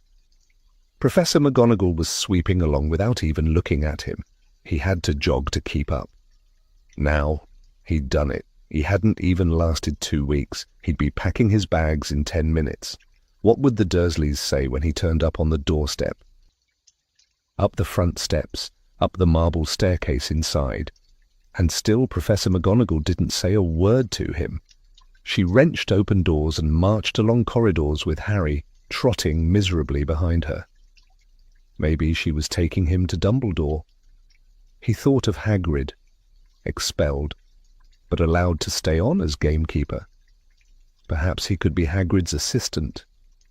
His stomach twisted as he imagined it, watching Ron and the others becoming wizards, while he stumped around the grounds carrying Hagrid's bag. Professor McGonagall stopped outside a classroom. She opened the door and poked her head inside. "Excuse me, Professor Flitwick. Could I borrow wood for a moment?" Wood? Thought Harry, bewildered. Was wood a cane she was going to use on him? But Wood turned out to be a person, a burly fifth-year boy who came out of Flitwickle's class looking confused. "Follow me, you two," said Professor McGonagall, and they marched on up the corridor, Wood looking curiously at Harry. "In here." Professor McGonagall pointed them into a classroom that was empty, except for Peeves, who was busy writing rude words on the blackboard. "Ow! Peeves!" she barked. Peeves threw the chalk into a bin which clanged loudly, and he swooped out cursing. Professor McGonagall slammed the door behind him and turned to face the two boys. "Potter, this is Oliver Wood. Wood, I've found you a seeker." Wood's expression changed from puzzlement to delight. "Are you serious, Professor?" "Absolutely," said Professor McGonagall crisply. "The boy's a natural. I've never seen anything like it. Was that your first time on a broomstick? Potter." Harry nodded silently. He didn't have a clue what was going on, but he didn't seem to be being expelled, and some of the feeling started coming back to his legs. He caught that thing in his hand after a 50-foot dive. Professor McGonagall told Wood. Didn't even scratch himself. Charlie Weasley couldn't have done it. Wood was now looking as though all his dreams had come true at once. "Ever seen a game of Quidditch?" "Potter?" he asked excitedly. "Wood's captain of the Gryffindor team," Professor McGonagall explained. "He's just the build for a seeker, too," said Wood, now walking around Harry and staring at him. "Light, speedy. We'll have to get him a decent broom on. Professor, a Nimbus 2000 or a Clean Sweep 7, I'd say. I shall speak to Professor Dumbledore and see if we can't bend the first-year rule. Heaven knows we need a better team than last year. Flattened in that last match by Slytherin. I couldn't look Severus Snape in the face for weeks." Professor McGonagall peered sternly over her glasses at Harry. "I want to hear you're training hard, Potter, or I may change my mind about punishing you." Then she suddenly smiled. "Your father would have been proud." She said he was an excellent Quidditch player himself. "You're joking." It was dinner time. Harry had just finished telling Ron what had happened when he'd left the grounds with Professor McGonagall. Ron had a piece of steak and kidney pie halfway to his mouth, but he'd forgotten all about it. "Seeker," he said, "but first years never. You must be the youngest house player in about a century," said Harry, shoveling pie into his mouth. He felt particularly hungry after the excitement of the afternoon. Wood told me. Ron was so amazed and so impressed, he just sat and gaped at Harry. "I start training next week," said Harry. "Only don't tell anyone. Wood wants to keep it a secret." Fred and George Weasley now came into the hall, spotted Harry, and hurried over. "Well done," said George in a low voice. "Wood told us we're on the team too. Beat us." "I tell you, we're going to win that Quidditch Cup for sure this year," said Fred. "We haven't won since Charlie left, but this year's team is going to be brilliant. You must be good. Harry. Wood was almost skipping when he told us. Anyway, we've got to go. Lee Jordan reckons he's found a new secret passageway out of the school. Bet it's that one behind the statue of Gregory the Smarmy that we found in our first week. See you? Fred and George had hardly disappeared when someone far less welcome turned up. Malfoy, flanked by Crabbe and Goyle. Having a last meal. When are you getting the train back to the Muggles? You're a lot braver now that you're back on the ground and you've got your little friends with you, said Harry coolly. There was, of course, nothing at all little about Crabbe and Goyle, but as the high table was full of teachers, neither of them could do more than crack their knuckles and scowl. I'd take you on any time on my own, said Malfoy. Tonight, if you want. Wizard's duel, wands only, no contact. What's the matter? Never heard of a wizard's duel before, I suppose. Of course he has, said Ron, wheeling around. I'm his second.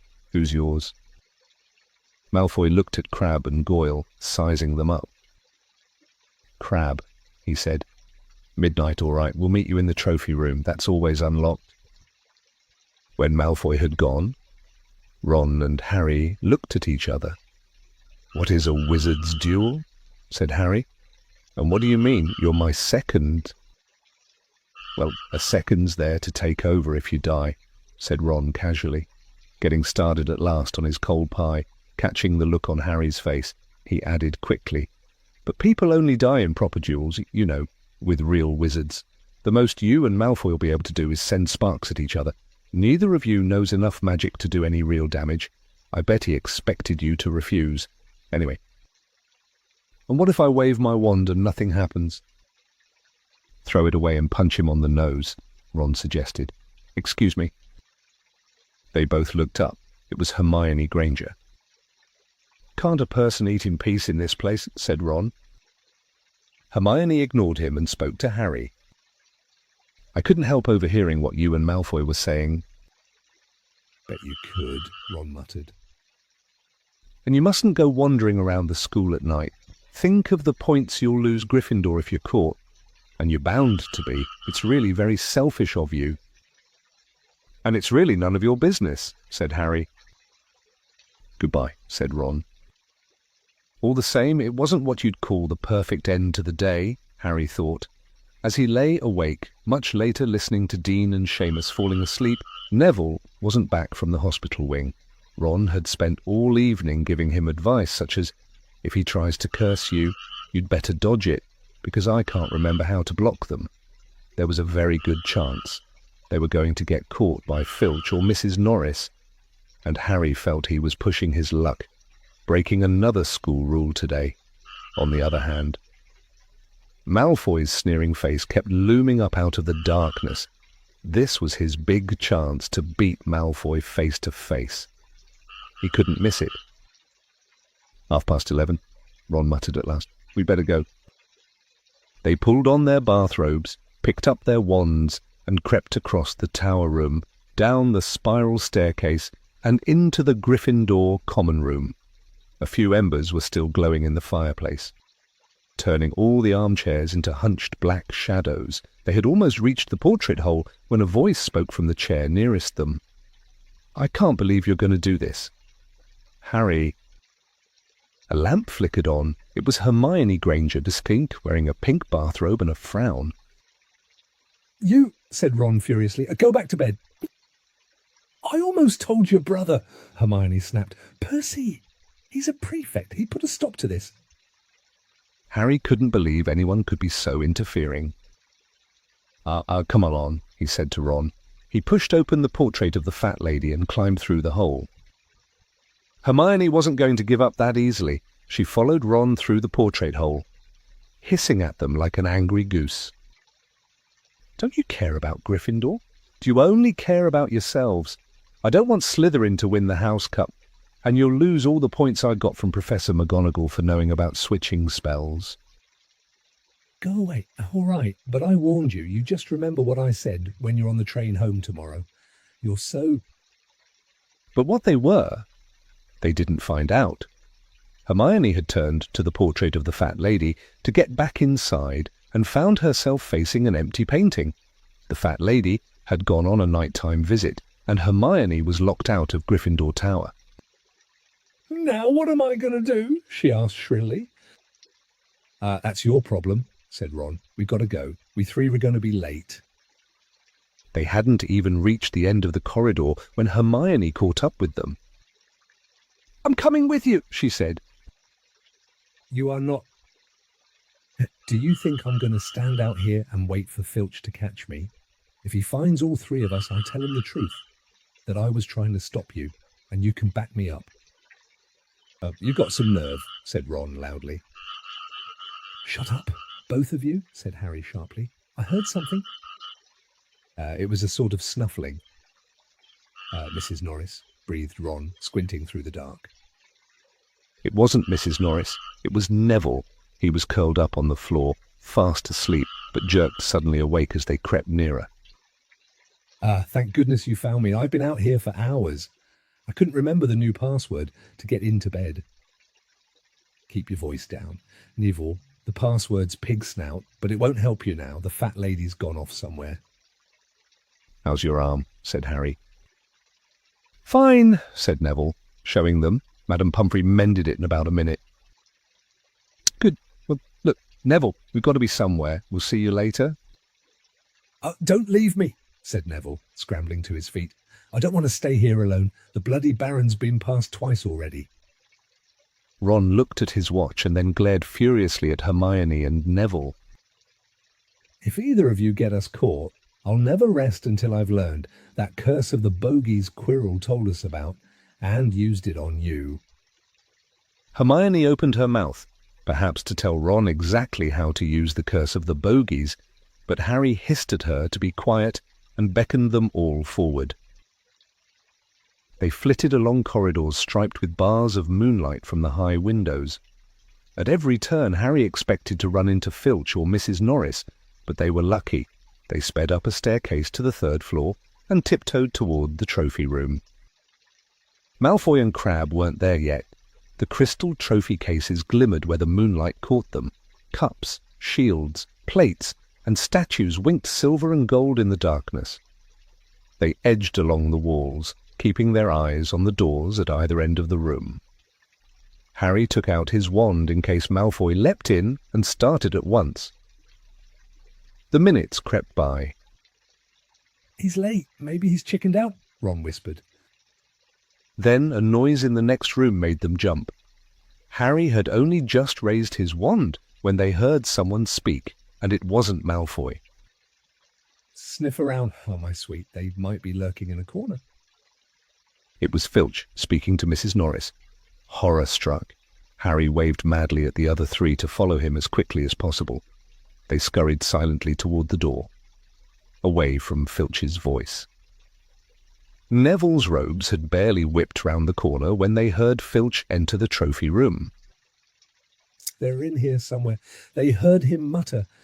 Probably hiding. This way," Harry mouthed to the others, and, petrified, they began to creep down a long gallery full of suits of armour. They could hear Filch getting nearer. Neville suddenly let out a frightened squeak and broke into a run. He tripped, grabbed Ron around the waist, and the pair of them toppled right into a suit of armour. The clanging and crashing were enough to wake the whole castle. "Run!" Harry yelled, and the four of them sprinted down the gallery, not looking back to see whether Filch was following. They swung around the doorpost and galloped down one corridor, then another. Harry in the lead. Without any idea where they were or where they were going, they ripped through a tapestry and found themselves in a hidden passageway, hurtled along it, and came out near their charms classroom, which they knew was miles from the trophy room. "I think we've lost him," Harry panted, leaning against the cold wall and wiping his forehead. Neville was bent double, wheezing and spluttering. "I told you," Hermione gasped, clutching at the stitch in her chest. "I told you." "We've got to get back to Gryffindor Tower," said Ron, quickly as possible. "Malfoy tricked you," Hermione said to Harry. "You realise that?" don't you? He was never going to meet you. Filch knew someone was going to be in the trophy room. Malfoy must have tipped him off. Harry thought she was probably right, but he wasn't going to tell her that. Let's go. It wasn't going to be that simple. They hadn't gone more than a dozen paces when a doorknob rattled and something came shooting out of a classroom in front of them. It was Peeves. He caught sight of them and gave a squeal of delight. Shut up, Peeves, please, you'll get us thrown out. Peeves cackled. Wandering around at midnight, ickle firsties. Tut, tut, tut. Naughty, naughty. You'll get caughty. Not if you don't give us away. Peeves, please. Should tell Filch. I should, said Peeves in a saintly voice, but his eyes glittered wickedly. It's for your own good, you know. Get out of the way, snapped Ron, taking a swipe at Peeves. This was a big mistake. Students out of bed, Peeves bellowed. Students out of bed down the charms corridor. Ducking under Peeves, they ran for their lives right to the end of the corridor, where they slammed into a door, and it was locked. This is it, Ron moaned, as they pushed helplessly at the door. We're done for. This is the end. They could hear footsteps. Filch running as fast as he could toward Peeves's shouts. Oh, move over, Hermione snarled. She grabbed Harry's wand, tapped the lock, and whispered, Alohomora. The lock clicked and the door swung open. They piled through it, shut it quickly, and pressed their ears against it, listening. Which way did they go? Peeves! Filch was saying, quick, tell me! Say please. Don't mess with me. Peeves. Now where did they go? Shan't say nothing if you don't say please, said Peeves in his annoying sing-song voice. All right, please. Nothing. Ha ha. Told you I wouldn't say nothing if you didn't say please. Ha ha ha. Ha ha ha. And they heard the sound of Peeves whooshing away and Filch cursing in rage. He thinks this door is locked, Harry whispered. I think we'll be okay. Get off. Neville. For Neville had been tugging on the sleeve of Harry's bathrobe for the last minute. What?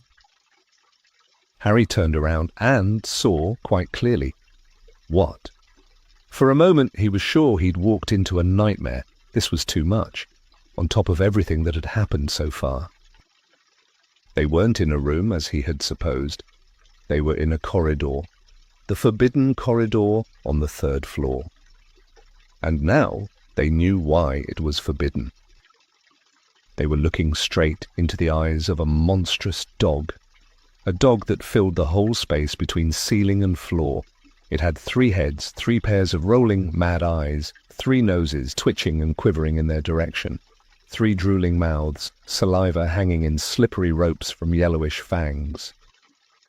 It was standing quite still, all 6 eyes staring at them, and Harry knew that the only reason they weren't already dead was that their sudden appearance had taken it by surprise, but it was quickly getting over that. There was no mistaking what those thunderous growls meant.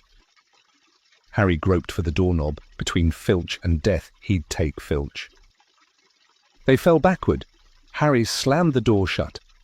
And they ran, they almost flew, back down the corridor. Filch must have hurried off to look for them somewhere else, because they didn't see him anywhere. But they hardly cared. All they wanted to do was put as much space as possible between them and that monster. They didn't stop running until they reached the portrait of the fat lady on the 7th floor. Where on earth have you all been? She asked, looking at their bathrobes hanging off their shoulders and their flushed, sweaty faces.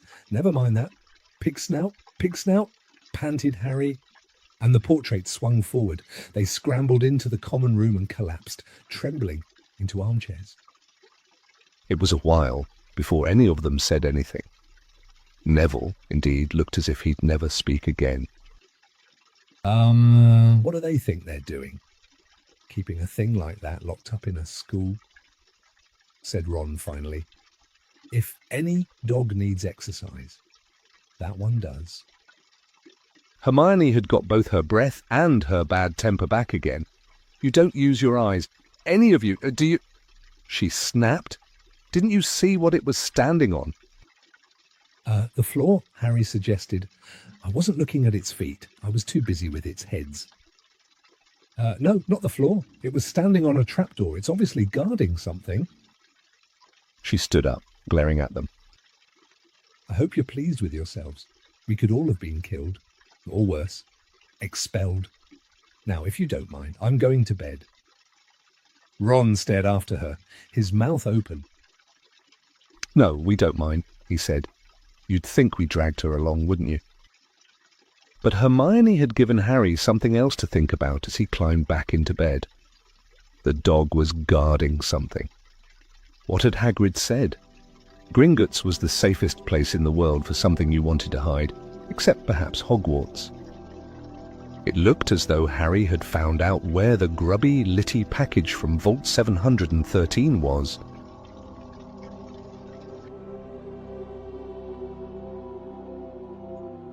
Chapter 10. Halloween. Malfoy couldn't believe his eyes when he saw that Harry and Ron were still at Hogwarts the next day, looking tired, but perfectly cheerful. Indeed, by the next morning, Harry and Ron thought that meeting the three-headed dog had been an excellent adventure, and they were quite keen to have another one. In the meantime, Harry filled Ron in about the package that seemed to have been moved from Gringotts to Hogwarts, and they spent a lot of time wondering what could possibly need such heavy protection. "It's either really valuable or really dangerous," said Ron. "Or both," said Harry. But as all they knew for sure about the mysterious object was that it was about 2 inches long, they didn't have much chance of guessing what it was without further clues. Neither Neville nor Hermione showed the slightest interest in what lay underneath the dog and the trap door. All Neville cared about was never going near the dog again.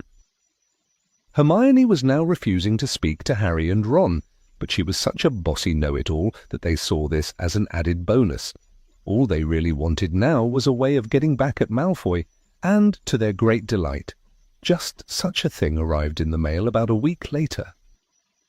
As the owls flooded into the great hall as usual, everyone's attention was caught at once by a long, thin package carried by 6 large screech owls. Harry was just as interested as everyone else to see what was in this large parcel, and was amazed when the owls soared down and dropped it right in front of him, knocking his bacon to the floor. They had hardly fluttered out of the way when another owl dropped a letter on top of the parcel. Harry ripped open the letter first, which was lucky, because it said, "Do not open the parcel at the table. It contains your new Nimbus 2000, but I don't want everybody knowing you've got a broomstick, or they'll all want one. Oliver Wood will meet you tonight on the Quidditch field at 7 o'clock for your first training session. Professor McGonagall." Harry had difficulty hiding his glee as he handed the note to Ron to read.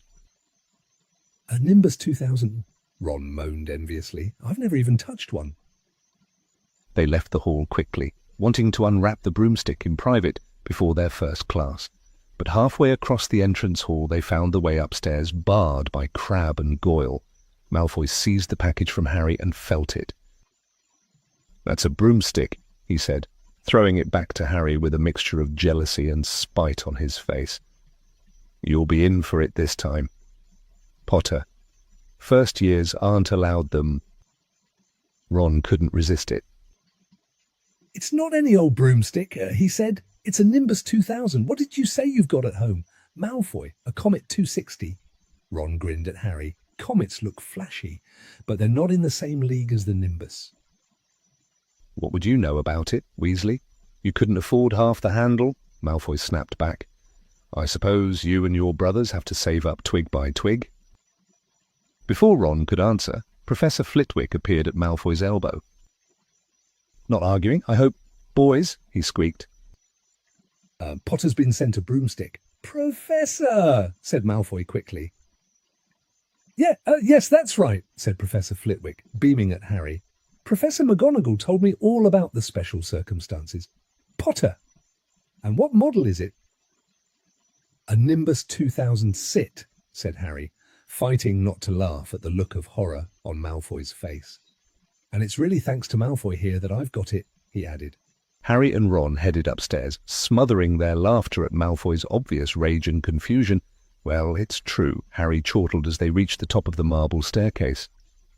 If he hadn't stolen Neville's Remembrall, I wouldn't be on the team. So I suppose you think that's a reward for breaking rules? Came an angry voice from just behind them. Hermione was stomping up the stairs, looking disapprovingly at the package in Harry's hand. I thought you weren't speaking to us, said Harry. Yes, don't stop now, said Ron. It's doing us so much good.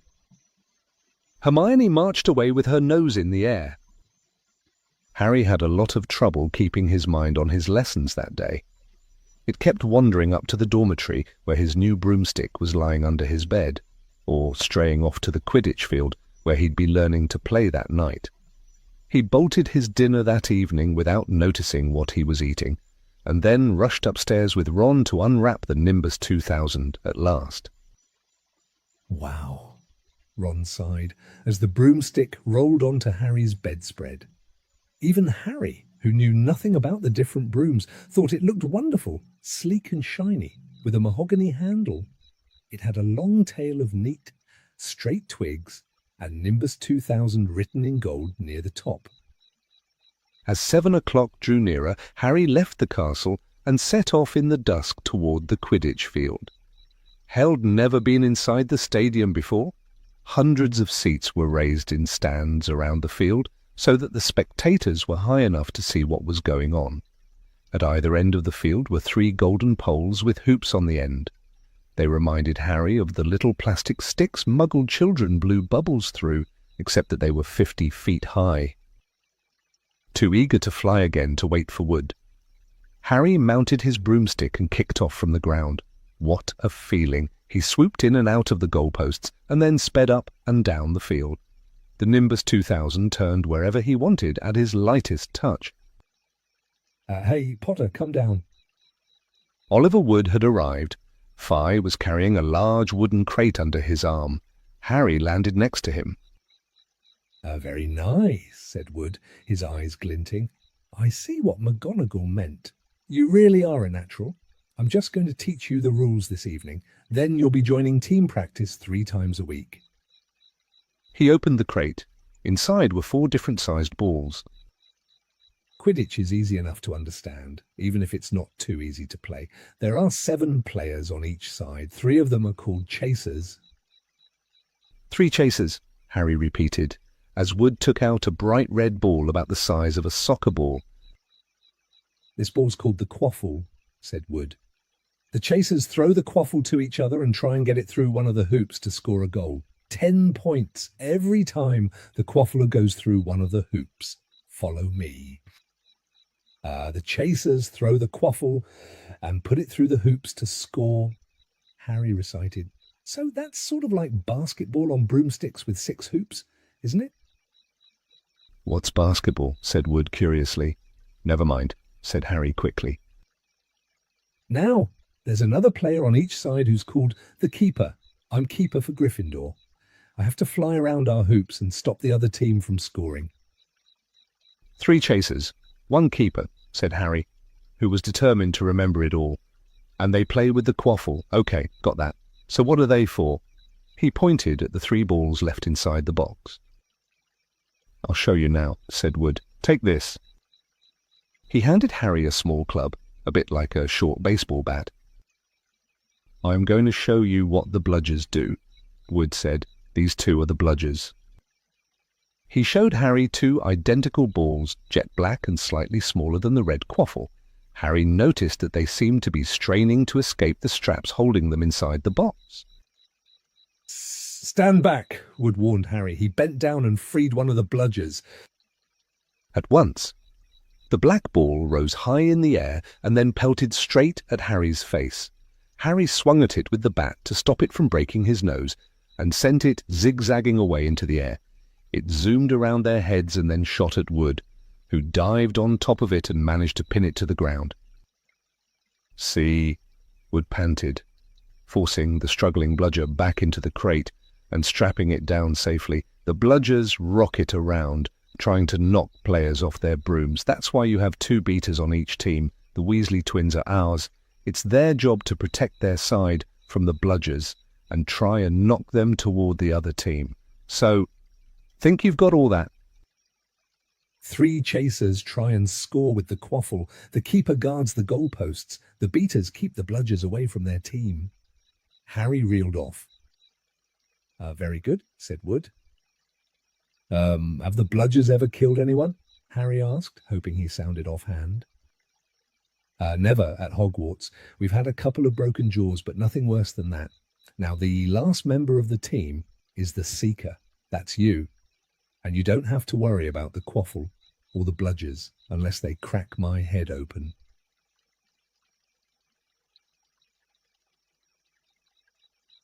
Don't worry, the Weasleys are more than a match for the bludgers.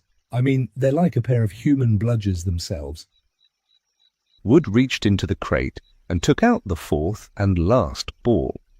Compared with the quaffle and the bludgers, it was tiny, about the size of a large walnut. It was bright gold and had little fluttering silver wings. This, said Wood, is the golden snitch, and it's the most important ball of the lot. It's very hard to catch because it's so fast and difficult to see. It's the Seeker's job to catch it. You've got to weave in and out of the chasers, beaters, bludgers, and quaffle to get it before the other team's Seeker, because whichever Seeker catches the snitch wins his team an extra 150 points, so they nearly always win. That's why Seekers get fouled so much. A game of Quidditch only ends when the snitch is caught, so it can go on for ages. I think the record is 3 months. They had to keep bringing on substitutes so the players could get some sleep. Well, that's it. Any questions? Harry shook his head. He understood what he had to do all right. It was doing it that was going to be the problem. We won't practice with the snitch yet, said Wood, carefully shutting it back inside the crate. It's too dark. We might lose it. Let's try you out with a few of these. He pulled a bag of ordinary golf balls out of his pocket, and a few minutes later, he and Harry were up in the air, Wood throwing the golf balls as hard as he could in every direction for Harry to catch. Harry didn't miss a single one, and Wood was delighted. After half an hour, night had really fallen, and they couldn't carry on. That Quidditch cup'll have our name on it this year, said Wood happily as they trudged back up to the castle. I wouldn't be surprised if you turn out better than Charlie Weasley, and he could have played for England if he hadn't gone off chasing dragons. Perhaps it was because he was now so busy, what with Quidditch practice 3 evenings a week on top of all his homework, but Harry could hardly believe it when he realized that he'd already been at Hogwarts 2 months. The castle felt more like home than Privet Drive ever had. His lessons, too, were becoming more and more interesting now that they had mastered the basics. On Halloween morning they woke to the delicious smell of baking pumpkin wafting through the corridors. Even better, Professor Flitwick announced in charms that he thought they were ready to start making objects fly. Something they had all been dying to try since they'd seen him make Neville's toad zoom around the classroom. Professor Flitwick put the class into pairs to practice. Harry's partner was Seamus Finnegan, which was a relief, because Neville had been trying to catch his eye. Ron, however, was to be working with Hermione Granger. It was hard to tell whether Ron or Hermione was angrier about this. She hadn't spoken to either of them since the day Harry's broomstick had arrived. "Don't forget that nice wrist movement we've been practicing," squeaked Professor Flitwick, perched on top of his pile of books as usual. "Swish and flick. Remember, swish and flick. And saying the magic words properly is very important. 2. Never forget Wizard Barufio, who said S instead of F, and found himself on the floor with a buffalo on his chest." It was very difficult. Harry and Seamus swished and flicked, but the feather they were supposed to be sending skyward just lay on the desktop. Seamus got so impatient that he prodded it with his wand and set fire to it. Harry had to put it out with his hat. Ron, at the next table, wasn't having much more luck. "Wingardium Leviosa," he shouted, waving his long arms like a windmill. "You're saying it wrong." Harry heard Hermione snap, It's Wingardium Leviosa. Make the gar nice and long. You do it then if you're so clever, Ron snarled. Hermione rolled up the sleeves of her gown, flicked her wand, and said, Wingardium Leviosa. Their feather rose off the desk and hovered about 4 feet above their heads. Oh, well done, then, cried Professor Flitwick, clapping. Everyone see here. Miss Granger's done it. Ron was in a very bad mood by the end of the class. It's no wonder no one can stand her, he said to Harry as they pushed their way into the crowded corridor. She's a nightmare, honestly. Someone knocked into Harry as they hurried past him. It was Hermione. Harry caught a glimpse of her face and was startled to see that she was in tears. I think she heard you. So, said Ron, but he looked a bit uncomfortable, so she must have noticed she's got no friends.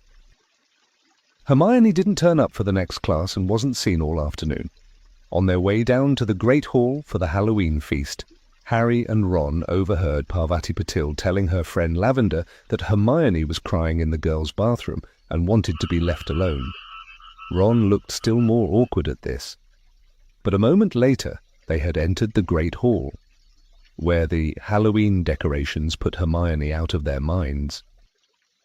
1,000 live bats fluttered from the walls and ceiling, while 1,000 more swooped over the tables in low, black clouds, making the candles in the pumpkins stutter. The feast appeared suddenly on the golden plates, as it had at the start of term banquet. Harry was just helping himself to a baked potato when Professor Quirrell came sprinting into the hall, his turban askew and terror on his face. Everyone stared as he reached Professor Dumbledore's chair, slumped against the table, and gasped. Troll.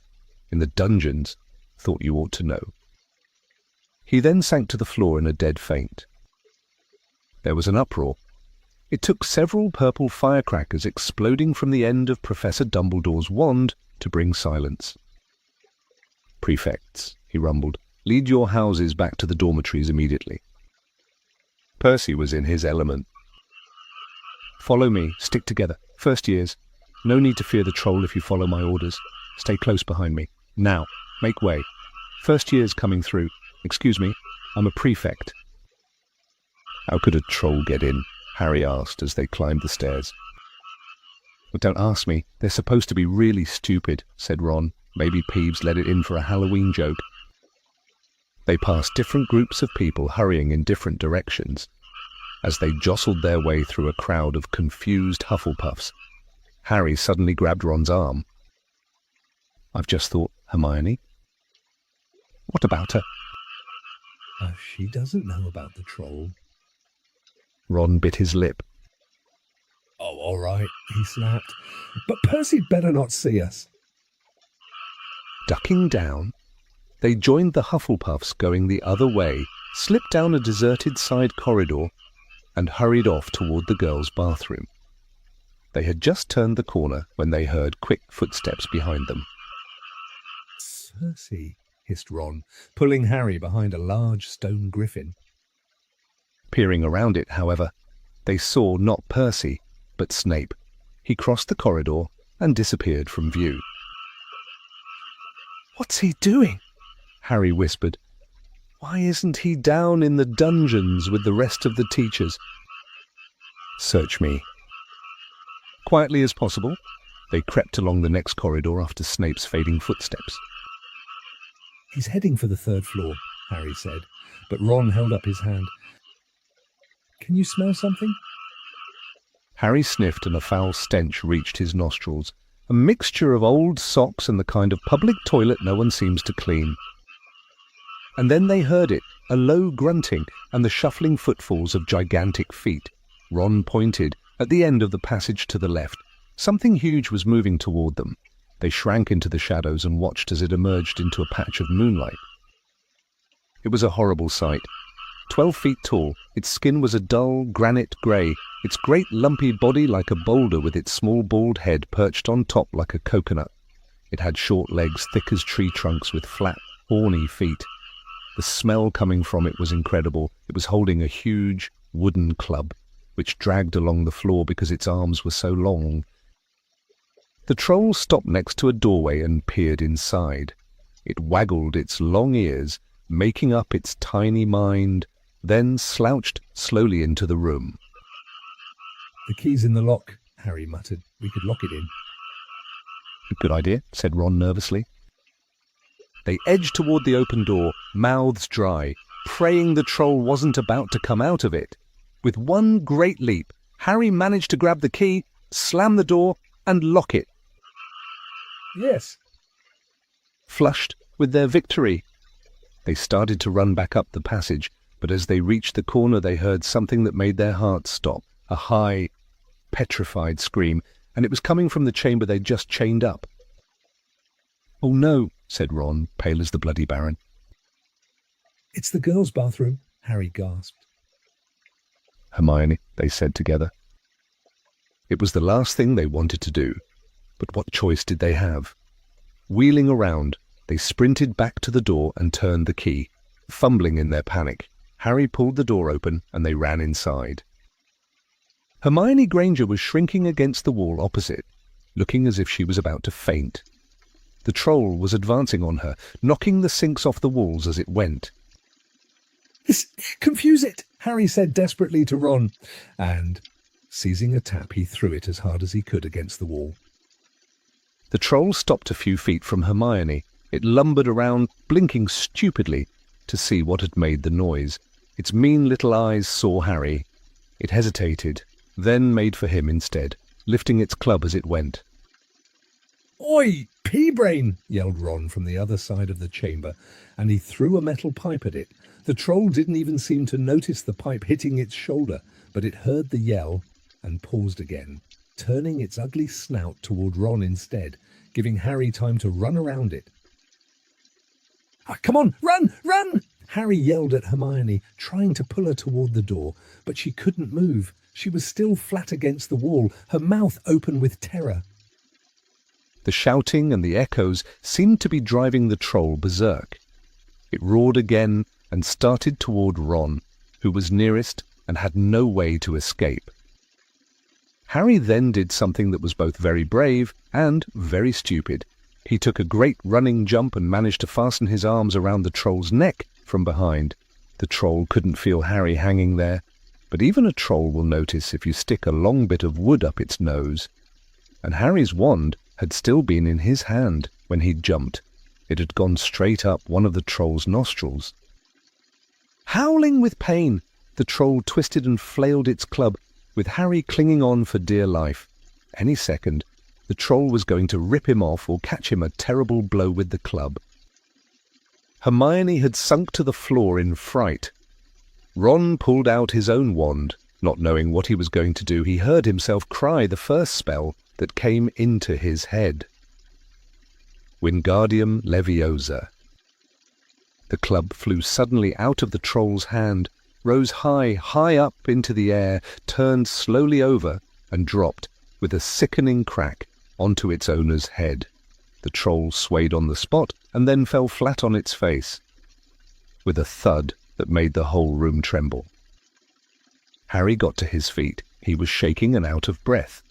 Ron was standing there with his wand still raised, staring at what he had done. It was Hermione who spoke first. "Is it dead?" "I don't think so," said Harry.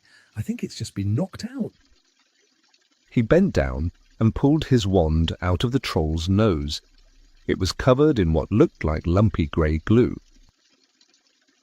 Troll boogers." He wiped it on the troll's trousers. A sudden slamming and loud footsteps made the three of them look up. They hadn't realized what a racket they had been making. But of course, someone downstairs must have heard the crashes and the troll's roars. A moment later, Professor McGonagall had come bursting into the room, closely followed by Snape, with Quirrell bringing up the rear. Quirrell took one look at the troll, let out a faint whimper, and sat quickly down on a toilet, clutching his heart. Snape bent over the troll. Professor McGonagall was looking at Ron and Harry. Harry had never seen her look so angry.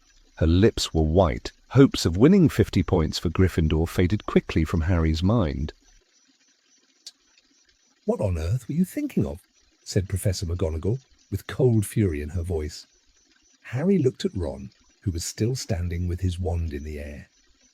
"You're lucky you weren't killed. Why aren't you in your dormitory?" Snape gave Harry a swift, piercing look. Harry looked at the floor. He wished Ron would put his wand down. Then a small voice came out of the shadows. "Please, Professor McGonagall, they were looking for me." "Miss Granger?" Hermione had managed to get to her feet at last. "I went looking for the troll because I thought I could deal with it on my own, because I've read all about them." Ron dropped his wand. Hermione Granger telling a downright lie to a teacher. "If they hadn't found me, I'd be dead now." Harry stuck his wand up its nose and Ron knocked it out.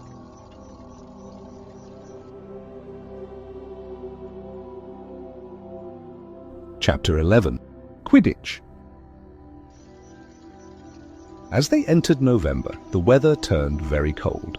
The mountains around the school became icy grey and the lake like chilled steel. Every morning, the ground was covered in frost. Hagrid could be seen from the upstairs windows defrosting broomsticks on the Quidditch field, bundled up in a long moleskin overcoat, rabbit fur gloves, and enormous beaverskin boots.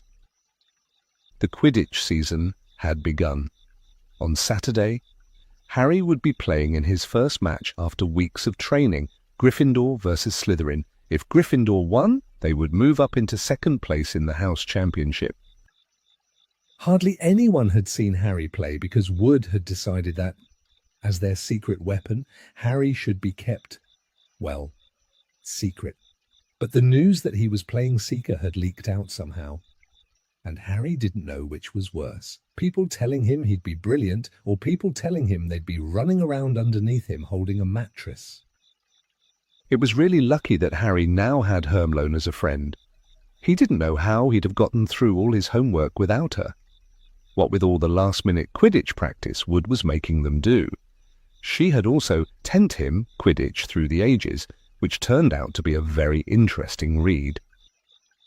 Harry learned that there were 700 ways of committing a Quidditch foul, and that all of them had happened during a World Cup match in 1473, that Seekers were usually the smallest and fastest players, and that most serious Quidditch accidents seemed to happen to them, that although people rarely died playing Quidditch, referees had been known to vanish and turn up months later in the Sahara Desert.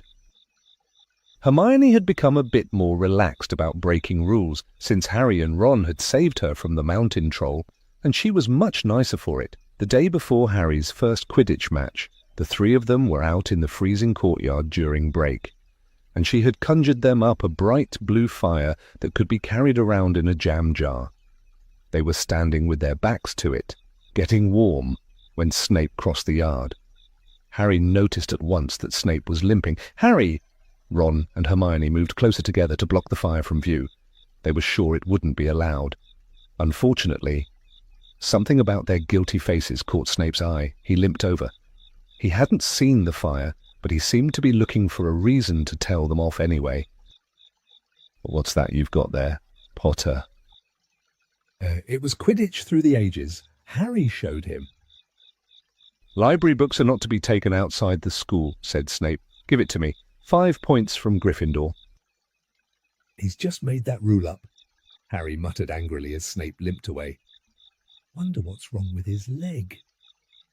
"But I hope it's really hurting him," said Ron bitterly. The Gryffindor common room was very noisy that evening. Harry, Ron and Hermione sat together next to a window. Hermione was checking Harry and Ron's charms homework for them. She would never let them copy "How will you learn?" But by asking her to read it through, they got the right answers anyway. Harry felt restless. He wanted Quidditch Through the Ages back to take his mind off his nerves about tomorrow. Why should he be afraid of Snape? Getting up, he told Ron and Hermione he was going to ask Snape if he could have it. "Better you than me," they said together. But Harry had an idea that Snape wouldn't refuse if there were other teachers listening. He made his way down to the staff room and knocked. There was no answer. He knocked again. Nothing. Perhaps Snape had left the book in there. It was worth a try. He pushed the door ajar and peered inside, and a horrible scene met his eyes. Snape and Filch were inside, alone. Snape was holding his robes above his knees. One of his legs was bloody and mangled. Filch was handing Snape bandages. Blasted thing, asterisk. Snape was saying it. How are you supposed to keep your eyes on all three heads at once? Harry tried to shut the door quietly, but... Potter! Snape's face was twisted with fury as he dropped his robes quickly to hide his leg. Harry gulped. I just wondered if I could have my book back. Get out. Harry left. Before Snape could take any more points from Gryffindor, he sprinted back upstairs. Did you get it? Ron asked as Harry joined them. What's the matter? In a low whisper, Harry told them what he'd seen. You know what this means? He finished breathlessly. He tried to get past that three-headed dog at Halloween. That's where he was going when we saw him. He's after whatever it's guarding, and I bet my broomstick he let that troll in to make a diversion. Hermione's eyes were wide. No, he wouldn't, she said. I know he's not very nice, but he wouldn't try and steal something Dumbledore was keeping safe. Honestly, Hermione, you think all teachers are saints or something? Snapped Ron. I'm with Harry. I wouldn't put anything past Snape. But what's he after? What's that dog guarding? Harry went to bed with his head buzzing with the same question. Neville was snoring loudly, but Harry couldn't sleep. He tried to empty his mind. He needed to sleep. He had to. He had his first Quidditch match in a few hours, but the expression on Snape's face when Harry had seen his leg wasn't easy to forget. The next morning dawned very bright and cold. The great hall was full of the delicious smell of fried sausages and the cheerful chatter of everyone looking forward to a good Quidditch match. Oh, you got to eat some breakfast? I don't want anything. Just a bit of toast, wheedled Hermione. I'm not hungry. Harry felt terrible. In an hour's time he'd be walking onto the field. Harry, you need your strength, said Seamus Finnegan. Seekers are always the ones who get clobbered by the other team. Thanks, Seamus, said Harry, watching Seamus pile ketchup on his sausages. By 11 o'clock, the whole school seemed to be out in the stands around the Quidditch pitch. Many students had binoculars. The seats might be raised high in the air, but it was still difficult to see what was going on sometimes. Ron and Hermione joined Neville, Seamus, and Dean the West Ham fan up in the top row. As a surprise for Harry, they had painted a large banner on one of the sheets Scabbers had ruined. It said, Potter for President, and Dean, who was good at drawing, had done a large Gryffindor lion underneath. Then Hermione had performed a tricky little charm so that the paint flashed different colours. Meanwhile, in the locker room, Harry and the rest of the team were changing into their scarlet Quidditch robes. Slytherin would be playing in green. Wood cleared his throat for silence. Okay, men, he said. And women, said Chaser Angelina Johnson. And women, Wood agreed. This is it. The big one, said Fred Weasley. The one we've all been waiting for, said George. We know Oliver's speech by heart, Fred told Harry. We were on the team last year. Shut up, you two, said Wood. This is the best team Gryffindor's had in years. We're going to win, I know it. He glared at them all as if to say, or else. Right, it's time. Good luck, all of you. Harry followed Fred and George out of the locker room and, hoping his knees weren't going to give way, walked onto the field to loud cheers. Madam Hooch was refereeing. She stood in the middle of the field waiting for the two teams, her broom in her hand. Now, I want a nice fair game. All of you, she said, once they were all gathered around her. Harry noticed that she seemed to be speaking particularly to the Slytherin captain, Marcus Flint, a 6th year. Harry thought Flint looked as if he had some troll blood in him. Out of the corner of his eye, he saw the fluttering banner high above. Flashing Potter for President over the crowd. His heart skipped. He felt braver. "Mount your brooms, please." Harry clambered onto his Nimbus 2000. Madam Hooch gave a loud blast on her silver whistle. 15 brooms rose up, high, high into the air. They were off, and the quaffle is taken immediately by Angelina Johnson of Gryffindor. What an excellent chaser that girl is, and rather attractive, too. Jordan? Sorry, Professor. The Weasley twins' friend, Lee Jordan, was doing the commentary for the match, closely watched by Professor McGonagall. And she's really belting along up there. A neat pass to Alicia Spinnet. A good find of Oliver Woods. Last year, only a reserve, back to Johnson. And no, the Slytherins have taken the quaffle. Slytherin captain Marcus Flint gains the quaffle. And off he goes. Flint flying like an eagle up there. He's going to SC. No. Stopped by an excellent move by Gryffindor keeper Wood. And the Gryffindors take the quaffle. That's chaser Katie Bell of Gryffindor there. Nice dive around Flint, off up the field, and ouch, that must have hurt. Hit in the back of the head by a bludger. Quaffle taken by the Slytherins. That's Adrian Pusey speeding off toward the goalposts. But he's blocked by a second bludger, sent his way by Fred or George Weasley. Can't tell which. Nice play by the Gryffindor beater. Anyway, Anne Johnson back in possession of the quaffle. A clear field ahead, and off she goes. She's really flying. Dodges a speeding bludger. The goalposts are ahead. Come on, now. Angelina, keeper Bletchley dives. Misses. Gryffindor's score. Gryffindor cheers filled the cold air, with howls and moans from the Slytherins. Budget up there. Move along. Hagrid. Ron and Hermione squeezed together to give Hagrid enough space to join them. "Been watching from me hut," said Hagrid, patting a large pair of binoculars around his neck. "But it isn't the same as being in the crowd. No sign of the snitch yet. Eh?" Nope, said Ron. Harry hasn't had much to do yet. Kept out of trouble, though that's something, said Hagrid, raising his binoculars and peering skyward at the speck that was Harry. Way up above them, Harry was gliding over the game, squinting about for some sign of the snitch. This was part of his and Wood's game plan. Keep out of the way until you catch sight of the snitch, Wood had said. We don't want you attacked before you have to be. When Angelina had scored, Harry had done a couple of loop-the-loops to let off his feelings. Now he was back to staring around for the snitch. Once he caught sight of a flash of gold, but it was just a reflection from one of the Weasleys' wristwatches. And once a bludger decided to come pelting his way, more like a cannonball than anything, but Harry dodged it, and Fred Weasley came chasing after it. All right there. Harry!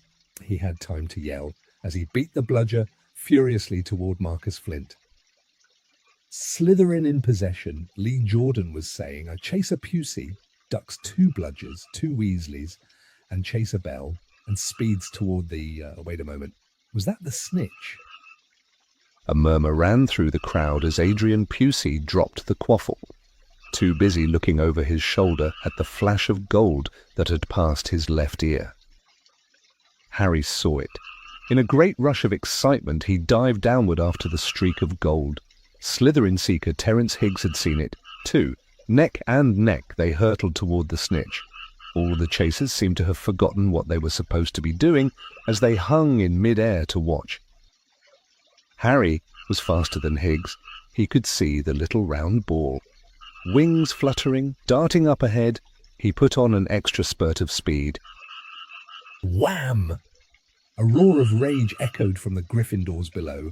Marcus Flint had blocked Harry on purpose, and Harry's broom spun off course, Harry holding on for dear life. "Foul!" screamed the Gryffindors. Madam Hooch spoke angrily to Flint and then ordered a free shot at the goalposts for Gryffindor, but in all the confusion, of course, the golden snitch had disappeared from sight again. Down in the stands, Dean Thomas was yelling, "Send him off! Ref, red card!" What are you talking about, Dean? Said Ron. Red card, said Dean furiously. In soccer, You get shown the red card and you're out of the game. But this isn't soccer, Dean, Ron reminded him. Hagrid, however, was on Dean's side. But they ought to change the rules. Flint could have knocked Harry out of the air. Lee Jordan was finding it difficult not to take sides. So after that obvious and disgusting bit of cheating... Jordan, growled Professor McGonagall. After that open and revolting foul... Jordan, I'm warning you. All right. Flint nearly kills the Gryffindor Seeker, which could happen to anyone, I'm sure. So a penalty to Gryffindor, taken by Spinner, who puts it away, no trouble, and we continue play. To Gryffindor still in possession. It was as Harry dodged another bludger, which went spinning dangerously past his head, that it happened. His broom gave a sudden, frightening lurch. For a split second he thought he was going to fall. He gripped the broom tightly with both his hands and knees. He'd never felt anything like that. It happened again. It was as though the broom was trying to buck him off. But Nimbus 2000s did not suddenly decide to buck their riders off. Harry tried to turn back toward the Gryffindor goalposts. He had half a mind to ask Wood to call time out, and then he realized that his broom was completely out of his control. He couldn't turn it. He couldn't direct it at all. It was zigzagging through the air, and every now and then making violent swishing movements that almost unseated him. Lee was still commentating. Slytherin in possession, Flint with the quaffle, passes Spinnet, passes Bell, hit hard in the face by a bludger, hope it broke his nose, or only joking. Professor Slytherin score a no. The Slytherins were cheering. No one seemed to have noticed that Harry's broom was behaving strangely.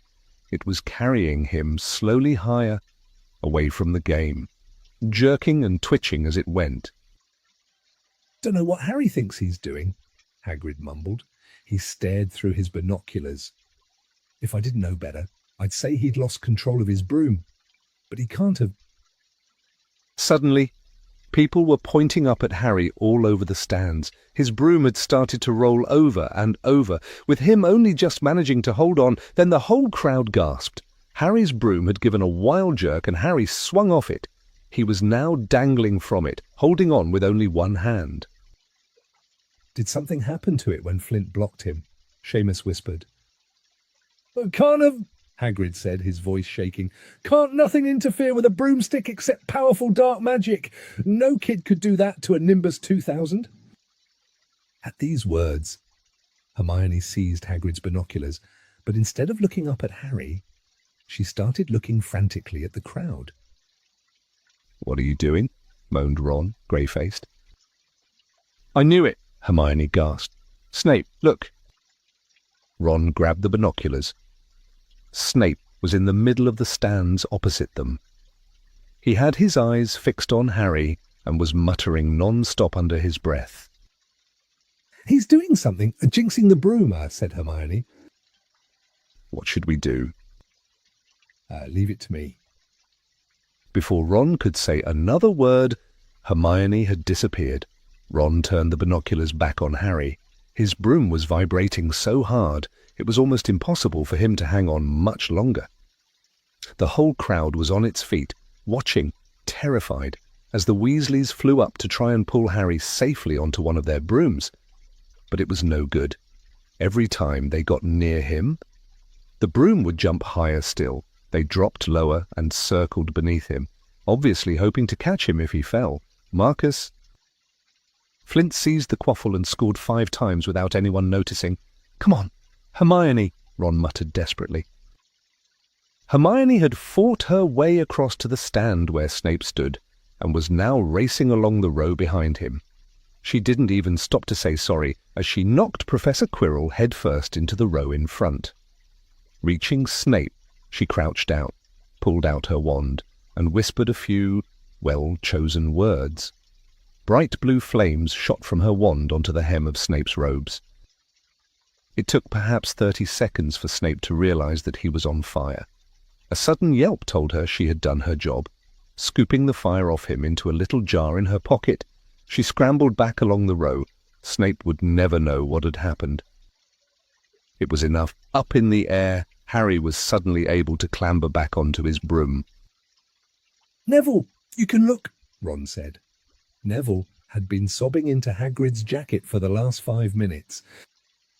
Harry was speeding toward the ground when the crowd saw him clap his hand to his mouth as though he was about to be sick. He hit the field on all fours, coughed, and something gold fell into his hand.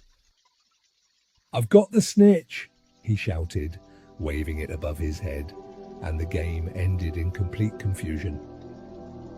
He didn't catch it, he nearly swallowed it. Flint was still howling 20 minutes later, but it made no...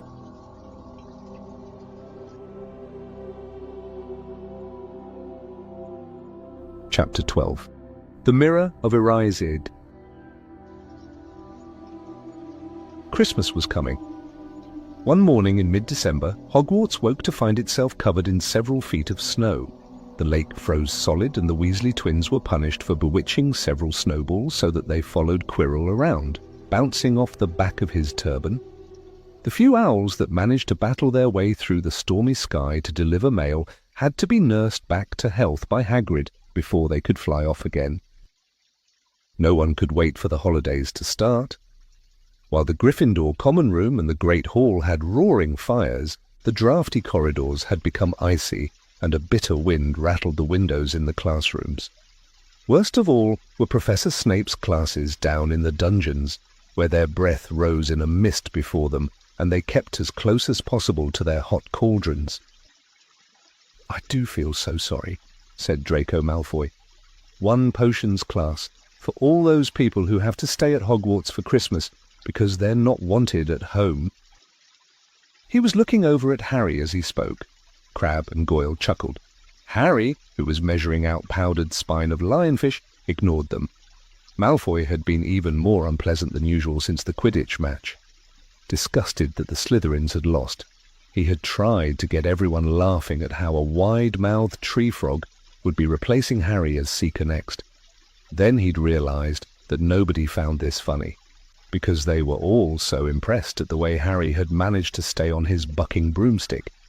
So, Malfoy, jealous and angry, had gone back to taunting Harry about having no proper family. It was true that Harry wasn't going back to Privet Drive for Christmas. Professor McGonagall had come around the week before, making a list of students who would be staying for the holidays, and Harry had signed up at once. He didn't feel sorry for himself at all. This would probably be the best Christmas he'd ever had. Ron and his brothers were staying too, because Mr. and Mrs. Weasley were going to Romania to visit Charlie. When they left the dungeons at the end of potions, they found a large fir tree blocking the corridor ahead. 2 enormous feet sticking out at the bottom, and a loud puffing sound told them that Hagrid was behind it. "Hi, Hagrid, want any help?" Ron asked, sticking his head through the branches. "Nah, I'm all right, thanks, Ron." "Would you mind moving out of the way?" came Malfoy's cold drawl from behind them. "Are you trying to earn some extra money? Weasley, hoping to be gamekeeper yourself when you leave Hogwarts? I suppose that hut of Hagrid's must seem like a palace compared to what your family's used to." Ron dived at Malfoy just as Snape came up the stairs. "Weasley." Ron let go of the front of Malfoy's robes. "He was provoked. Professor Snape," said Hagrid, sticking his huge hairy face out from behind the tree. "Malfoy was insulting his family." "Be that as it may, fighting is against Hogwarts rules, Hagrid," said Snape silkily. 5 points from Gryffindor, Weasley, and be grateful it isn't more. Move along, all of you." Malfoy, Crabbe, and Goyle pushed roughly past the tree, scattering needles everywhere and smirking. "I'll get him," said Ron, grinding his teeth at Malfoy's back. "One of these days, I'll get him."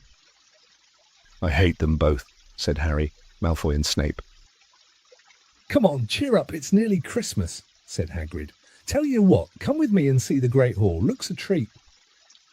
So the 3 of them followed Hagrid and his tree off to the Great Hall, where Professor McGonagall and Professor Flitwick were busy with the Christmas decorations. Hagrid, The last tree. Put it in the far corner. Would you... The hall looked spectacular. Festoons of holly and mistletoe hung all around the walls, and no less than 12 towering Christmas trees stood around the room, some sparkling with tiny icicles, some glittering with hundreds of candles. "How many days you got left until your holidays?" Hagrid asked. "Just one," said Hermione. "And that reminds me, Harry, Ron, we've got half an hour before lunch. We should be in the library."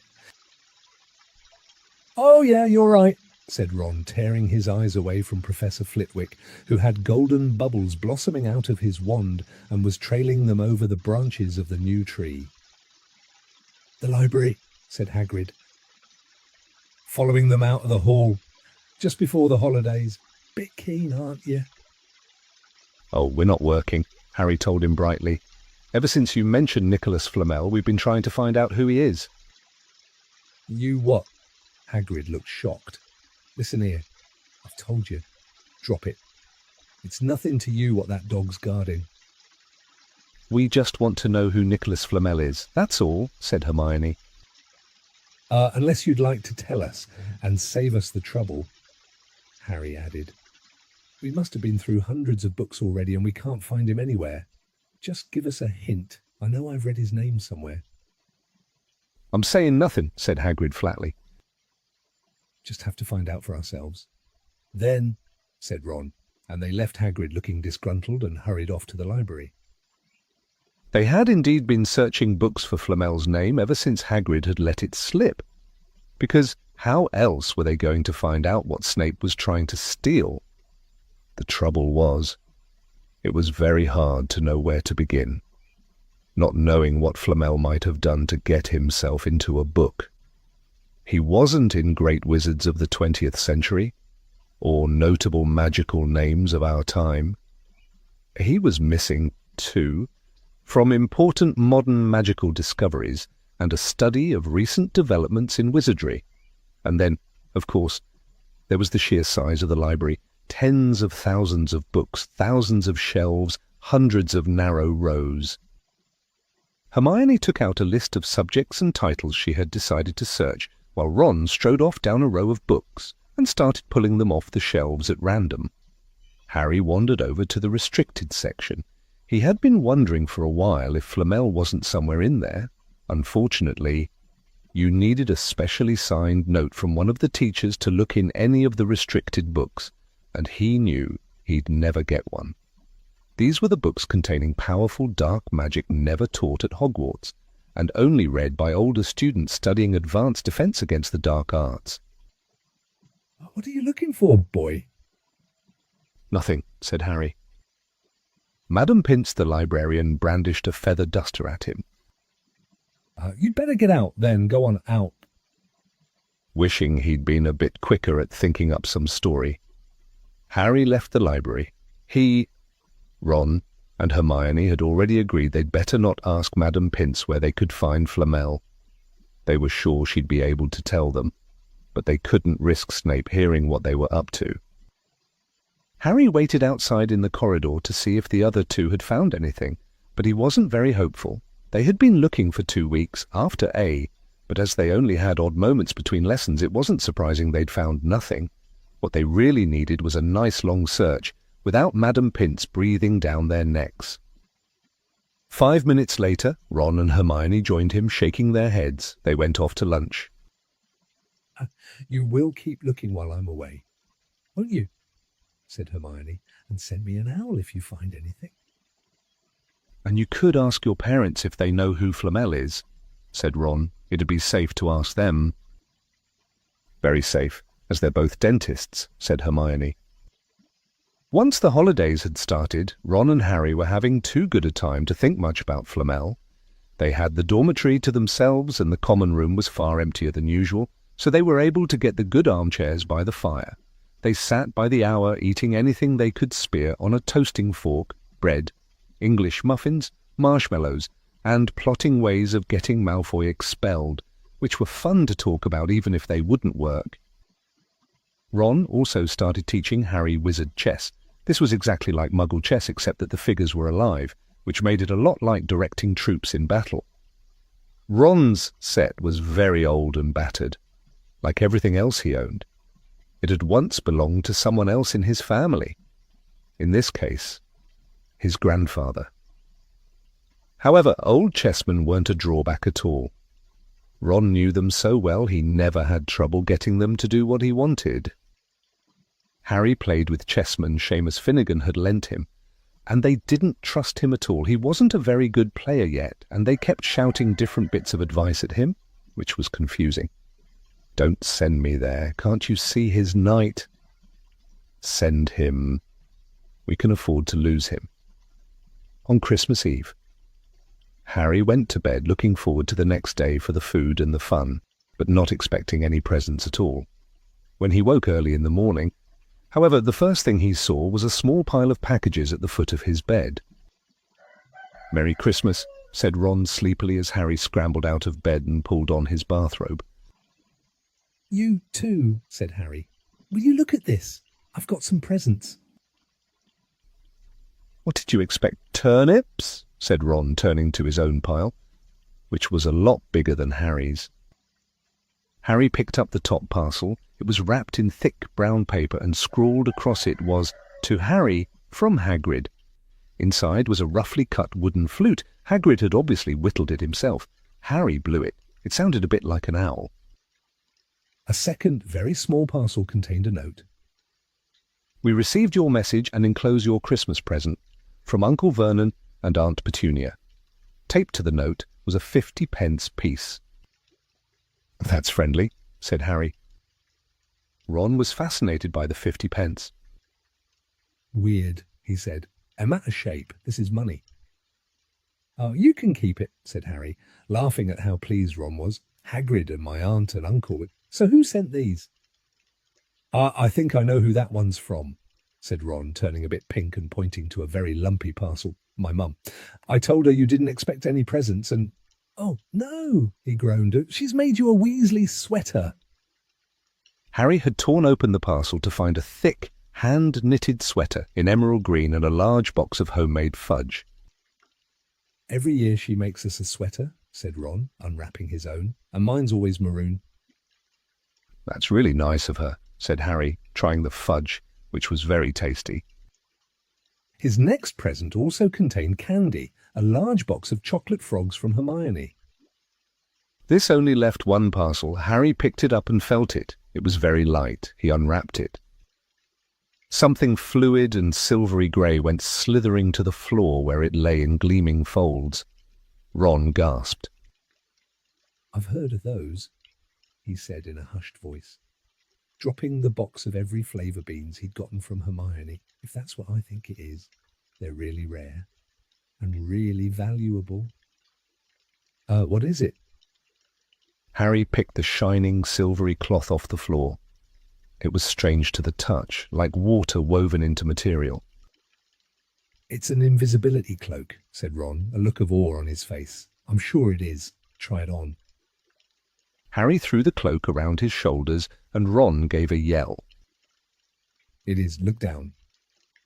Harry looked down at his feet, but they were gone. He dashed to the mirror.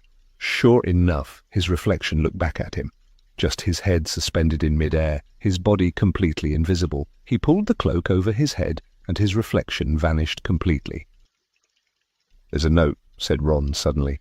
A note fell out of it. Harry pulled off the cloak and seized the letter. Written in narrow, loopy writing he had never seen before were the following words: "Your father left this in my possession before he died. It is time it was returned to you. Use it well. A very Merry Christmas to you." There was no signature. Harry stared at the note. Ron was admiring the cloak. "I'd give anything for one of these," he said. "Anything? What's the matter?" "Nothing," said Harry. He felt very strange. Who had sent the cloak? Had it really once belonged to his father? Before he could say or think anything else, the dormitory door was flung open and Fred and George Weasley bounded in.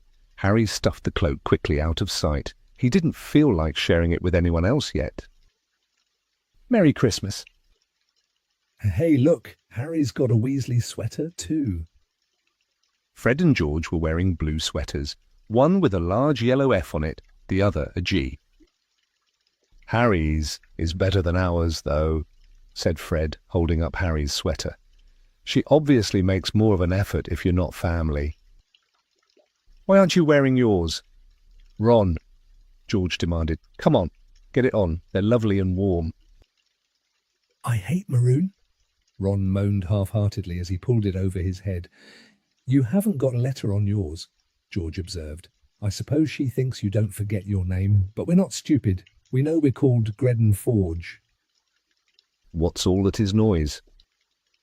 Percy Weasley stuck his head through the door, looking disapproving. He had clearly gotten halfway through unwrapping his presents, as he, too, carried a lumpy sweater over his arm, which Fred seized. "P for prefect. Get it on. Percy, come on. We're all wearing ours. Even Harry got one." "I don't want," said Percy thickly, as the twins forced the sweater over his head, knocking his glasses askew. "And you're not sitting with the prefects today either," said George. "Christmas is a time for family." They frog-marched Percy from the room, his arms pinned to his side by his sweater. Harry had never in all his life had such a Christmas dinner. 100 fat, roast turkeys, mountains of roast and boiled potatoes, platters of chipolatas, tureens of buttered peas, silver boats of thick, rich gravy and cranberry sauce, and stacks of wizard crackers every few feet along the table. These fantastic party favours were nothing like the feeble muggle ones the Dursleys usually bought, with their little plastic toys and their flimsy paper hats inside. Harry pulled a wizard cracker with Fred, and it didn't just bang. It went off with a blast like a cannon and engulfed them all in a cloud of blue smoke, while from the inside exploded a Rear Admiral's hat and several live white mice. Up at the high table, Dumbledore had swapped his pointed wizard's hat for a flowered bonnet, and was chuckling merrily at a joke Professor Flitwick had just read him. Flaming Christmas puddings followed the turkey. Percy nearly broke his teeth on a silver sickle embedded in his slice. Harry watched Hagrid getting redder and redder in the face as he called for more wine, finally kissing Professor McGonagall on the cheek, who, to Harry's amazement, giggled and blushed, her top hat lopsided. When Harry finally left the table, he was laden down with a stack of things out of the crackers, including a pack of non-explodable luminous balloons, a grow-your-own-warts kit, and his own new wizard chess set. The white mice had disappeared, and Harry had a nasty feeling they were going to end up as Mrs. Norris's Christmas dinner. Harry and the Weasleys spent a happy afternoon having a furious snowball fight on the grounds. Then, cold, wet, and gasping for breath, they returned to the fire in the Gryffindor common room, where Harry broke in his new chess set by losing spectacularly to Ron. He suspected he wouldn't have lost so badly if Percy hadn't tried to help him so much. After a meal of turkey sandwiches, crumpets, trifle, and Christmas cake, everyone felt too full and sleepy to do much before bed, except sit and watch Percy chase Fred and George all over Gryffindor Tower because they'd stolen his prefect badge. It had been Harry's best Christmas day ever. Yet something had been nagging at the back of his mind all day. Not until he climbed into bed was he free to think about it, the invisibility cloak and whoever had sent it. Ron, full of turkey and cake and with nothing mysterious to bother him, fell asleep almost as soon as he'd drawn the curtains of his four-poster. Harry leaned over the side of his own bed and pulled the cloak out from under it. His father's. This had been his father's. He let the material flow over his hands, smoother than silk, light as air. Use it well, the note had said. He had to try it. Now. He slipped out of bed and wrapped the cloak around himself. Looking down at his legs, he saw only moonlight and shadows. It was a very funny feeling. Use it well. Suddenly, Harry felt wide awake. The whole of Hogwarts was open to him in this cloak. Excitement flooded through him as he stood there in the dark and silence. He could go anywhere in this, anywhere, and Filch would never know. Ron grunted in his sleep. Should Harry wake him? Something held him back, his father's cloak. He felt that this time, the first time, he wanted to use it alone. He crept out of the dormitory, down the stairs, across the common room, and climbed through the portrait hole. "Who's there?" squawked the fat lady. Harry said nothing. He walked quickly down the corridor. Where should he go? He stopped, his heart racing, and thought, and then it came to him, the restricted section in the library. He'd be able to read as long as he liked, as long as it took to find out who Flamel was. He set off, drawing the invisibility cloak tight around him as he walked. The library was pitch black and very eerie. Harry lit a lamp to see his way along the rows of books. The lamp looked as if it was floating along in mid-air, and even though Harry could feel his arm supporting it, the sight gave him the creeps. The restricted section was right at the back of the library. Stepping carefully over the rope that separated these books from the rest of the library, he held up his lamp to read the titles. They didn't tell him much. Their peeling, faded gold letters spelled words in languages Harry couldn't understand. Some had no title at all. One book had a dark stain on it that looked horribly like blood. The hairs on the back of Harry's neck prickled. Maybe he was imagining it. Maybe not. But he thought a faint whispering was coming from the books, as though they knew someone was there who shouldn't be. He had to start somewhere. Setting the lamp down carefully on the floor, he looked along the bottom shelf for an interesting-looking book. A large black and silver volume caught his eye. He pulled it out with difficulty, because it was very heavy, and, balancing it on his knee, let it fall open. A piercing, blood-curdling shriek split the silence. The book was screaming. Harry snapped it shut, but the shriek went on and on. One high, unbroken, ear-splitting note. He stumbled backward and knocked over his lamp, which went out at once. Panicking, he heard footsteps coming down the corridor outside. Stuffing the shrieking book back on the shelf, he ran for it. He passed Filch in the doorway. Filch's pale and wild eyes looked straight through him. And Harry slipped under Filch's outstretched arm and streaked off up the corridor, the book's shrieks still ringing in his ears. He came to a sudden halt in front of a tall suit of armour. He had been so busy getting away from the library, he hadn't paid attention to where he was going, perhaps because it was dark. He didn't recognize where he was at all. There was a suit of armour near the kitchens, he knew, but he must be 5 floors above there. "You asked me to come directly to you, Professor. If anyone was wandering around at night and somebody's been in the library restricted section." Harry felt the blood drain out of his face.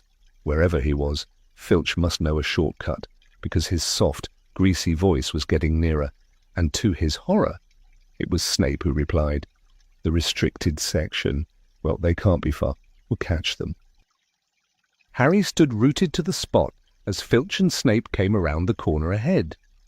They couldn't see him, of course, but it was a narrow corridor, and if they came much nearer, they'd knock right into him. The cloak didn't stop him from being solid. He backed away as quietly as he could. A door stood ajar to his left. It was his only hope. He squeezed through it, holding his breath, trying not to move it, and to his relief, he managed to get inside the room without their noticing anything. They walked straight past, and Harry leaned against the wall, breathing deeply, listening to their footsteps dying away. That had been close, very close. It was a few seconds before he noticed anything about the room he had hidden in. It looked like an unused classroom. The dark shapes of desks and chairs were piled against the walls, and there was an upturned wastepaper basket, but propped against the wall facing him was something that didn't look as if it belonged there, something that looked as if someone had just put it there to keep it out of the way. It was a magnificent mirror, as high as the ceiling, with an ornate gold frame. Standing on 2 clawed feet, there was an inscription carved around the top, Erisid stra eru oit uber cafru oit on voci. His panic fading, now that there was no sound of Filch and Snape. Harry moved nearer to the mirror, wanting to look at himself but see no reflection again. He stepped in front of it. He had to clap his hands to his mouth to stop himself from screaming. He whirled around. His heart was pounding far more furiously than when the book had screamed, for he had seen not only himself in the mirror, but a whole crowd of people standing right behind him. But the room was empty, breathing very fast. He turned slowly back to the mirror. There he was, reflected in it, white and scared-looking, and there, reflected behind him, were at least 10 others. Harry looked over his shoulder, but still no one was there. Or were they all invisible? 2. Was he in fact in a room full of invisible people, and this mirror's trick was that it reflected them, invisible or not? He looked in the mirror again. A woman standing right behind his reflection was smiling at him and waving. He reached out a hand and felt the air behind him. If she was really there, he'd touch her. Their reflections were so close together, but he felt only air. She and the others existed only in the mirror. She was a very pretty woman. She had dark red hair, and her eyes are just like mine, Harry thought, edging a little closer to the glass. Bright green, exactly the same shape. But then he noticed that she was crying, smiling, but crying at the same time. The tall, thin, black-haired man standing next to her put his arm around her. He wore glasses, and his hair was very untidy. It stuck up at the back, just as Harry's did. Harry was so close to the mirror now that his nose was nearly touching that of his reflection. "Mom," he whispered, "Dad!" They just looked at him, smiling, and slowly, Harry looked into the faces of the other people in the mirror and saw other pairs of green eyes like his, other noses like his, even a little old man who looked as though he had Harry's knobbly knees. Harry was looking at his family for the first time in his life. The Potters smiled and waved at Harry, and he stared hungrily back at them. His hands pressed flat against the glass, as though he was hoping to fall right through it and reach them. He had a powerful kind of ache inside him, half joy, half terrible sadness. How long he stood there, he didn't know. The reflections did not fade, and he looked and looked until a distant noise brought him back to his senses. He couldn't stay here. He had to find his way back to bed. He tore his eyes away from his mother's face, whispered, "I'll come back," and hurried from the room. "You could have woken me up," said Ron crossly. "You can come tonight. I'm going back. I want to show you the mirror." "I'd like to see your mum and dad," Ron said eagerly.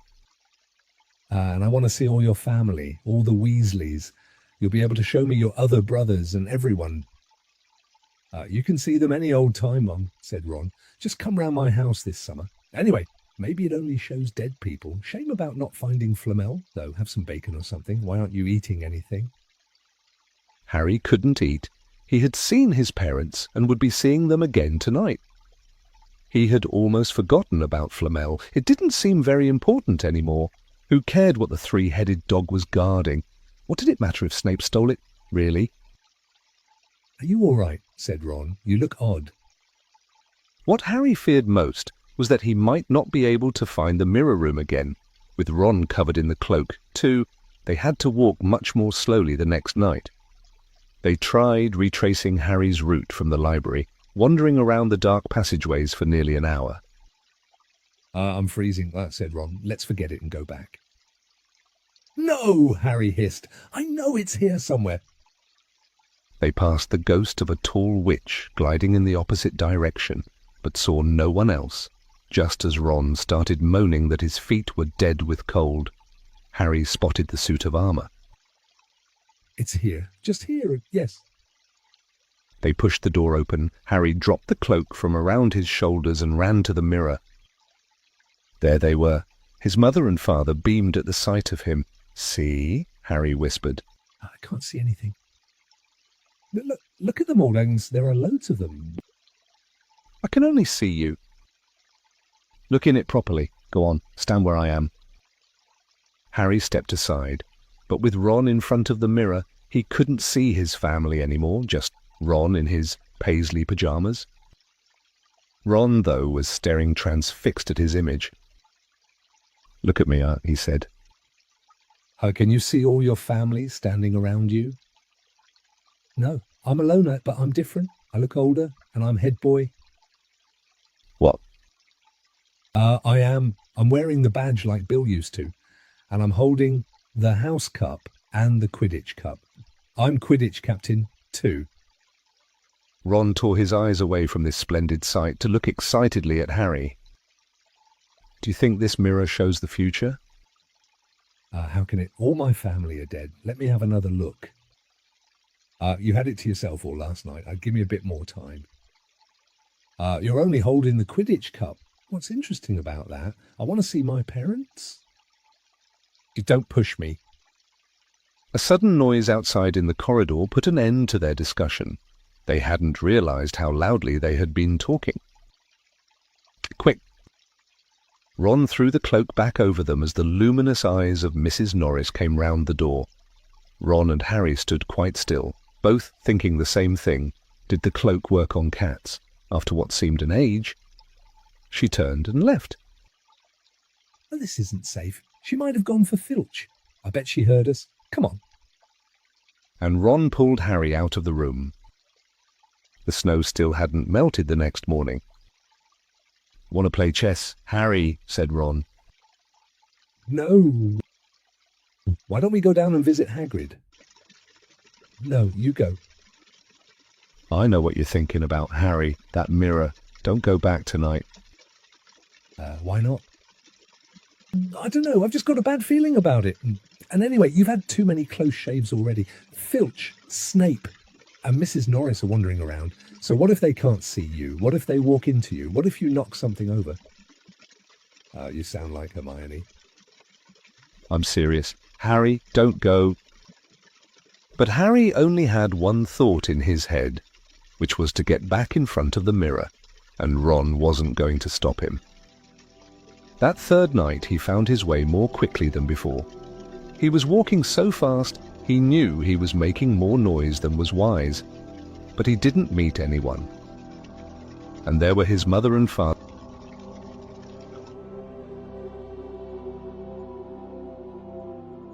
Chapter 13. Nicholas Flamel. Dumbledore had convinced Harry not to go looking for the mirror of Erised again, and for the rest of the Christmas holidays the invisibility cloak stayed folded at the bottom of his trunk. Harry wished he could forget what he'd seen in the mirror as easily, but he couldn't. He started having nightmares. Over and over again he dreamed about his parents disappearing in a flash of green light, while a high voice cackled with laughter. You see, Dumbledore was right. That mirror could drive you mad, said Ron, when Harry told him about these drones. Hermione, who came back the day before term started, took a different view of things. She was torn between horror at the idea of Harry being out of bed, roaming the school 3 nights in a row if Filch had caught you, and disappointment that he hadn't at least found out who Nicholas Flamel was. They had almost given up hope of ever finding Flamel in a library book, even though Harry was still sure he'd read the name somewhere. Once term had started, they were back to skimming through books for 10 minutes during their breaks. Harry had even less time than the other two, because Quidditch practice had started again. Wood was working the team harder than ever. Even the endless rain that had replaced the snow couldn't dampen his spirits. The Weasleys complained that Wood was becoming a fanatic, but Harry was on Wood's side. If they won their next match against Hufflepuff, they would overtake Slytherin in the House Championship for the first time in 7 years. Quite apart from wanting to win, Harry found he had fewer nightmares when he was tired out after training. Then, during one particularly wet and muddy practice session, Wood gave the team a bit of bad news. He'd just gotten very angry with the Weasleys, who kept dive-bombing each other and pretending to fall off their brooms. Will you stop messing around? He yelled. That's exactly the sort of thing that'll lose us the match. Snape's refereeing this time, and he'll be looking for any excuse to knock points off Gryffindor. George Weasley really did fall off his broom at these words. Snape's refereeing. He spluttered through a mouthful of mud. When's he ever refereed a Quidditch match? He's not going to be fair. If we might overtake Slytherin. The rest of the team landed next to George to complain too. "It's not my fault," said Wood. "We've just got to make sure we play a clean game, so Snape hasn't got an excuse to pick on us." Which was all very well, thought Harry, but he had another reason for not wanting Snape near him while he was playing Quidditch. The rest of the team hung back to talk to one another as usual at the end of practice, but Harry headed straight back to the Gryffindor common room, where he found Ron and Hermione playing chess. Chess was the only thing Hermione ever lost at, something Harry and Ron thought was very good for her. "Don't talk to me for a moment," said Ron when Harry sat down next to him. "I need to consider—" He caught sight of Harry's face. "What's the matter with you? You look terrible." Speaking quietly so that no one else would hear, Harry told the other two about Snape's sudden, sinister desire to be a Quidditch referee. "Don't play," said Hermione at once. "Say you're ill," said Ron. "Pretend to break your leg," Hermione suggested. "Really break your leg," said Ron. "I can't," said Harry. "There isn't a reserve seeker. If I back out, Gryffindor can't play at all." At that moment, Neville toppled into the common room. How he had managed to climb through the portrait hole was anyone's guess, because his legs had been stuck together with what they recognised at once as the leg locker curse. He must have had to bunny hop all the way up to Gryffindor Tower. Everyone fell over laughing except Hermione, who leapt up and performed the counter curse. Neville's legs sprang apart and he got to his feet, trembling. "What happened?" Hermione asked him, leading him over to sit with Harry and Ron. "Malfoy," said Neville shakily. "I met him outside the library. He said he'd been looking for someone to practice that on." "Go to Professor McGonagall," Hermione urged Neville. "Report him." Neville shook his head. "I don't want more trouble," he mumbled. "Hey, you've got to stand up to him." "Neville," said Ron. He's used to walking all over people, but that's no reason to lie down in front of him and make it easier." "There's no need to tell me I'm not brave enough to be in Gryffindor. Malfoy's already done that," Neville choked out.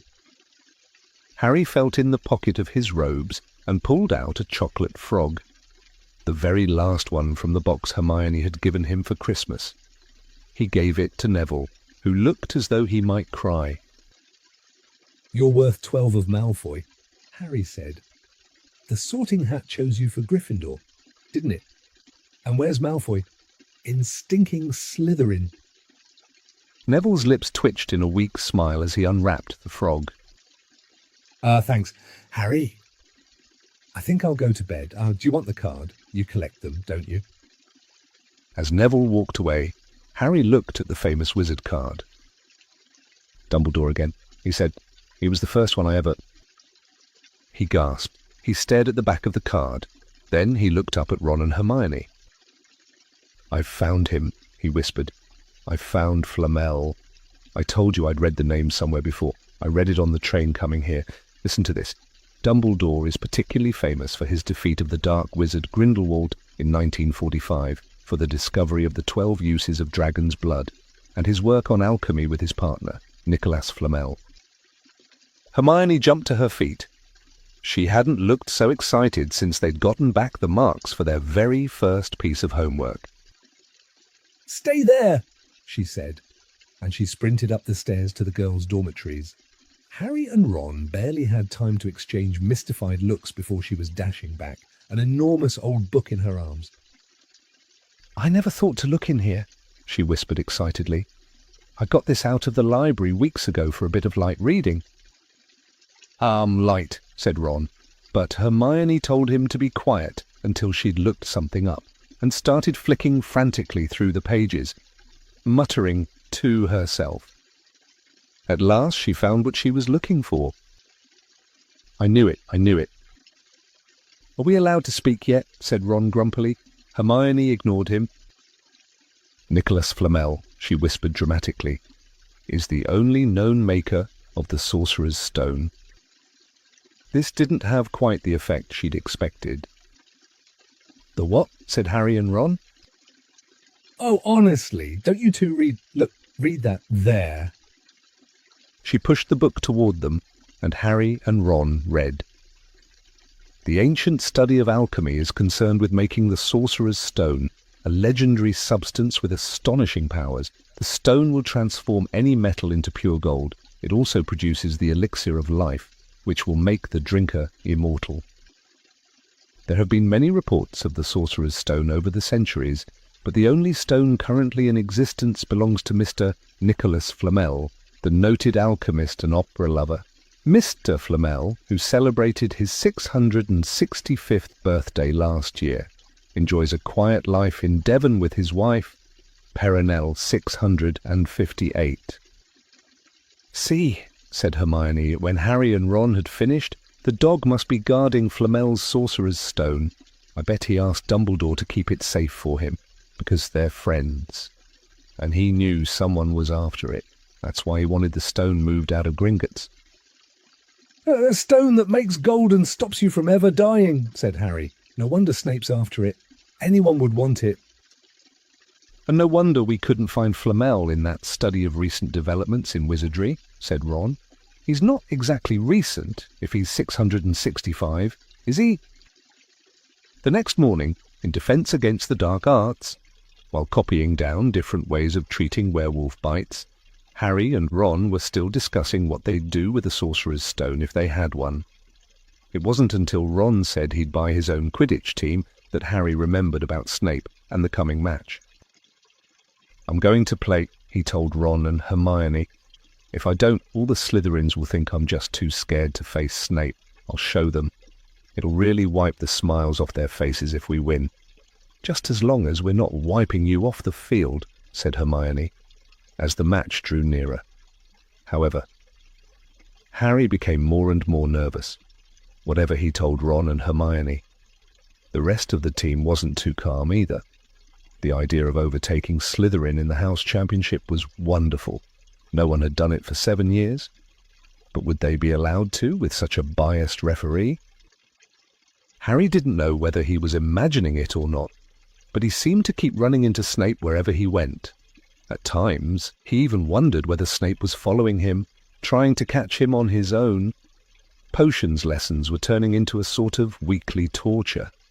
Snape was so horrible to Harry. Could Snape possibly know they'd found out about the Sorcerer's Stone? Harry didn't see how he could. Yet, he sometimes had the horrible feeling that Snape could read minds. Harry knew, when they wished him good luck outside the locker rooms the next afternoon, that Ron and Hermione were wondering whether they'd ever see him alive again. This wasn't what you'd call comforting. Harry hardly heard a word of Wood's pep talk as he pulled on his Quidditch robes and picked up his Nimbus 2000. Ron and Hermione, meanwhile, had found a place in the stands next to Neville, who couldn't understand why they looked so grim and worried, or why they had both brought their wands to the match.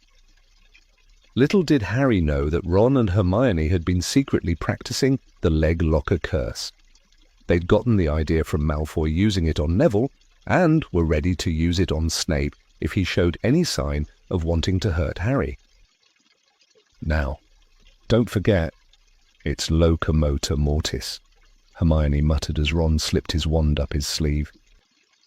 I know," Ron snapped. "Don't nag." Back in the locker room, Wood had taken Harry aside. "We don't want to pressure you, Potter, but if we ever need an early capture of the snitch, it's now.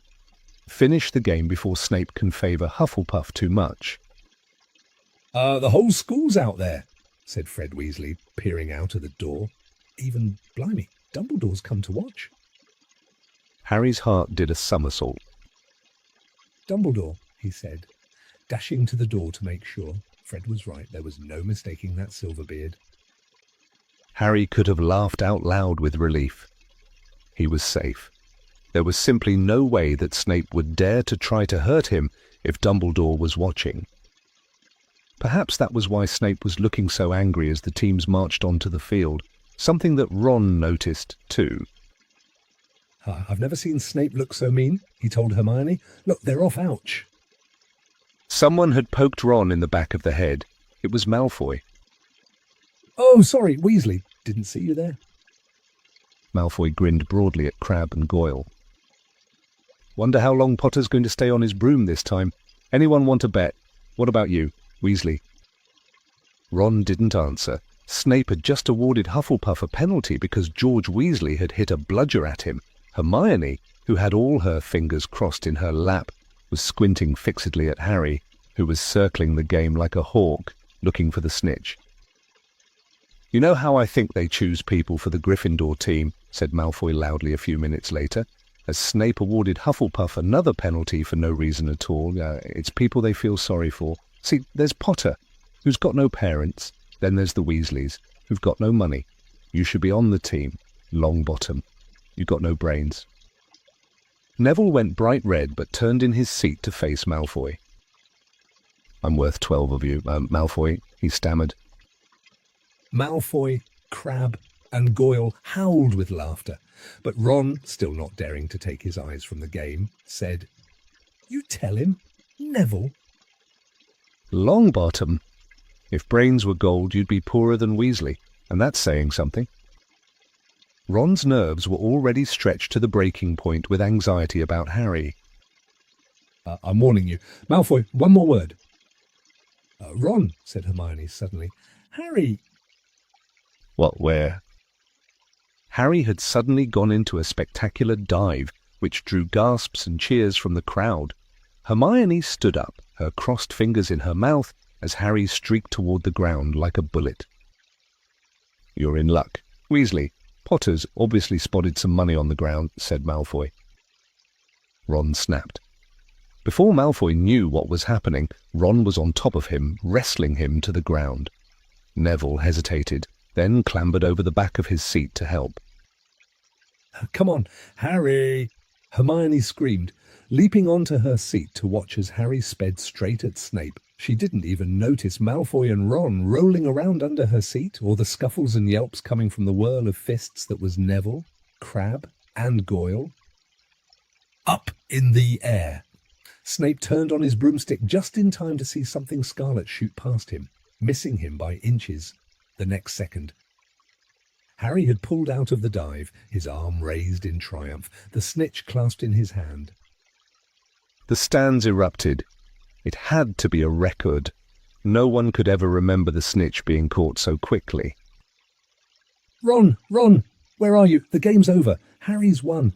We've won. Gryffindor is in the lead," shrieked Hermione, dancing up and down on her seat and hugging Parvati Patil in the row in front. Harry jumped off his broom, a foot from the ground. He couldn't believe it. He'd done it. The game was over. It had barely lasted 5 minutes.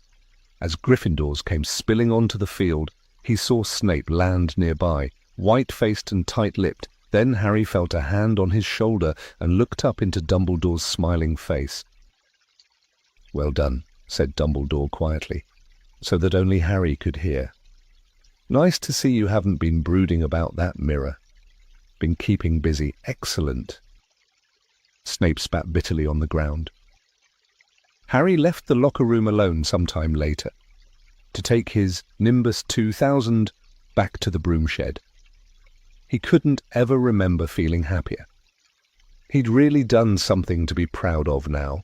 No one could say he was just a famous name anymore. The evening air had never smelled so sweet. He walked over the damp grass, reliving the last hour in his head, which was a happy blur. Gryffindors running to lift him onto their shoulders, Ron and Hermione in the distance, jumping up and down, Ron cheering through a heavy nosebleed. Harry had reached the shed. He leaned against the wooden door and looked up at Hogwarts, with its windows glowing red in the setting sun. Gryffindor in the lead. He'd done it. He'd shown Snape. And speaking of Snape, a hooded figure came swiftly down the front steps of the castle. Clearly not wanting to be seen, it walked as fast as possible toward the forbidden forest. Harry's victory faded from his mind as he watched. He recognized the figure's prowling walk. Snape, sneaking into the forest while everyone else was at dinner. What was going on? Harry jumped back on his Nimbus 2000 and took off. Gliding silently over the castle, he saw Snape enter the forest at a run. He followed. The trees were so thick he couldn't see where Snape had gone.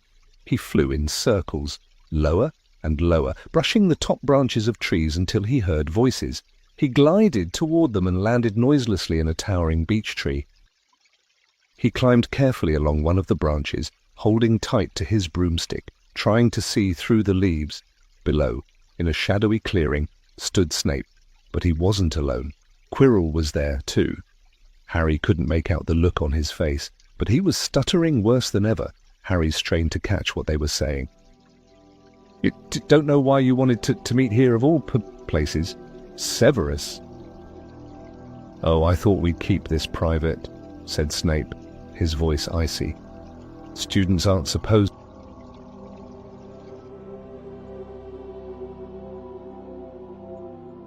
Chapter 14. Norbert the Norwegian Ridgeback. Quirrell, however, must have been braver than they'd thought. In the weeks that followed, he did seem to be getting paler and thinner, but it didn't look as though he'd cracked yet.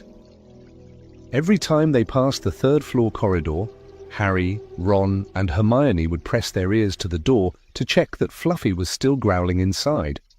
Snape was sweeping about in his usual bad temper, which surely meant that the stone was still safe. Whenever Harry passed Quirrell these days, he gave him an encouraging sort of smile, and Ron had started telling people off for laughing at Quirrell's stutter. Hermione, however, had more on her mind than the Sorcerer's Stone. She had started drawing up study schedules and colour-coding all her notes. Harry and Ron wouldn't have minded, but she kept nagging them to do the same. Hermione, the exams are ages away."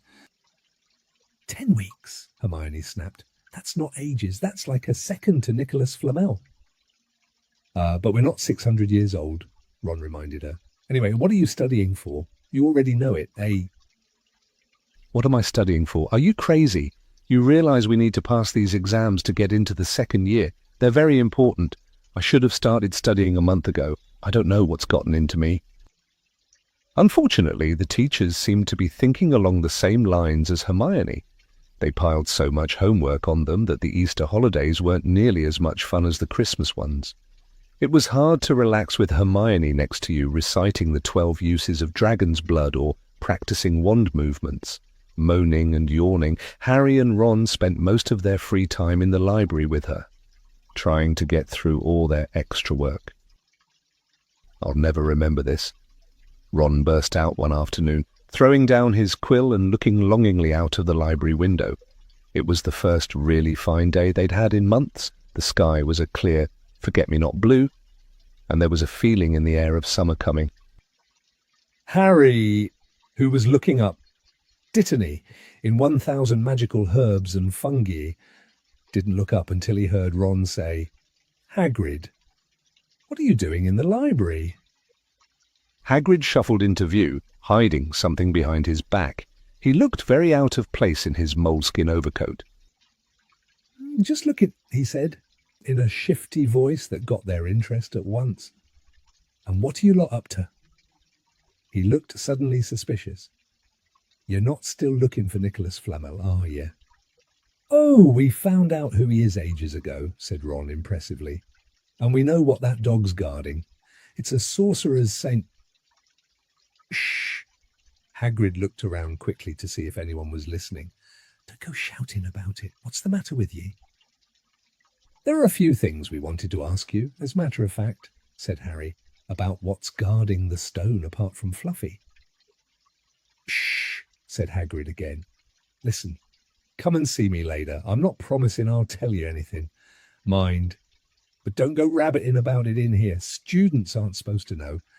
They'll think I've told you." "See you later, then," said Harry. Hagrid shuffled off. "What was he hiding behind his back?" said Hermione thoughtfully. Do you think it had anything to do with the stone?"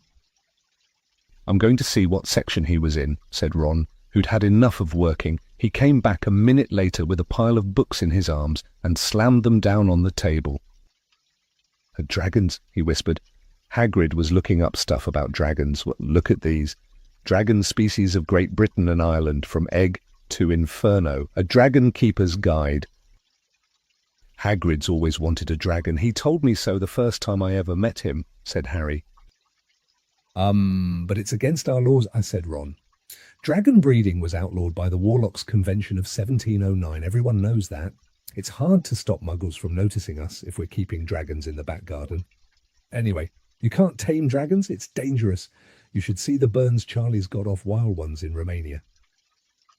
But there aren't wild dragons in Britain, said Harry. Of course there are, said Ron. Common, Welsh Green and Hebridean Blacks. The Ministry of Magic has a job hushing them up. I can tell you, our kind have to keep putting spells on muggles who've spotted them to make them forget. So what on earth's Hagrid up to? Said Hermione.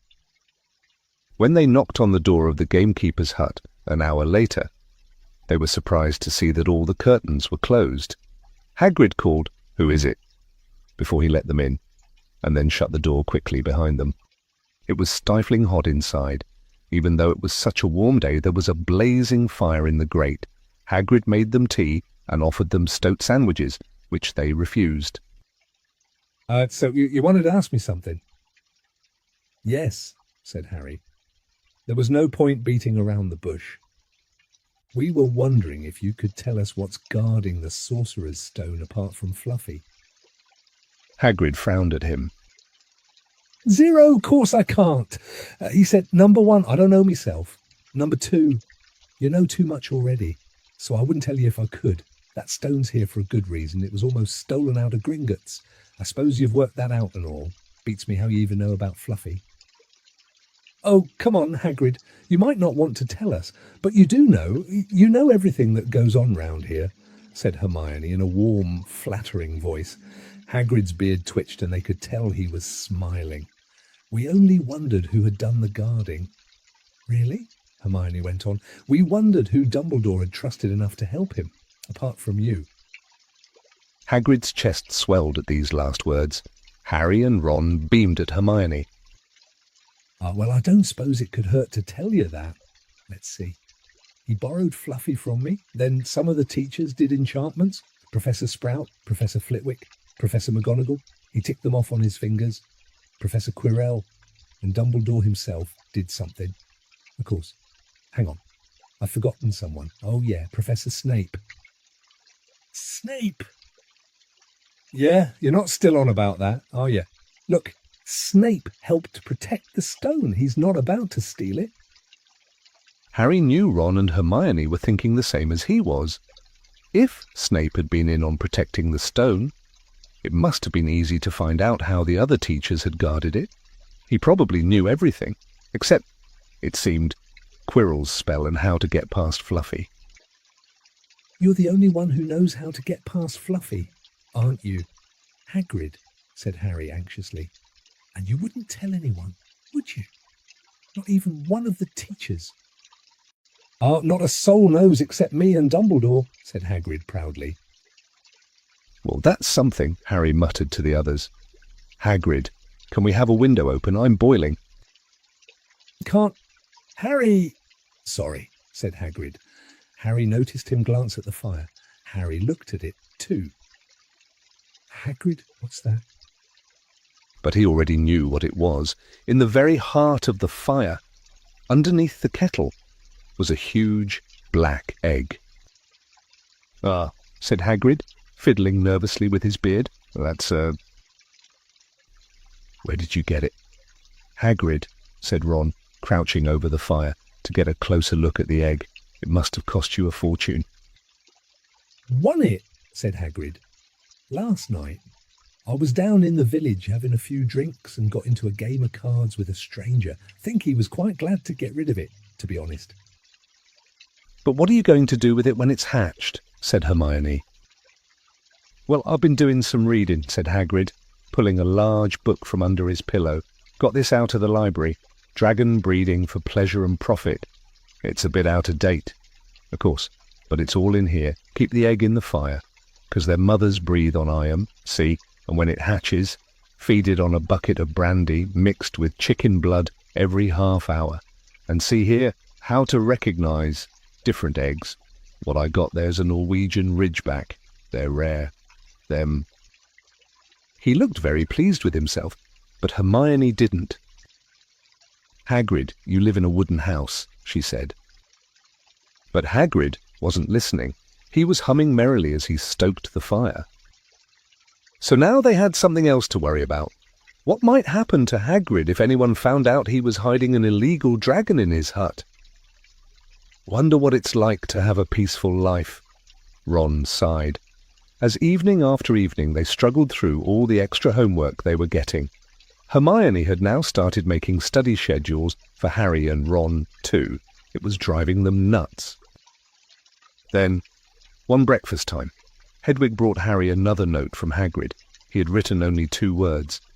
It's hatching. Ron wanted to skip herbology and go straight down to the hut. Hermione wouldn't hear of it. Hermione, how many times in our lives are we going to see a dragon hatching? We've got lessons. We'll get into trouble. And that's nothing to what Hagrid's going to be in when someone finds out what he's doing. Shut up, Harry whispered. Malfoy was only a few feet away and he had stopped dead to listen. How much had he heard? Harry didn't like the look on Malfoy's face at all. Ron and Hermione argued all the way to herbology, and in the end, Hermione agreed to run down to Hagrid's with the other 2 during morning break, when the bell sounded from the castle at the end of their lesson. The 3 of them dropped their trowels at once and hurried through the grounds to the edge of the forest. Hagrid greeted them, looking flushed and excited. It's nearly out. He ushered them inside. The egg was lying on the table. There were deep cracks in it. Something was moving inside. A funny clicking noise was coming from it. They all drew their chairs up to the table and watched with bated breath. All at once there was a scraping noise and the egg split open. The baby dragon flopped onto the table. It wasn't exactly pretty. Harry thought it looked like a crumpled black umbrella. Its spiny wings were huge compared to its skinny jet body. It had a long snout with wide nostrils, the stubs of horns and bulging orange eyes. It sneezed. A couple of sparks flew out of its snout. Isn't he beautiful? Hagrid murmured. He reached out a hand to stroke the dragon's head. It snapped at his fingers, showing pointed fangs. Bless him. Look, he knows his mummy, said Hagrid. Hagrid, said Hermione. How fast do Norwegian ridgebacks grow? Exactly. Hagrid was about to answer when the colour suddenly drained from his face. He leapt to his feet and ran to the window. What's the matter? Someone was looking through the gap in the curtains. It's a kid. He's running back up to the school. Harry bolted to the door and looked out. Even at a distance there was no mistaking him. Malfoy had seen the dragon. Something about the smile lurking on Malfoy's face during the next week made Harry, Ron, and Hermione very nervous. They spent most of their free time in Hagrid's darkened hut trying to reason with him. Just let him go, Harry urged. Set him free. I can't, said Hagrid. He's too little. He'd die. They looked at the dragon. It had grown 3 times in length in just a week. Smoke kept furling out of its nostrils. Hagrid hadn't been doing his gamekeeping duties because the dragon was keeping him so busy. There were empty brandy bottles and chicken feathers all over the floor. I've decided to call him Norbert, said Hagrid, looking at the dragon with misty eyes. He really knows me now. Watch. Norbert.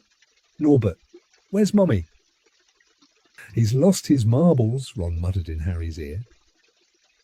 Hagrid, said Harry loudly. Give it 2 weeks and Norbert's going to be as long as your house.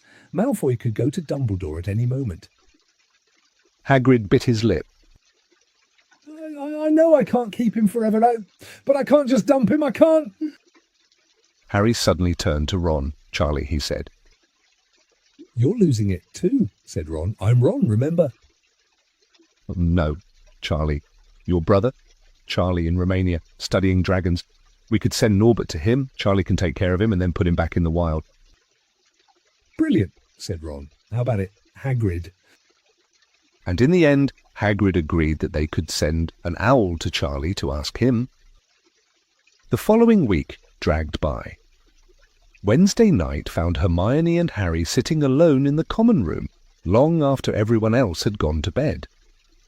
The clock on the wall had just chimed midnight when the portrait hole burst open.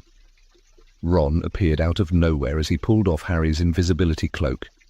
He had been down at Hagrid's hut, helping him feed Norbert, who was now eating dead rats by the crate. It bit me," he said, showing them his hand, which was wrapped in a bloody handkerchief. "I'm not going to be able to hold a quill for a week, I tell you. That dragon's the most horrible animal I've ever met. But the way Hagrid goes on about it, you'd think it was a fluffy little bunny rabbit. When it bit me, he told me off for frightening it, and when I left, he was singing it a lullaby." There was a tap on the dark window. "It's Hedwig," said Harry, hurrying to let her in. "She'll have Charlie's answer." The three of them put their heads together to read the note. "Dear Ron, "How are you? Thanks for the letter. I'd be glad to take the Norwegian Ridgeback, but it won't be easy getting him here. I think the best thing will be to send him over with some friends of mine who are coming to visit me next week. Trouble is, they mustn't be seen carrying an illegal dragon." could you get the Ridgeback up the tallest tower at midnight on Saturday? They can meet you there and take him away while it's still dark. Send me an answer as soon as possible. Love. Charlie." They looked at one another. We've got the invisibility cloak," said Harry. "It shouldn't be too difficult. I think the cloak's big enough to cover two of us and Norbert." It was a mark of how bad the last week had been that the other two agreed with him. Anything to get rid of Norbert and Malfoy. There was a hitch. By the next morning, Ron's bitten hand had swollen to twice its usual size. He didn't know whether it was safe to go to Madame Pumphrey. Would she recognize a dragon bite? By the afternoon, though he had no choice, the cut had turned a nasty shade of green. It looked as if Norbert's fangs were poisonous. Harry and Hermione rushed up to the hospital wing at the end of the day to find Ron in a terrible state in bed. "It's not just my hand," he whispered, "although that feels like it's about to fall off. Malfoy told Madame Pumphrey he wanted to borrow one of my books so he could come and have a good laugh at me. He kept threatening to tell her what really bit me. I've told her it was a dog. But I don't think she believes me. I shouldn't have hit him at the Quidditch match. That's why he's doing this." Harry and Hermione tried to calm Ron down. "It'll all be over at midnight on Saturday," said Hermione. But this didn't soothe Ron at all. On the contrary, he sat bolt upright and broke into a sweat. "Midnight on Saturday," he said in a hoarse voice. Oh no, I've just remembered. Charlie's letter was in that book Malfoy took. He's going to know we're getting rid of Norbert." Harry and Hermione didn't get a chance to answer. Madame Pumphrey came over at that moment and made them leave, saying Ron needed sleep. "It's too late to change the plan now." Harry told Hermione, "We haven't got time to send Charlie another owl. And this could be our only chance to get rid of Norbert. We'll have to risk it. And we have got the invisibility cloak. Malfoy doesn't know about that." They found Fang, the boarhound, sitting outside with a bandaged tail when they went to tell Hagrid, who opened a window to talk to them. "I won't let you in." He puffed. "Norbert's at a tricky stage. Nothing I can't handle." When they told him about Charlie's letter, his eyes filled with tears. Although that might have been because Norbert had just bitten him on the leg. "Oh, it's all right. He only got my boot. Just playing. He's only a baby, after all." The baby banged its tail on the wall, making the windows rattle. Harry and Hermione walked back to the castle feeling Saturday couldn't come quickly enough. They would have felt sorry for Hagrid when the time came for him to say goodbye to Norbert if they hadn't been so worried about what they had to do. It was a very dark, cloudy night, and they were a bit late arriving at Hagrid's hut because they'd had to wait for Peeves to get out of their way in the entrance hall, where he'd been playing tennis against the wall. Hagrid had Norbert packed and ready in a large crate. He's got lots of rats and some brandy for the journey," said Hagrid in a muffled voice. "And I've packed his teddy bear in case he gets lonely." From inside the crate came ripping noises that sounded to Harry as though the teddy was having his head torn off. "Bye-bye, Norbert," Hagrid sobbed, as Harry and Hermione covered the crate with the invisibility cloak and stepped underneath it themselves. "Mummy will never forget you." How they managed to get the crate back up to the castle, they never knew. Midnight ticked nearer as they heaved Norbert up the marble staircase in the entrance hall and along the dark corridors.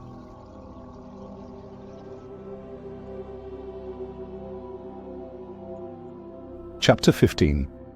The Forbidden Forest. Things couldn't have been worse. Filch took them down to Professor McGonagall's study on the first floor, where they sat and waited without saying a word to each other. Hermione was trembling. Excuses, alibis, and wild cover-up stories chased each other around Harry's brain, each more feeble than the last. He couldn't see how they were going to get out of trouble this time. They were cornered. How could they have been so stupid as to forget the cloak? There was no reason on earth that Professor McGonagall would accept for their being out of bed and creeping around the school in the dead of night, let alone being up the tallest astronomy tower, which was out of bounds except for classes. Add Norbert and the invisibility cloak, and they might as well be packing their bags already. Had Harry thought that things couldn't have been worse, he was wrong. When Professor McGonagall appeared, she was leading Neville. "Harry!" Neville burst out the moment he saw the other two. "I was trying to find you to warn you. I heard Malfoy saying he was going to catch you. He said you had a drag." Harry shook his head violently to shut Neville up. But Professor McGonagall had seen. She looked more likely to breathe fire than Norbert as she towered over the three of them. "I would never have believed it of any of you. Mr. Filch says you were up in the astronomy tower. It's 1 o'clock in the morning. Explain yourselves." It was the first time Hermione had ever failed to answer a teacher's question. She was staring at her slippers, as still as a statue. I think I've got a good idea of what's been going on," said Professor McGonagall. "It doesn't take a genius to work it out. You fed Draco Malfoy some cock and bull story about a dragon trying to get him out of bed and into trouble. I've already caught him. I suppose you think it's funny that Longbottom here heard the story and believed it, too." Harry caught Neville's eye and tried to tell him without words that this wasn't true, because Neville was looking stunned and hurt. Poor blundering Neville. Harry knew what it must have cost him to try and find them in the dark, to warn them. "I'm disgusted," said Professor McGonagall. 4 students out of bed in one night. I've never heard of such a thing before. You, Miss Granger, I thought you had more sense. As for you, Mr. Potter, I thought Gryffindor meant more to you than this. All 3 of you will receive detentions. Yes, you too, Mr. Longbottom. Nothing gives you the right to walk around school at night, especially these days. It's very dangerous, and 50 points will be taken from Gryffindor." 50, Harry gasped. They would lose the lead he'd won in the last Quidditch match. 50 points each, said Professor McGonagall, breathing heavily through her long, pointed nose. "Professor, please." "You can't..." "Don't tell me what I can and can't do, Potter. Now get back to bed, all of you. I've never been more ashamed of Gryffindor students." 150 points lost. That put Gryffindor in last place. In one night, they'd ruined any chance Gryffindor had had for the House Cup. Harry felt as though the bottom had dropped out of his stomach. How could they ever make up for this? Harry didn't sleep all night. He could hear Neville sobbing into his pillow for what seemed like hours. Harry couldn't think of anything to say to comfort him. He knew Neville, like himself, was dreading the dawn. What would happen when the rest of Gryffindor found out what they'd done? At first, Gryffindors passing the giant hourglasses that recorded the house points the next day thought there'd been a mistake. How could they suddenly have 150 points fewer than yesterday? And then the story started to spread. Harry Potter, the famous Harry Potter, their hero of 2 Quidditch matches, had low-sid them all those points, him and a couple of other stupid first years. From being one of the most popular and admired people at the school, Harry was suddenly the most hated. Even Ravenclaws and Hufflepuffs turned on him, because everyone had been longing to see Slytherin lose the House Cup. Everywhere Harry went, people pointed and didn't trouble to lower their voices as they insulted him. Slytherins, on the other hand, clapped as he walked past them, whistling and cheering. "Thanks, Potter, we owe you one." Only Ron stood by him. They'll all forget this in a few weeks. Fred and George have lost loads of points in all the time they've been here, and people still like them. They've never lost 150 points in one go, though, have they? Said Harry miserably. Well, no, Ron admitted. It was a bit late to repair the damage, but Harry swore to himself not to meddle in things that weren't his business from now on. He'd had it with sneaking around and spying. He felt so ashamed of himself that he went to Wood and offered to resign from the Quidditch team. "Resign?" Wood thundered. "What good'll that do? How are we going to get any points back if we can't win at Quidditch?" But even Quidditch had lost its fun. The rest of the team wouldn't speak to Harry during practice, and if they had to speak about him, they called him the Seeker. Hermione and Neville were suffering too. They didn't have as bad a time as Harry, because they weren't as well known, but nobody would speak to them either. Hermione had stopped drawing attention to herself in class, keeping her head down and working in silence. Harry was almost glad that the exams weren't far away.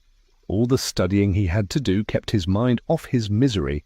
He, Ron, and Hermione kept to themselves, working late into the night, trying to remember the ingredients in complicated potions, learn charms and spells by heart, memorize the dates of magical discoveries and goblin rebellions. Then, about a week before the exams were due to start, Harry's new resolution not to interfere in anything that didn't concern him was put to an unexpected test. Walking back from the library on his own one afternoon, he heard somebody whimpering from a classroom up ahead. As he drew closer, he heard Quirrell's voice. No, not again, please. It sounded as though someone was threatening him. Harry moved closer. All right, he heard Quirrell sob. Next second, Quirrell came hurrying out of the classroom, straightening his turban. He was pale and looked as though he was about to cry. He strode out of sight. Harry didn't think Quirrell had even noticed him. He waited until Quirrell's footsteps had disappeared, then peered into the classroom. It was empty, but a door stood ajar at the other end. Harry was halfway toward it before he remembered what he'd promised himself about not meddling. All the same, he'd have gambled 12 sorcerer's stones that Snape had just left the room, and from what Harry had just heard, Snape would be walking with a new spring in his step. Quirrell seemed to have given in at last. Harry went back to the library, where Hermione was testing Ron on astronomy. Harry told them what he'd heard. "Snape's done it, then," said Ron. "If Quirrell's told him how to break his anti-dark force spell." "They're still fluffy, though," said Hermione. Maybe Snape's found out how to get past him without asking Hagrid," said Ron, looking up at the thousands of books surrounding them. "I bet there's a book somewhere in here telling you how to get past a giant 3-headed dog. So what do? Harry!" The light of adventure was kindling again in Ron's eyes, but Hermione answered before Harry could. "Go to Dumbledore, that's what we should have done ages ago. If we try anything ourselves, we'll be thrown out for sure." "But we've got no proof," said Harry. "Quirrell's too scared to back us up. Snape's only got to say he doesn't know how the troll got in at Halloween and that he was nowhere near the 3rd floor. Who do you think they'll believe? Him or us? It's not exactly a secret we hate him. Dumbledore'll think we made it up to get him sacked. Filch wouldn't help us if his life depended on it. He's too friendly with Snape, and the more students get thrown out, the better. He'll think. And don't forget, we're not supposed to know about the stone or Fluffy. That'll take a lot of explaining. Hermione looked convinced, but Ron didn't. If we just do a bit of poking around. No, said Harry flatly. We've done enough poking around. He pulled a map of Jupiter toward him and started to learn the names of its moons. The following morning, notes were delivered to Harry, Hermione, and Neville at the breakfast table. They were all the same. Your detention will take place at 11 o'clock tonight. Meet Mr. Filch in the entrance hall. Professor McGonagall Harry had forgotten they still had detentions to do in the furor over the points they'd lost. He half expected Hermione to complain that this was a whole night of studying lost. But she didn't say a word. Like Harry, she felt they deserved what they'd got. At 11 o'clock that night, they said goodbye to Ron in the common room and went down to the entrance hall with Neville. Filch was already there, and so was Malfoy. Harry had also forgotten that Malfoy had gotten a detention too. "Follow me," said Filch, lighting a lamp and leading them outside. I bet you'll think twice about breaking a school rule again, won't you, eh? He said, leering at them. Oh yes, hard work and pain are the best teachers, if you ask me. It's just a pity they let the old punishments die out. Hang you by your wrists from the ceiling for a few days. I've got the chains still in my office. Keep them well oiled in case they're ever needed. Right, off we go. And don't think of running off. Now, it'll be worse for you if you do. They marched off across the dark grounds. Neville kept sniffing. Harry wondered what their punishment was going to be. It must be something really horrible, or Filch wouldn't be sounding so delighted. The moon was bright, but clouds scudding across it kept throwing them into darkness. Ahead, Harry could see the lighted windows of Hagrid's hut. Then they heard a distant shout. Is that you? Filch, hurry up, I want to get started. Harry's heart rose. If they were going to be working with Hagrid, it wouldn't be so bad. His relief must have showed in his face, because Filch said, "I suppose you think you'll be enjoying yourself with that oath? Well, think again, boy. It's into the forest you're going, and I'm much mistaken if you'll all come out in one piece."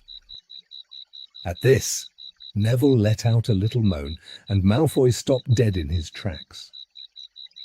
"The forest," he repeated, and he didn't sound quite as cool as usual.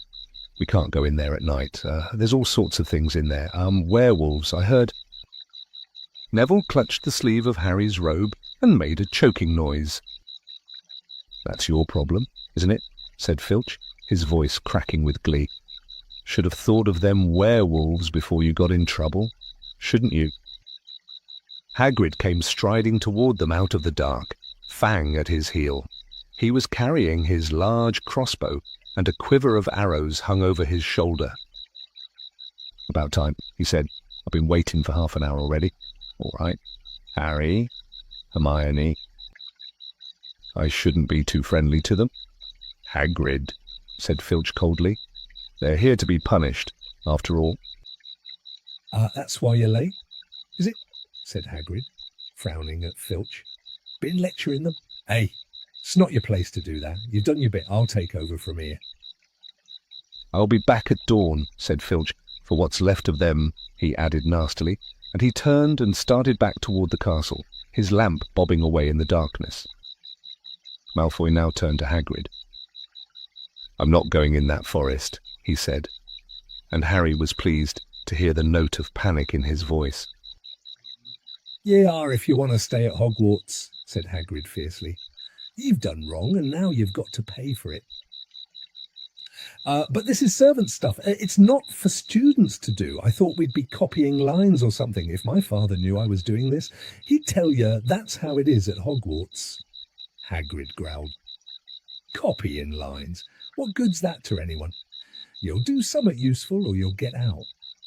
If you think your father'd rather you were expelled, then get back off to the castle and pack. Go on."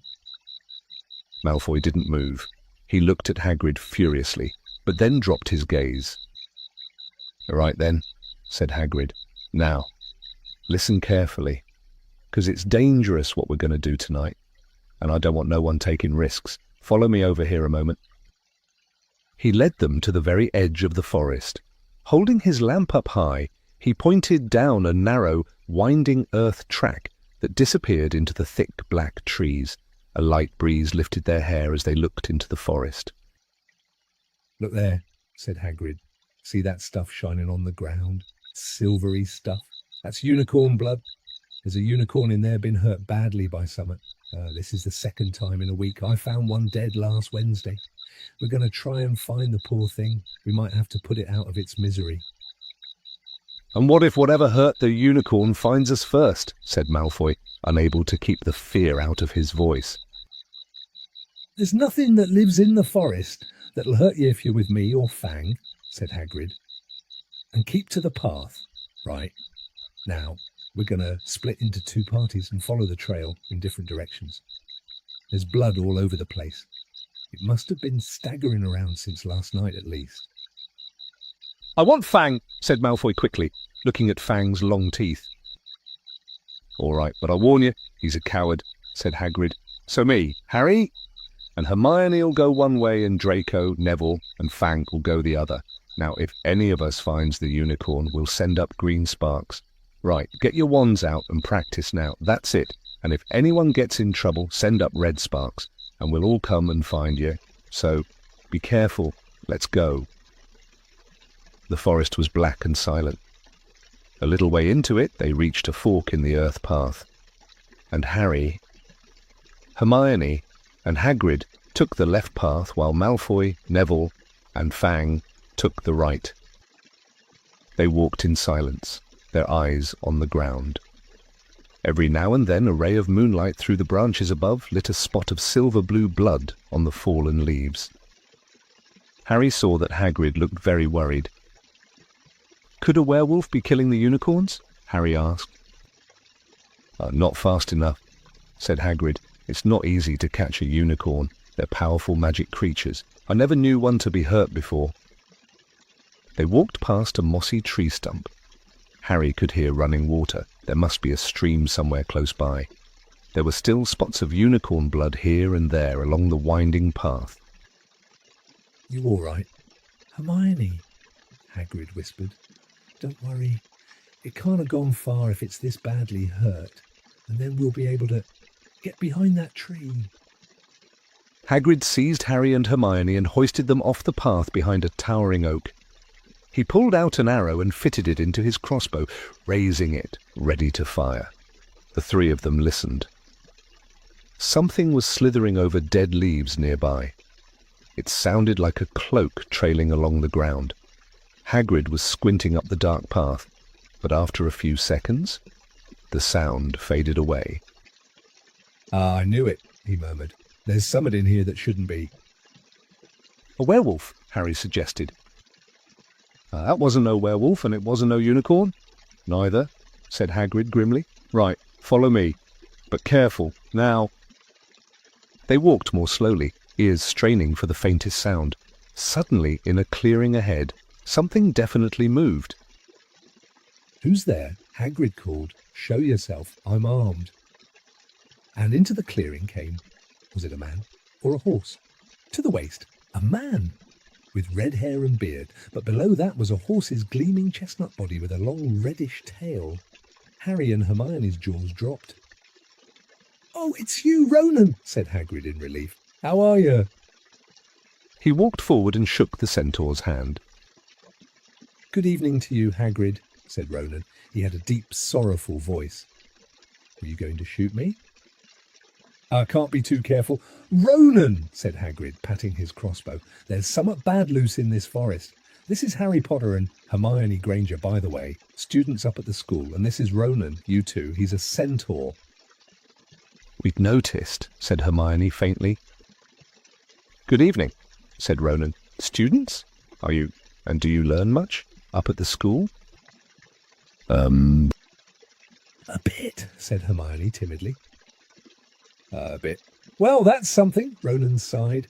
He flung back his head and stared at the sky. "Mars is bright tonight." Yeah, said Hagrid, glancing up.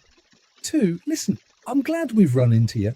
Ronan, 'cause there's a unicorn been hurt. You seen anything? Ronan didn't answer immediately. He stared unblinkingly upward, then sighed again. Always the innocent are the first victims, he said. So it has been for ages past, so it is now. Yeah, said Hagrid. But have you seen anything? Ronan, anything unusual? Mars is bright tonight, Ronan repeated, while Hagrid watched him impatiently. Unusually bright. Yeah, but I was meaning anything unusual a bit nearer home, said Hagrid. So, you haven't noticed anything strange? Yet again, Ronan took a while to answer. At last, he said, the forest hides many secrets. A movement in the trees behind Ronan made Hagrid raise his bow again. But it was only a second centaur, black-haired and bodied and wilder looking than Ronan. Hello, Bane, said Hagrid. All right. Good evening, Hagrid. I hope you are well. Well enough, look. I've just been asking Ronan, you seen anything odd in here lately? There's a unicorn been injured. Would you know anything about it? Bane walked over to stand next to Ronan. He looked skyward. Mars is bright tonight, he said simply. We've heard, said Hagrid grumpily. Well, if either of you do see anything, let me know, won't you?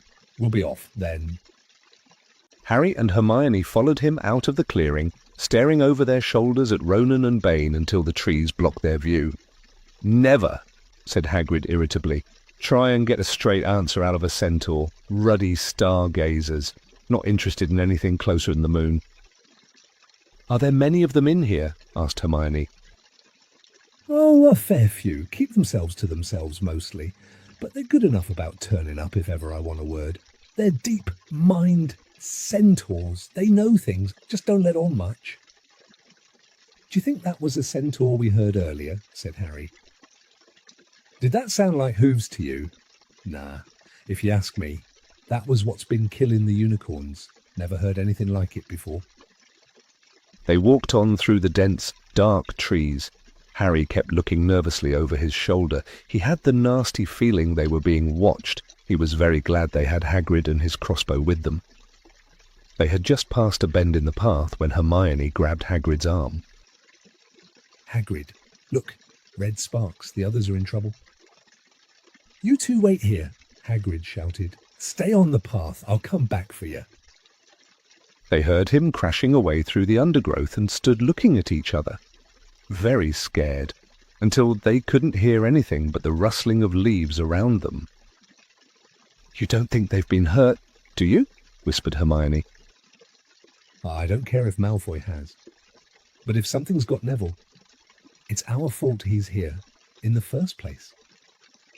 The minutes dragged by. Their ears seemed sharper than usual. Harry's seemed to be picking up every sigh of the wind, every cracking twig. What was going on? Where were the others? At last, a great crunching noise announced Hagrid's return.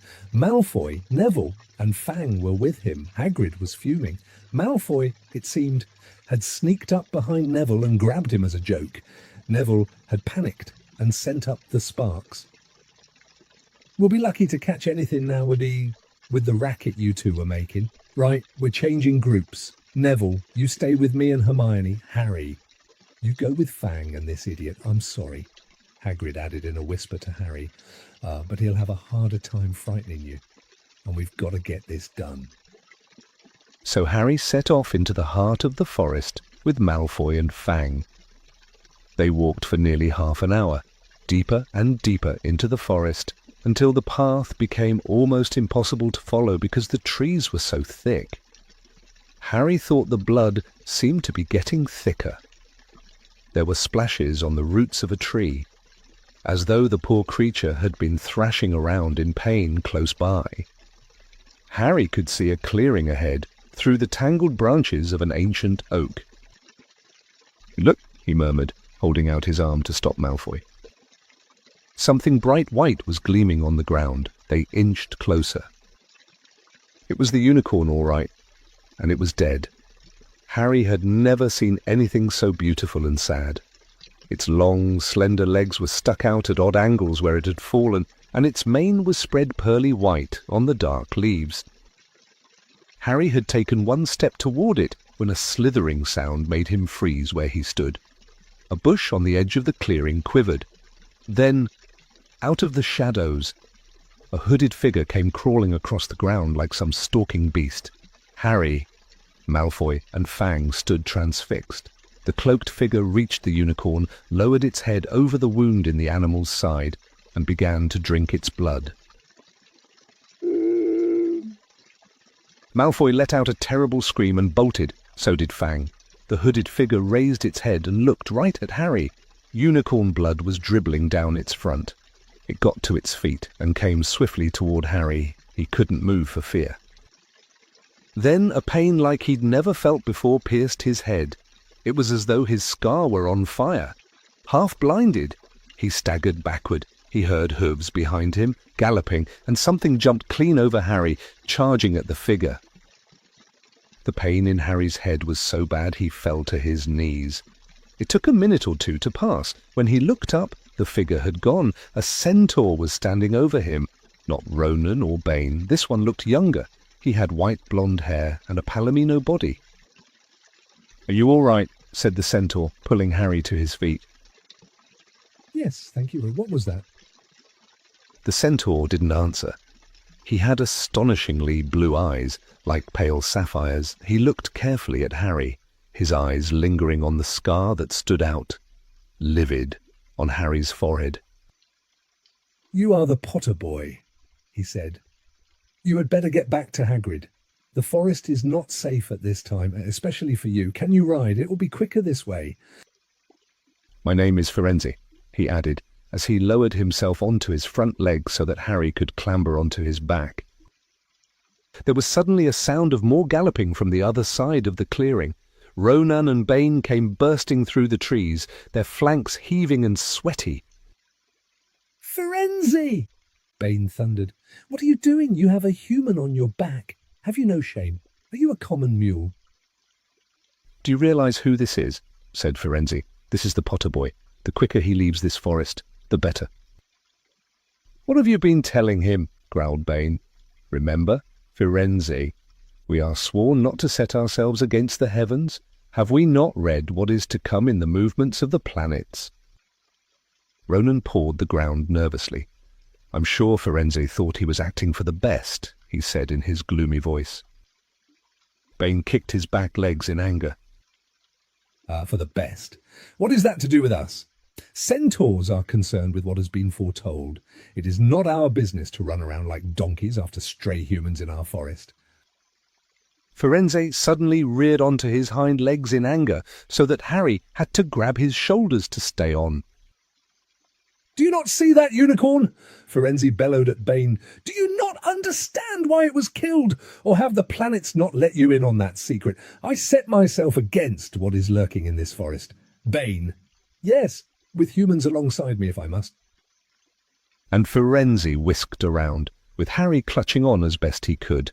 They plunged off into the trees, leaving Ronan and Bane behind them. Harry didn't have a clue what was going on. "Why is Bane so angry?" he asked. "What was that thing you saved me from, anyway?" Firenze slowed to a walk, warned Harry to keep his head bowed in case of low-hanging branches, but did not answer Harry's question. They made their way through the trees in silence for so long that Harry thought Firenze didn't want to talk to him any more. They were passing through a particularly dense patch of trees, however, when Firenze suddenly stopped. "Harry Potter, do you know what unicorn blood is used for?" "No," said Harry, startled by the odd question. "We've only used the horn and tail hair in potions." "That is because it is a monstrous thing to slay a unicorn," said Firenze. "Only one who has nothing to lose and everything to gain you would commit such a crime. The blood of the unicorn will keep you alive, even if you are an inch from death, but at a terrible price. You have slain something pure and defenseless to save yourself, and you will have but a half-life, a cursed life, from the moment the blood touches your lips." Harry stared at the back of Firenze's head, which was dappled silver in the moonlight. But who'd be that desperate, he wondered aloud. If you're going to be cursed forever, death's better, isn't it? It is, Firenze agreed, unless all you need is to stay alive long enough to drink something else, something that will bring you back to full strength and power, something that will mean you can never die. Mr. Potter, do you know what is hidden in the school at this very moment?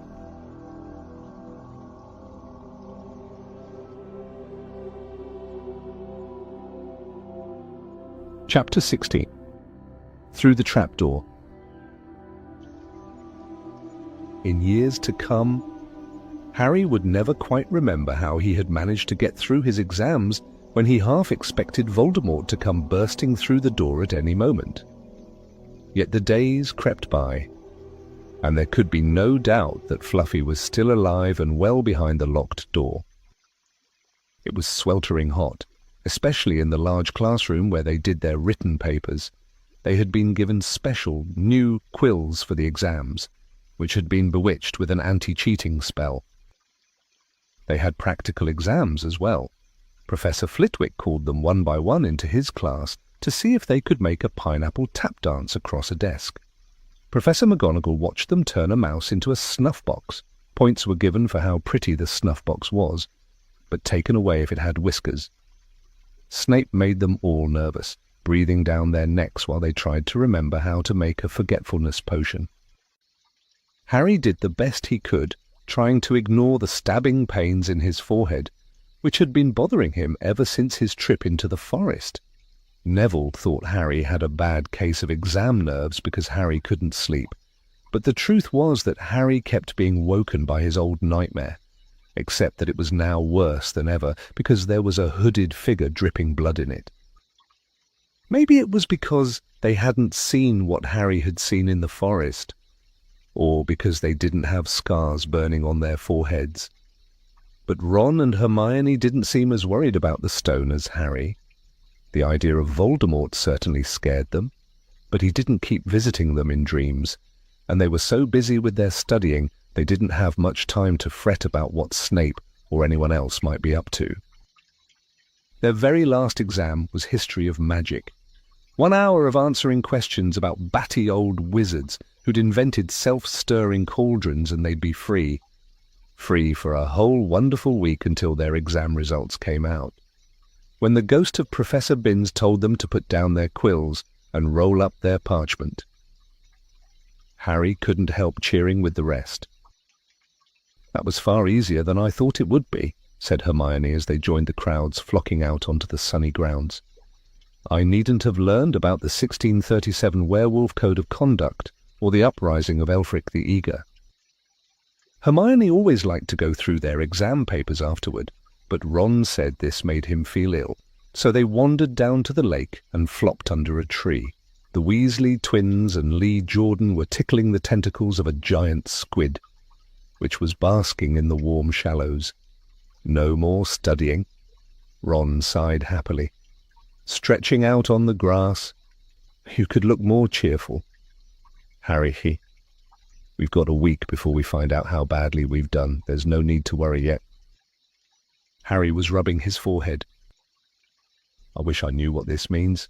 He burst out angrily. My scar keeps hurting. It's happened before, but never as often as this. Go to Madame Pumphrey, Hermione suggested. I'm not ill, I said Harry. I think it's a warning. It means danger's coming. Ron couldn't get worked up. It was too hot. Harry, relax. Hermione's right. The stone's safe as long as Dumbledore's around. Anyway, we've never had any proof Snape found out how to get past Fluffy. He nearly had his leg ripped off once. He's not going to try it again in a hurry. And Neville will play Quidditch for England before Hagrid lets Dumbledore down. Harry nodded, but he couldn't shake off a lurking feeling that there was something he'd forgotten to do, something important. When he tried to explain this, Hermione said, "That's just the exams.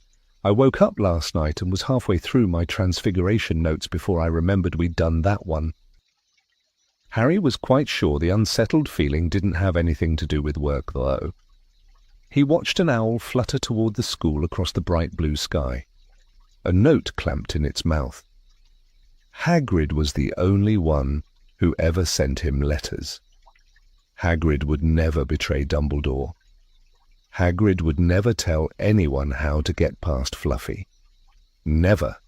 But Harry suddenly jumped to his feet. "Where are you going?" said Ron sleepily. "I've just thought of something," said Harry. He had turned white. "We've got to go and see Hagrid. Now." "Why?" panted Hermione, hurrying to keep up. "Don't you think it's a bit odd," said Harry, scrambling up the grassy slope, "that what Hagrid wants more than anything else is a dragon, and a stranger turns up who just happens to have an egg in his pocket? How many people wander around with dragon eggs if it's against wizard law? Lucky they found Hagrid. Don't you think? Why didn't I see it before?" What are you talking about?" said Ron. But Harry, sprinting across the grounds toward the forest, didn't answer. Hagrid was sitting in an armchair outside his house. His trousers and sleeves were rolled up, and he was shelling peas into a large bowl. "Hello," he said, smiling. "Finished your exams? Got time for a drink?" "Yes, please," said Ron, but Harry cut him off. "No, we're in a hurry. Hagrid, I've got to ask you something. You know that night you won Norbert. What did the stranger you were playing cards with look like?" "I dunno," said Hagrid casually. He wouldn't take his cloak off. He saw the three of them look stunned and raised his eyebrows. It's not that unusual. You get a lot of funny folk in the Hog's Head. That's the pub down in the village. Might have been a dragon dealer. Mightn't he? I never saw his face. He kept his hood up." Harry sank down next to the bowl of peas. "What did you talk to him about? Hagrid? Did you mention Hogwarts at all?" "Might have come up," said Hagrid, frowning as he tried to remember. "Yeah, he asked what I did, and I told him I was gamekeeper here. He asked a bit about the sort of creatures I took after. So I told him, and I said what I'd always really wanted was a dragon. And then, I can't remember too well, because he kept buying me drink. Let's see. Yeah, then he said he had the dragon egg and we could play cards for it if I wanted. But he had to be sure I could handle it. He didn't want it to go to any old home. So I told him, after Fluffy, a dragon would be easy." "And did he seem interested in Fluffy?" Harry asked, trying to keep his voice calm. Well, yeah. How many three-headed dogs do you meet? Even around Hogwarts." So I told him, "Fluffy's a piece of cake if you know how to calm him down. Just play him a bit of music and he'll go straight off to sleep." Hagrid suddenly looked horrified. "I shouldn't have told you that." He blurted out. "Forget I said it. Hey, where are you going?" Harry, Ron, and Hermione didn't speak to each other at all until they came to a halt in the entrance hall, which seemed very cold and gloomy after the grounds. "We've got to go to Dumbledore," said Harry. "Hagrid told that stranger how to get past Fluffy. And it was either Snape or Voldemort under that cloak. It must have been easy, once he'd got Hagrid drunk. I just hope Dumbledore believes us. Firenze might back us up if Bane doesn't stop him. Where's Dumbledore's office?" They looked around, as if hoping to see a sign pointing them in the right direction. They had never been told where Dumbledore lived, nor did they know anyone who had been sent to see him. We'll just have to," Harry began. But a voice suddenly rang across the hall. "What are you three doing inside?" It was Professor McGonagall carrying a large pile of books. "We want to see Professor Dumbledore," said Hermione, rather bravely, Harry and Ron thought. "See Professor Dumbledore," Professor McGonagall repeated, as though this was a very fishy thing to want to do. "Why?" Harry swallowed. Now what? "It's sort of secret," he said, but he wished at once he hadn't, because Professor McGonagall's nostrils flared. "Professor Dumbledore left 10 minutes ago," she said coldly. "He received an urgent owl from the Ministry of Magic and flew off for London at once." "He's gone," said Harry frantically. "Now—" "Professor Dumbledore is a very great wizard. Potter, He has many demands on his time. But this is important. Something you have to say is more important than the Ministry of Magic. Potter. Look, said Harry, throwing caution to the winds. Professor, it's about the sorcerer's tone. Whatever Professor McGonagall had expected, it wasn't that. The books she was carrying tumbled out of her arms, but she didn't pick them up. How do you know? She spluttered. Professor, I know that someone's going to try and steal the stone. I've got to talk to Professor Dumbledore. She eyed him with a mixture of shock and suspicion. Professor Dumbledore will be back tomorrow, she said finally. I don't know how you found out about the stone, but rest assured, no one can possibly steal it. It's too well protected. But Professor... Potter, I know what I'm talking about, she said shortly. She bent down and gathered up the fallen books. I suggest you all go back outside and enjoy the sunshine. But they didn't. It's tonight, said Harry, once he was sure Professor McGonagall was out of earshot. Snape's going through the trapdoor tonight. He's found out everything he needs. And now he's got Dumbledore out of the way. He sent that note. I bet the Ministry of Magic will get a real shock when Dumbledore turns up. But what can we... Hermione gasped. Harry and Ron wheeled round. Snape was standing there. Good afternoon, he said smoothly. They stared at him. You shouldn't be inside on a day like this, he said, with an odd, twisted smile. Or we were... Harry began without any idea what he was going to say. You want to be more careful, said Snape. Hanging around like this. People will think you're up to something, and Gryffindor really can't afford to lose any more points, can it?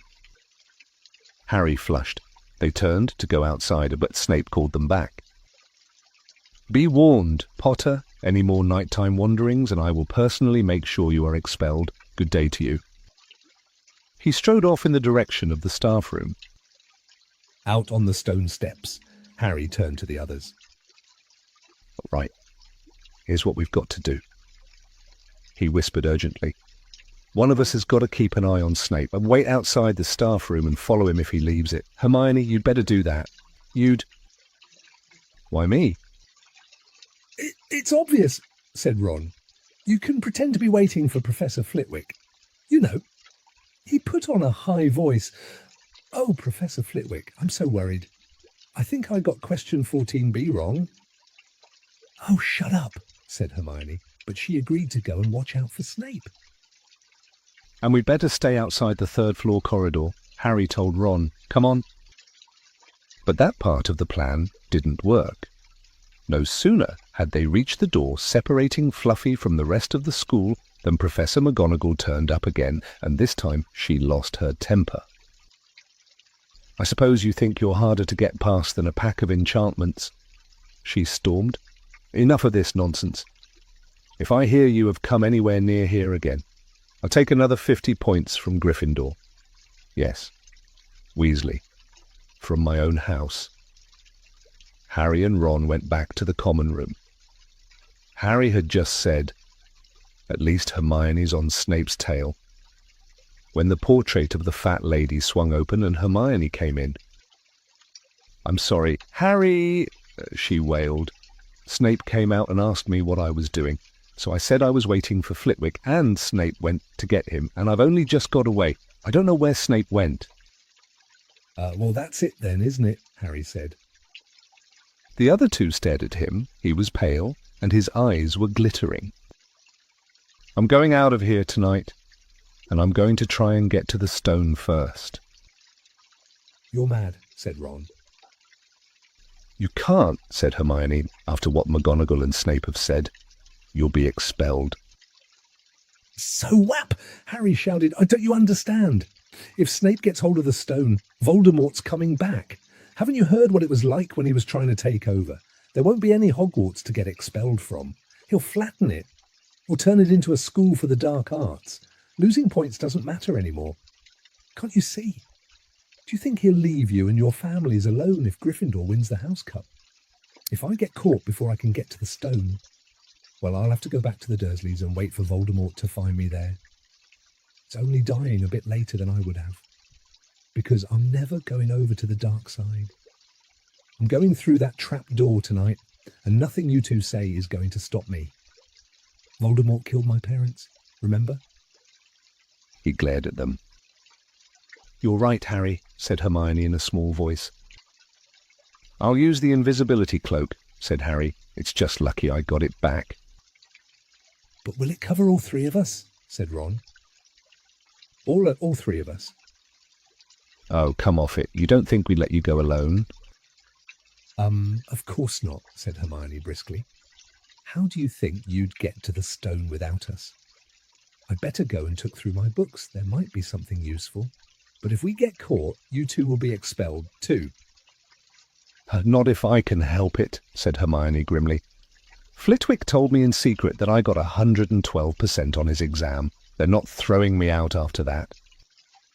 After dinner, the three of them sat nervously apart in the common room. Nobody bothered them. None of the Gryffindors had anything to say to Harry any more, and after all, this was the first night he hadn't been upset by it. Hermione was skimming through all her notes, hoping to come across one of the enchantments they were about to try to break. Harry and Ron didn't talk much. Both of them were thinking about what they were about to do. Slowly the room emptied as people drifted off to bed. "Better get the cloak," Ron muttered as Lee Jordan finally left. Stretching and yawning, Harry ran upstairs to their dark dormitory. He putted out the cloak, and then his eyes fell on the flute Hagrid had given him for Christmas. He pocketed it to use on Fluffy. He didn't feel much like singing. He ran back down to the common room. We better put the cloak on here and make sure it covers all three of us. If Filch spots one of our feet wandering along on its own." "What are you doing?" said a voice from the corner of the room. Neville appeared from behind an armchair, clutching Trevor the Toad, who looked as though he'd been making another bid for freedom. "Nothing, Neville, nothing," said Harry, hurriedly putting the cloak behind his back. Neville stared at their guilty faces. "You're going out again," he said. No, said Hermione. "No, we're not. Why don't you go to bed, Neville?" Harry looked at the grandfather clock by the door. They couldn't afford to waste any more time. Snape might even now be playing Fluffy to sleep. "You can't go out," said Neville. "You'll be caught again. Gryffindor will be in even more trouble." "You don't understand," said Harry. "This is important." But Neville was clearly steeling himself to do something desperate. "I won't let you do it," he said, hurrying to stand in front of the portrait hole. I'll fight you." "Neville," Ron exploded, "get away from that hole and don't be an idiot." "Don't you call me an idiot," said Neville. "I don't think you should be breaking any more rules, and you were the one who told me to stand up to people." "Yes, but not to us," said Ron in exasperation. "Neville, you don't know what you're doing." He took a step forward and Neville dropped Trevor the Toad, who leapt out of sight. "Go on then, try and hit me," said Neville, raising his fists. "I'm ready." Harry turned to Hermione. "Do something," he said desperately. Hermione stepped forward. "Neville," she said, "I'm really, really sorry about this." She raised her wand. "Petrificus totalis," she cried, pointing it at Neville. Neville's arms snapped to his sides, his legs sprang together, his whole body rigid. He swayed where he stood, and then fell flat on his face, stiff as a board.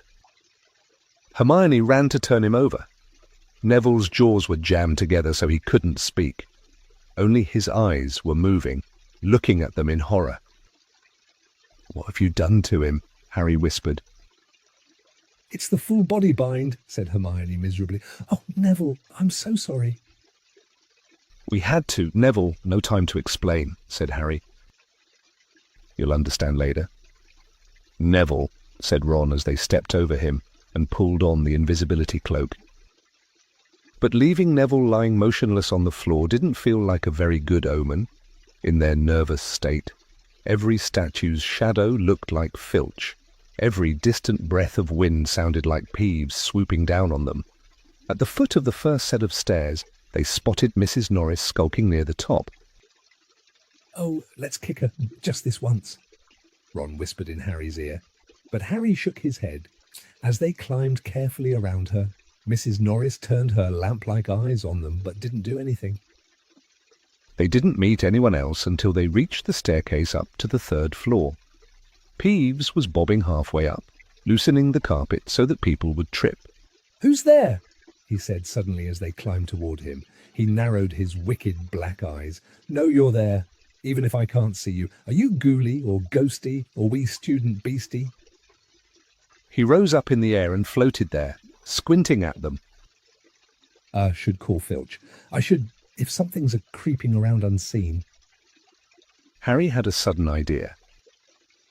"Peeves," he said in a hoarse whisper, "the bloody Baron has his own reasons for being invisible." Peeves almost fell out of the air in shock. He caught himself in time and hovered about a foot off the stairs. "So sorry, Your Bloodiness, Mr. Baron, sir," he said greasily. My mistake. I didn't see you. Of course I didn't. You're invisible. Forgive old Peevesy his little joke. Sir!" "I have business here." "Peeves," croaked Harry, "stay away from this place tonight." "I will, sir, I most certainly will," said Peeves, rising up in the air again. "Hope your business goes well, Baron. I'll not bother you." And he scooted off. "Brilliant, Harry," whispered Ron. A few seconds later, they were there, outside the 3rd floor corridor, and the door was already ajar. "Well, there you are," Harry said quietly.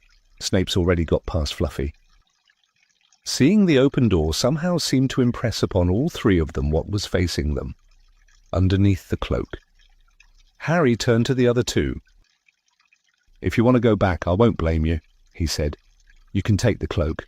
I won't need it now." "Don't be stupid," said Ron. "We're coming," said Hermione.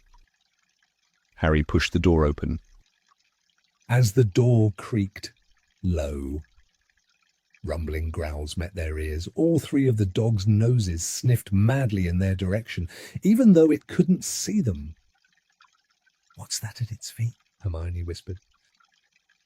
"Looks like a harp," said Ron. "Snape must have left it there." "It must wake up the moment you stop playing," said Harry. "Well, here goes." He put Hagrid's flute to his lips and blew. It wasn't really a tune, but from the first note the beast's eyes began to droop. Harry hardly drew breath. Slowly the dog's growls ceased. It tottered on its paws and fell to its knees. Then it slumped to the ground, fast asleep. "Keep playing," Ron warned Harry as they slipped out of the cloak and crept toward the trapdoor. They could feel the dog's hot, smelly breath as they approached the giant heads. "I think we'll be able to pull the door open," said Ron, peering over the dog's back. "Want to go first? Hermione?" No, I don't." All right." Ron gritted his teeth and stepped carefully over the dog's legs.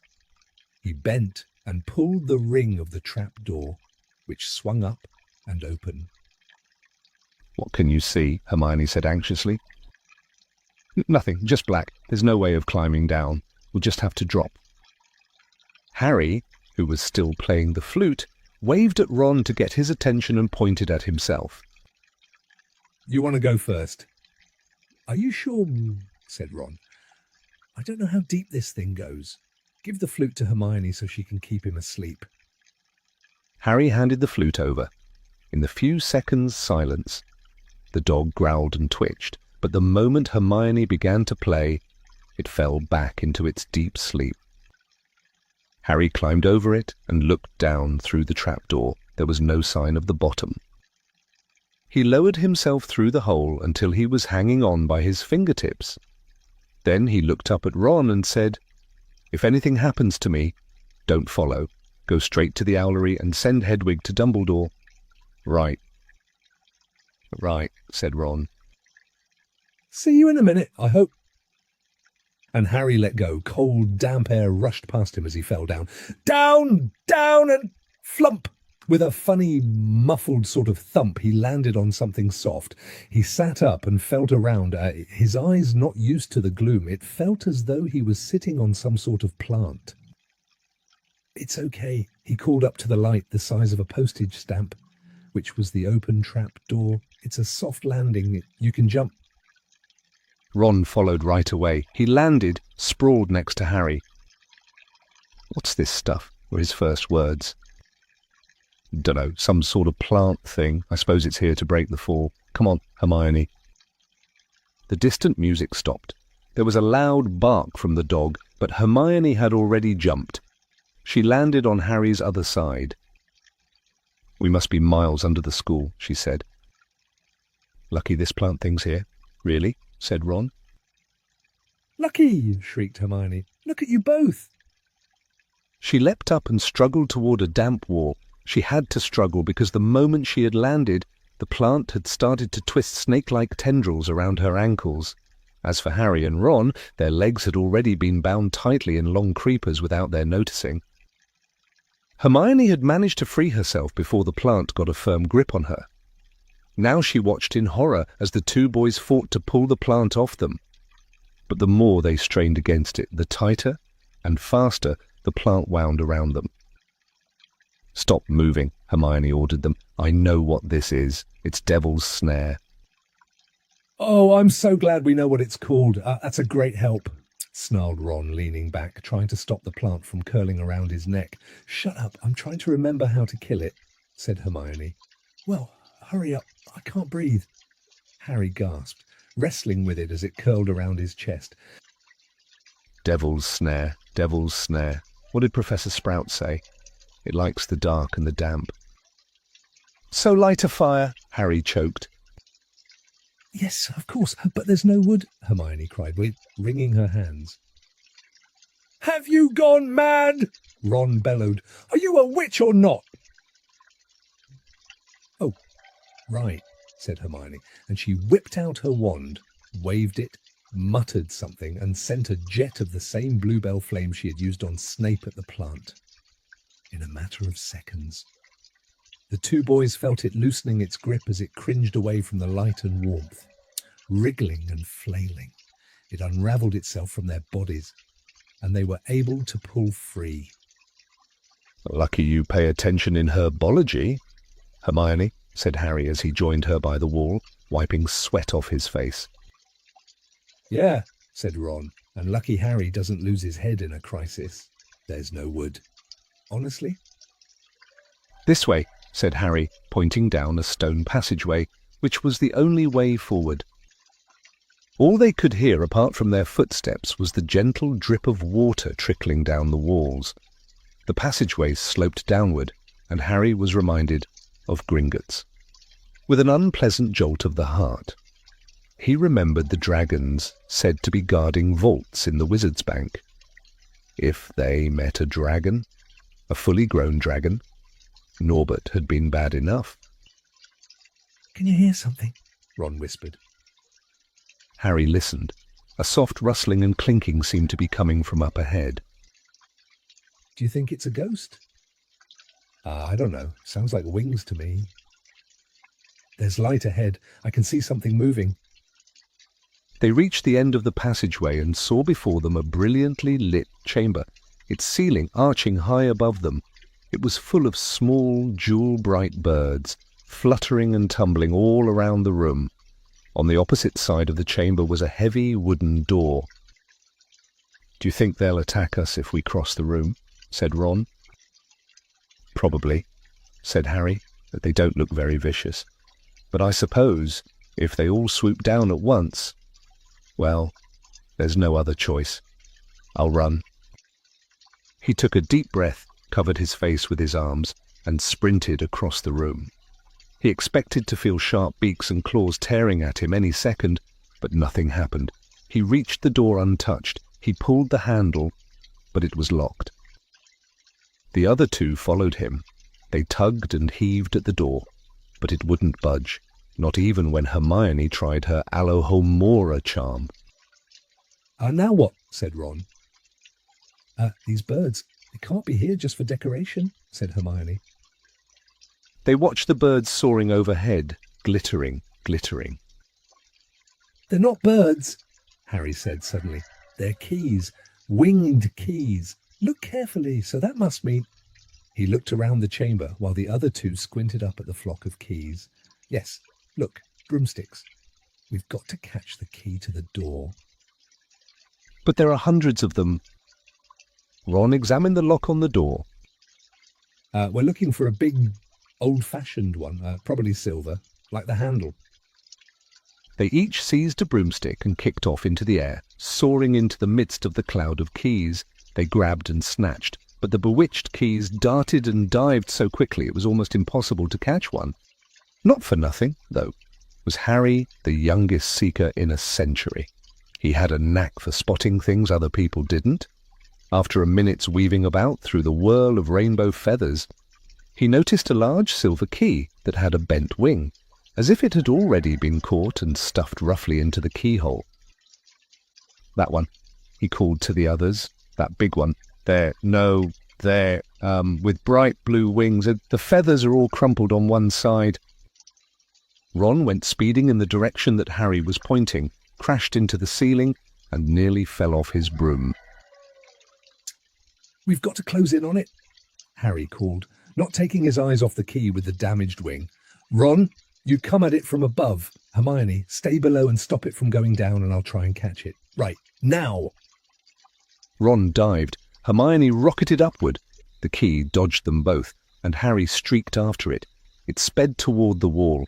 Harry leaned forward and with a nasty, crunching noise, pinned it against the stone with one hand.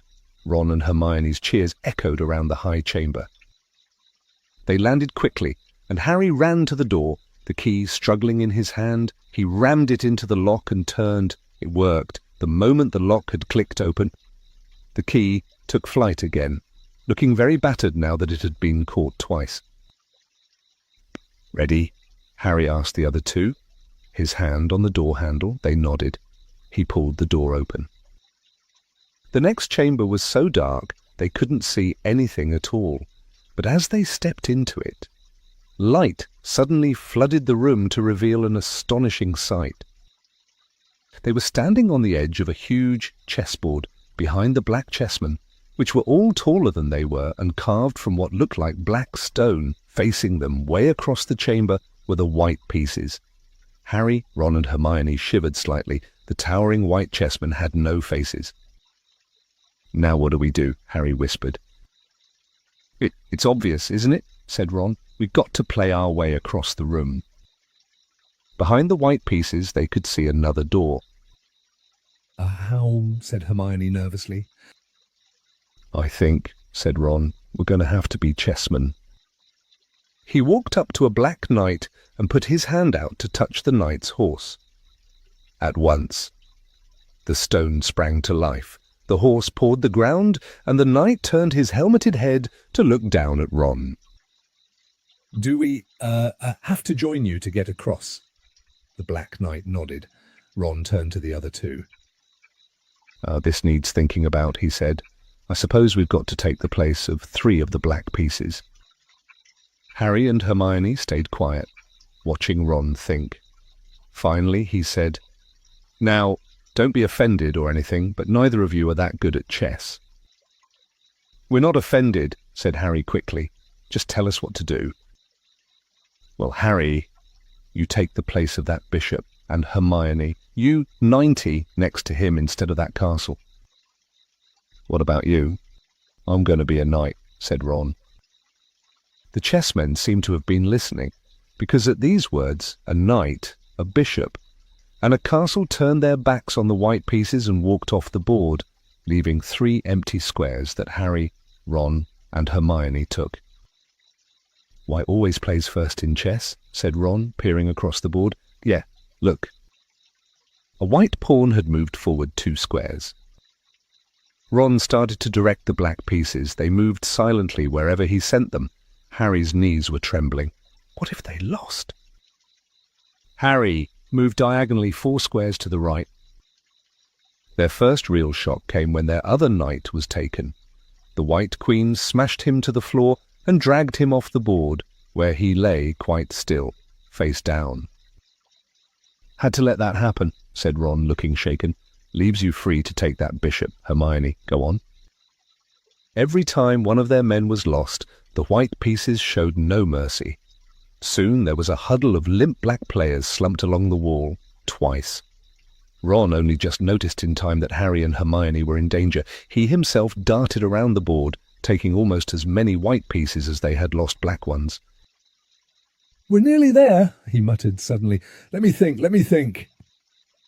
The White Queen turned her blank face toward him. "Yeah," said Ron softly. "It's the only way I've got to be taken." One of Harry and Hermione shouted. "That's chess," snapped Ron. "You've got to make some sacrifices. I take one step forward and she'll take me. That leaves you free to checkmate the king. Harry..." Hey, but... "Do you want to stop Snape or not?" Ron. "Look, if you don't hurry up, he'll already have the stone." There was no alternative. "Ready!" Ron called, his face pale but determined. "Here I go. No, don't hang around once you've won." He stepped forward, and the White Queen pounced. She struck Ron hard across the head with her stone arm, and he crashed to the floor. Hermione screamed but stayed on her square. The White Queen dragged Ron to one side. He looked as if he'd been knocked out. Shaking, Harry moved 3 spaces to the left. The White King took off his crown and threw it at Harry's feet. They had won. The chessmen parted and bowed.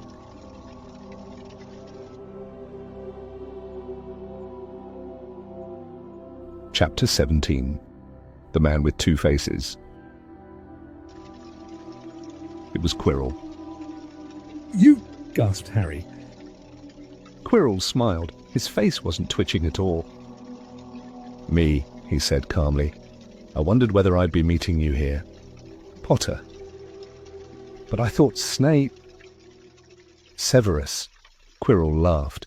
And it wasn't his usual quivering treble, either, but cold and sharp. Yeah, Severus does seem the type, doesn't he? So useful to have him swooping around like an overgrown bat. Next to him, who would suspect poor stuttering Biggie, Professor Quirrell? Harry couldn't take it in. This couldn't be true. It couldn't. But Snape tried to kill me.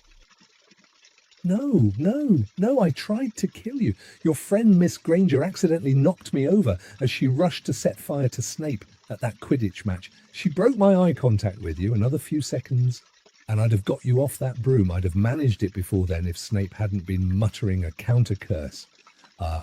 Trying to save you. Snape was trying to save me. Of course, said Quirrell coolly.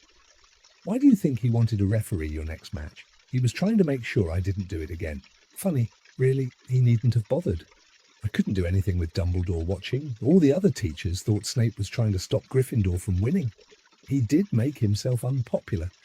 And what a waste of time. When after all that, I'm going to kill you tonight.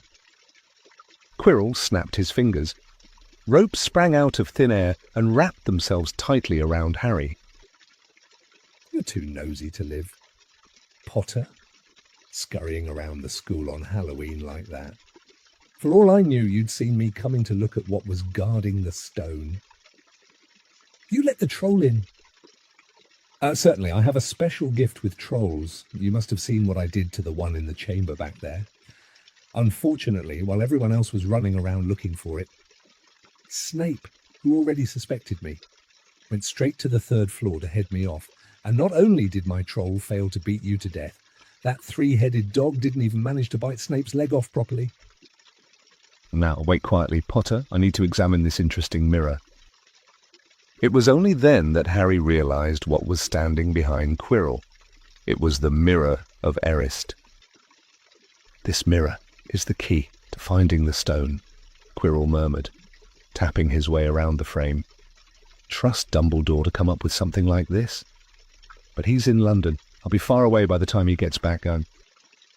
All Harry could think of doing was to keep Quirrell talking and stop him from concentrating on the mirror. "I saw you and Snape in the forest," he blurted out. "Yes," said Quirrell idly, walking around the mirror to look at the back. "He was on to me by that time, trying to find out how far I'd got. He suspected me all along, tried to frighten me as though he could, when I had Lord Voldemort on my side."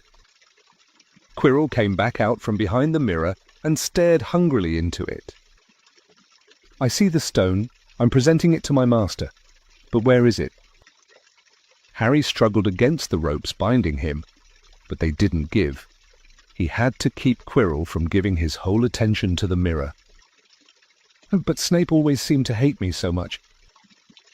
"Oh, he does," said Quirrell casually. "Heavens, yes. He was at Hogwarts with your father. Didn't you know they loathed each other, but he never wanted you dead? But I heard you a few days ago sobbing. I thought Snape was threatening you." For the first time, a spasm of fear flitted across Quirrell's face. "Sometimes," he said, "I find it hard to follow my master's instructions. He is a great wizard, and I am weak." "You mean he was there in the classroom with you?" Harry gasped. "He is with me wherever I go," said Quirrell quietly. "I met him when I travelled around the world. A foolish young man I was then, full of ridiculous ideas about good and evil. Lord Voldemort showed me how wrong I was. There is no good and evil, there is only power, and those too weak to seek it. Since then I have served him faithfully. Although I have let him down many times, he has had to be very hard on me." Quirrell shivered suddenly. "He does not forgive mistakes easily. When I failed to steal the stone from Gringotts, he was most displeased. He punished me, decided he would have to keep a closer watch on me." Quirrell's voice trailed away. Harry was remembering his trip to Diagon Alley. How could he have been so stupid? He'd seen Quirrell there that very day, shaken hands with him in the leaky cauldron. Quirrell cursed under his breath. I don't understand. Is the stone inside the mirror? Should I break it?" Harry's mind was racing. "What I want more than anything else in the world at the moment," he thought, "is to find the stone before Quirrell does. So if I look in the mirror, I should see myself finding it, which means I'll see where it's hidden. But how can I look without Quirrell realizing what I'm up to?" He tried to edge to the left, to get in front of the glass, without Quirrell noticing. But the ropes around his ankles were too tight. He tripped and fell over. Quirrell ignored him. He was still talking to himself. "What does this mirror do? How does it work? Help me, Master!" And to Harry's horror, a voice answered, and the voice seemed to come from Quirrell himself. "Use the boy. Use the boy." Quirrell rounded on Harry. "Yes, Potter, come here." He clapped his hands once, and the ropes binding Harry fell off. Harry got slowly to his feet. "Come here," Quirrell repeated. "Look in the mirror and tell me what you see." Harry walked toward him. "I must lie," he thought desperately. "I must look and lie about what I see, that's all." Quirrell moved close behind him.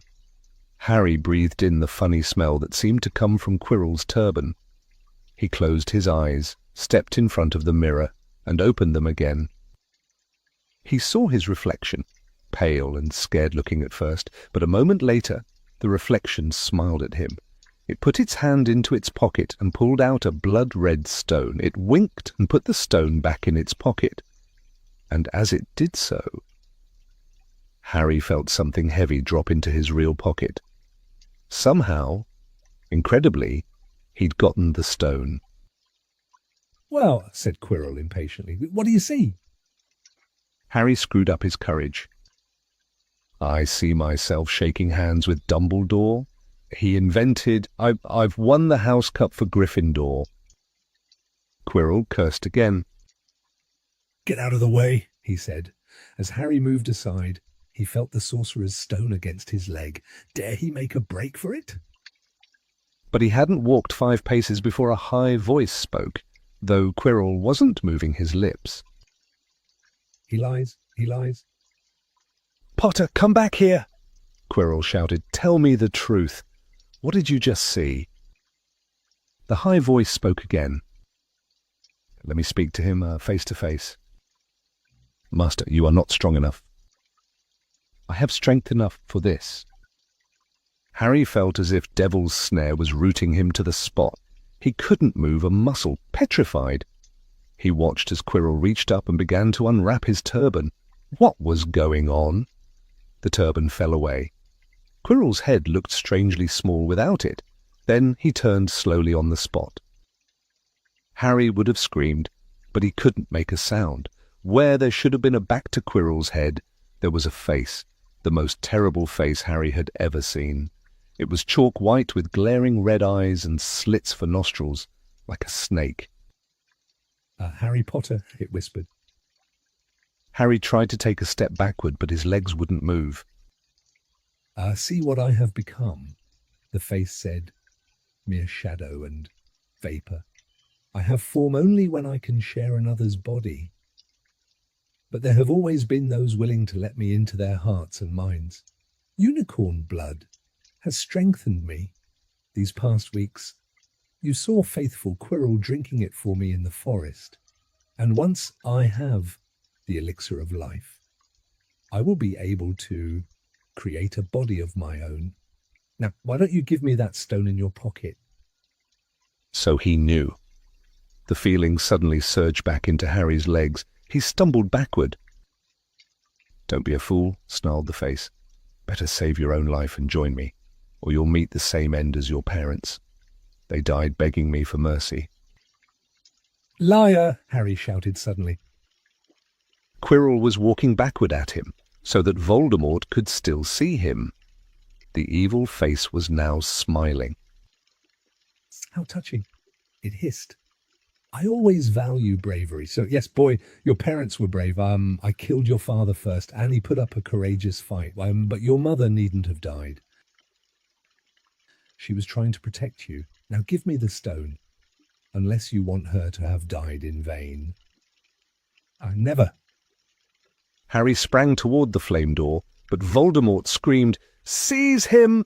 And the next second, Harry felt Quirrell's hand close on his wrist. At once, a needle-sharp pain seared across Harry's scar. His head felt as though it was about to split in two.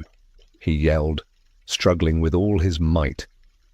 And to his surprise, Quirrell let go of him. The pain in his head lessened. He looked around wildly to see where Quirrell had gone, and saw him hunched in pain. Looking at his fingers, they were blistering before his eyes. "Seize him! Seize him!" shrieked Voldemort again, and Quirrell lunged, knocking Harry clean off his feet, landing on top of him, both hands around Harry's neck. Harry's scar was almost blinding him with pain, yet he could see Quirrell howling in agony. "Master, I cannot hold him. My hands. And Quirrell, though pinning Harry to the ground with his knees, let go of his neck and stared, bewildered. At his own palms, Harry could see they looked burned, raw, red, and shiny. "Then kill him, fool, and be done," screeched Voldemort. Quirrell raised his hand to perform a deadly curse, but Harry, by instinct, reached up and grabbed Quirrell's face. Quirrell rolled off him, his face blistering. Too. And then Harry knew Quirrell couldn't touch his bare skin, not without suffering terrible pain. His only chance was to keep hold of Quirrell, keep him in enough pain to stop him from doing a curse. Harry jumped to his feet, caught Quirrell by the arm, and hung on as tight as he could. Quirrell screamed and tried to throw Harry off. The pain in Harry's head was building. He couldn't see. He could only hear Quirrell's terrible shrieks and Voldemort's yells of, "Kill him! Kill him!" and other voices, maybe in Harry's own head, crying, "Harry! Harry!" He felt Quirrell's arm wrenched from his grasp, knew all was lost, and fell into blackness. Down, down, down! Something gold was glinting just above him. The snitch. He tried to catch it, but his arms were too heavy. He blinked, It wasn't the snitch at all, it was a pair of glasses. How strange. He blinked again. The smiling face of Albus Dumbledore swam into view above him. "Good afternoon, Harry," said Dumbledore. Harry stared at him, then he remembered. "Sir, the stone, it was Quirrell. He's got the stone, sir. Quick!" "Calm yourself, dear boy. You are a little behind the times," said Dumbledore. "Quirrell does not have the stone." "Then who does, sir? "Harry, please relax, or Madam Pumphrey will have me thrown out."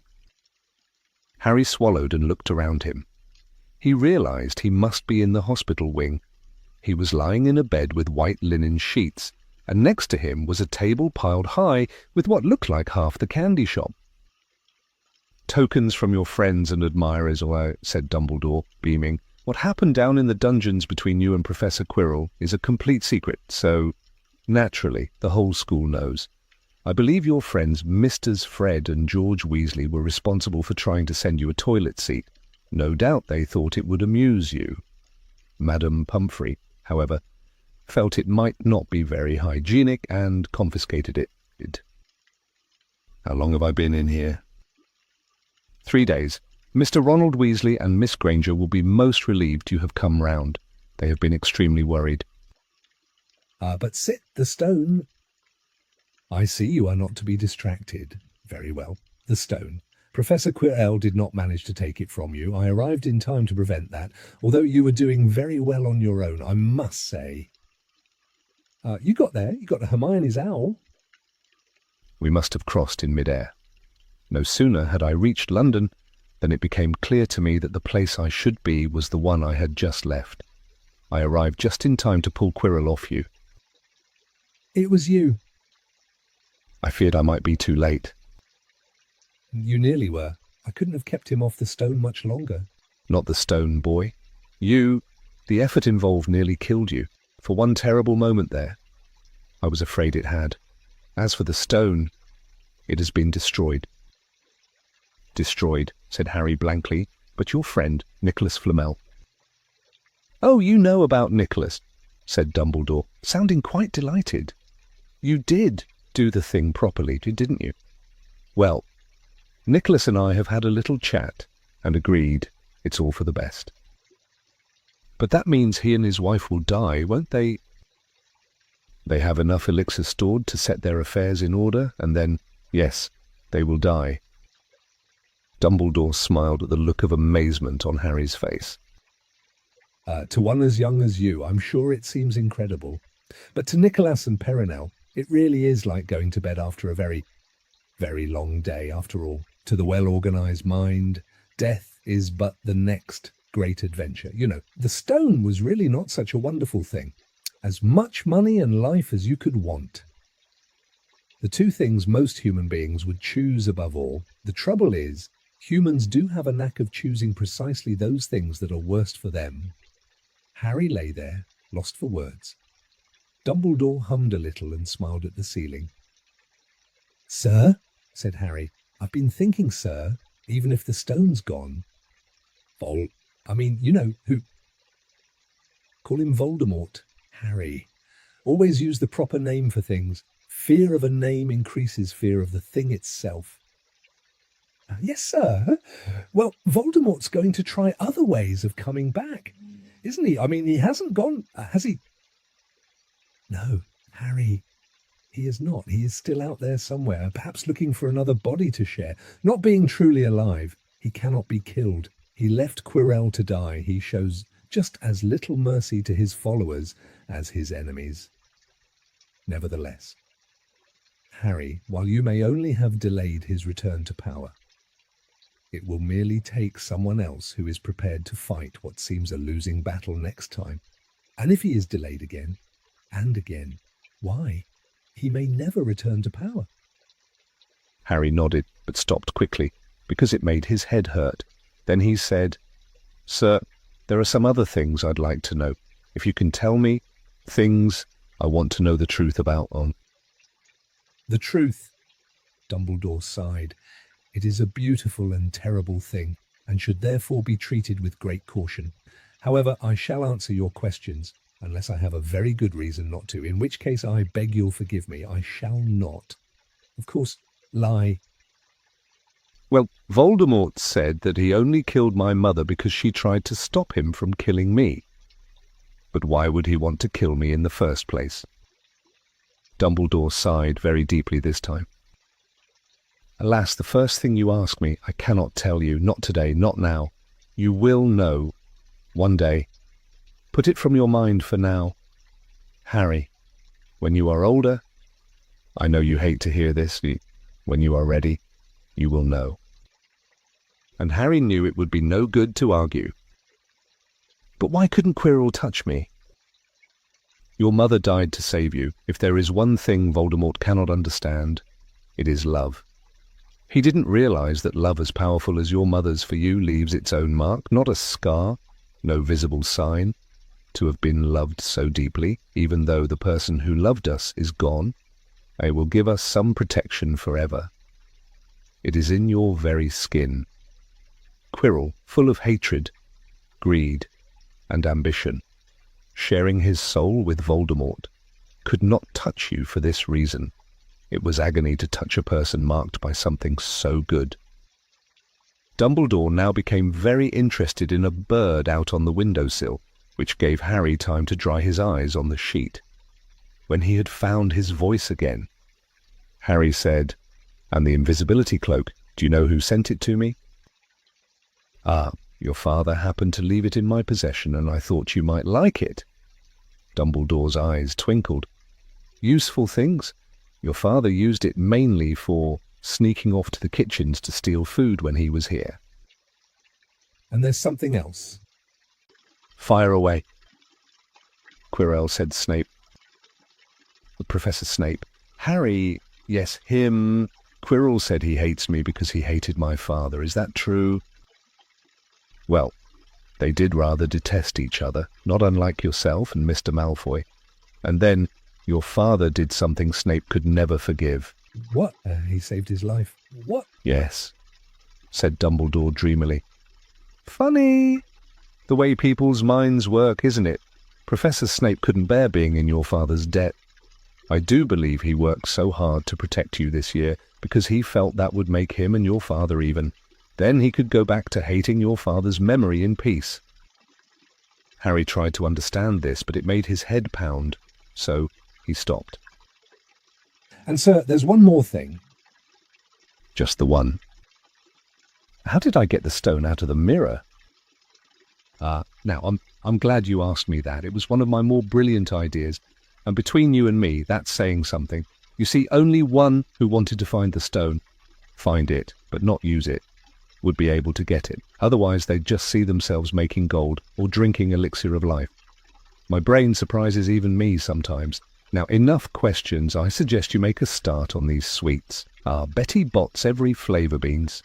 I was unfortunate enough in my youth to come across a vomit-flavoured one, and since then I'm afraid I've rather lost my liking for them, but I think I'll be safe with a nice toffee, don't you?" He smiled and popped the golden brown bean into his mouth. Then he choked and said, "Alas, earwax." Madame Pumphrey, the nurse, was a nice woman, but very strict. "Just 5 minutes," Harry pleaded. "Absolutely not. You let Professor Dumbledore in." Well, of course, that was the headmaster. Quite different. You need rest." "I am resting. Look, lying down and everything. Oh, go on, Madame Pumphrey." "Oh, very well," she said, "but 5 minutes only." And she let Ron and Hermione in. Harry? Hermione looked ready to fling her arms around him again, but Harry was glad she held herself in, as his head was still very sore. "Oh, Harry, we were sure you were going to... Dumbledore was so worried." "The whole school's talking about it," said Ron. "What really happened?" It was one of those rare occasions when the true story is even more strange and exciting than the wild rumours. Harry told them everything. Quirrell, the mirror, the stone, and Voldemort. Ron and Hermione were a very good audience. They gasped in all the right places, and when Harry told them what was under Quirrell's turban, Hermione screamed out loud. So the stone's gone," said Ron finally. Flamel's just going to die. That's what I said. But Dumbledore thinks that, what was it? To the well-organised mind, death is but the next great adventure. I always said he was off his rocker, said Ron, looking quite impressed at how crazy his hero was. So what happened to you two? Said Harry. Well, I got back all right, said Hermione. I brought Ron round. That took a while. And we were dashing up to the owlery to contact Dumbledore when we met him in the entrance hall. He already knew. He just said, "Harry's gone after him, hasn't he?" and hurtled off to the 3rd floor. Do you think he meant you to do it? Said Ron. Sending you your father's cloak and everything. Well, Hermione exploded. If he did, I mean to say that's terrible. You could have been killed. No, it isn't, said Harry thoughtfully. He's a funny man, and Dumbledore, I think he sort of wanted to give me a chance. I think he knows more or less everything that goes on here. You know. I reckon he had a pretty good idea we were going to try. And instead of stopping us, he just taught us enough to help. I don't think it was an accident he let me find out how the mirror worked. It's almost like he thought I had the right to face Voldemort if I could. Yeah, Dumbledore's off his rocker. All right, said Ron proudly. Listen, you've got to be up for the end-of-year feast tomorrow. The points are all in and Slytherin won. Of course, you missed the last Quidditch match. We were steamrollered by Ravenclaw without you, but the food'll be good. At that moment, Madame Pomfrey bustled over. You've had nearly 15 minutes, now out, she said firmly. After a good night's sleep, Harry felt nearly back to normal.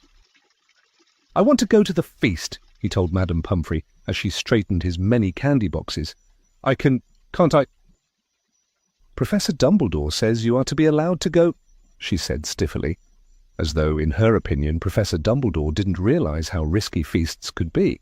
And you have another visitor. Another? Oh, good, said Harry. Who is it? Hagrid sidled through the door as he spoke. As usual when he was indoors, Hagrid looked too big to be allowed. He sat down next to Harry, took one look at him, and burst into tears.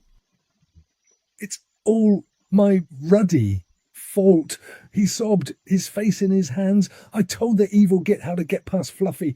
I told him it was the only thing he didn't know, and I told him you could have died. All for a dragon egg. I'll never drink again. I should be chucked out and made to live as a muggle. Hagrid, said Harry, shocked to see Hagrid shaking with grief and remorse, great tears leaking down into his beard. Hagrid! He'd have found out somehow. This is Voldemort we're talking about. He'd have found out even if you hadn't told him. You could have died, sobbed Hagrid, and don't say the name. Voldemort! Harry bellowed, and Hagrid was so shocked he stopped crying. I've met him and I'm calling him by his name. Please, cheer up. Hagrid, we saved the stone. It's gone. He can't use it. Have a chocolate frog. I've got loads. Hagrid wiped his nose on the back of his hand and said, That reminds me, I've got you a present. It's not a stoat sandwich, is it? Said Harry anxiously. And at last Hagrid gave a weak chuckle. Nah, Dumbledore gave me the day off yesterday to fix it. Of course, he should have sacked me instead. Anyway, got you this. It seemed to be a handsome leather-covered book. Harry opened it curiously. It was full of wizard photographs. Smiling and waving at him from every page were his mother and father. Sent owls off to all your parents' old school friends. Asking for photos. Knew you didn't have any. Do you like it? Harry couldn't speak, but Hagrid understood. Harry made his way down to the end-of-year feast alone that night.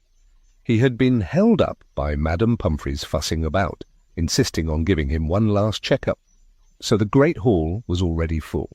It was decked out in the Slytherin colours of green and silver to celebrate Slytherin's winning the House Cup for the 7th year in a row. A huge banner showing the Slytherin serpent covered the wall behind the high table. When Harry walked in, there was a sudden hush, and then everybody started talking loudly at once. He slipped into a seat between Ron and Hermione at the Gryffindor table and tried to ignore the fact that people were standing up to look at him. Fortunately, Dumbledore arrived moments later. The babble died away. "Another year gone," Dumbledore said cheerfully. and I must trouble you with an old man's wheezing waffle before we sink our teeth into our delicious feast. What a year it has been. Hopefully your heads are all a little fuller than they were. You have the whole summer ahead to get them nice and empty before next year starts. Now, as I understand it, the House Cup here needs awarding, and the points stand thus in fourth place. Gryffindor with 312 points. In third, Hufflepuff with 352. Ravenclaw has 426, and Slytherin 472. A storm of cheering and stamping broke out from the Slytherin table. Harry could see Draco Malfoy banging his goblet on the table. It was a sickening sight. Yes, yes, well done, Slytherin, said Dumbledore. However, recent events must be taken into account. The room went very still. The Slytherin's smiles faded a little. Said Dumbledore. I have a few last-minute points to dish out. Let me see. Yes. First, to Mr. Ronald Weasley. Ron went purple in the face. He looked like a radish with a bad sunburn. For the best played game of chess Hogwarts has seen in many years, I award Gryffindor House 50 points. Gryffindor cheers nearly raised the bewitched ceiling. The stars overhead seemed to quiver. Percy could be heard telling the other prefects, my brother, my youngest brother, got past McGonagall's giant chess set. At last there was silence again. Second, to Miss Hermione Granger for the use of cool logic in the face of fire. I award Gryffindor House 50 points. Hermione buried her face in her arms. Harry strongly suspected she had burst into tears. Gryffindors up and down the table were beside themselves. They were 100 points up. Third, to Mr. Harry Potter, said Dumbledore. The room went deadly quiet for pure nerve and outstanding courage. I award Gryffindor House 60 points. The din was deafening. Those who could add up while yelling themselves hoarse knew that Gryffindor now had 472 points, exactly the same as Slytherin. They had tied for the House Cup. If only Dumbledore had given Harry just one more point. Dumbledore raised his hand. The room gradually fell silent. There are all kinds of courage, said Dumbledore, smiling. It takes a great deal of bravery to stand up to our enemies, but just as much to stand up to our friends. I therefore award 10 points to Mr. Neville Longbottom. Someone standing outside the Great Hall might well have thought some sort of explosion had taken place. So loud was the noise that erupted from the Gryffindor table. Harry, Ron, and Hermione stood up to yell and cheer as Neville, white with shock, disappeared under a pile of people hugging him. He had never won so much as a point for Gryffindor before. Harry, still cheering, nudged Ron in the ribs and pointed at Malfoy, who couldn't have looked more stunned and horrified if he'd just had the bodybind curse put on him. Which means Dumbledore called over the storm of applause, for even Ravenclaw and Hufflepuff were celebrating the downfall of Slytherin. We need a little change of decoration.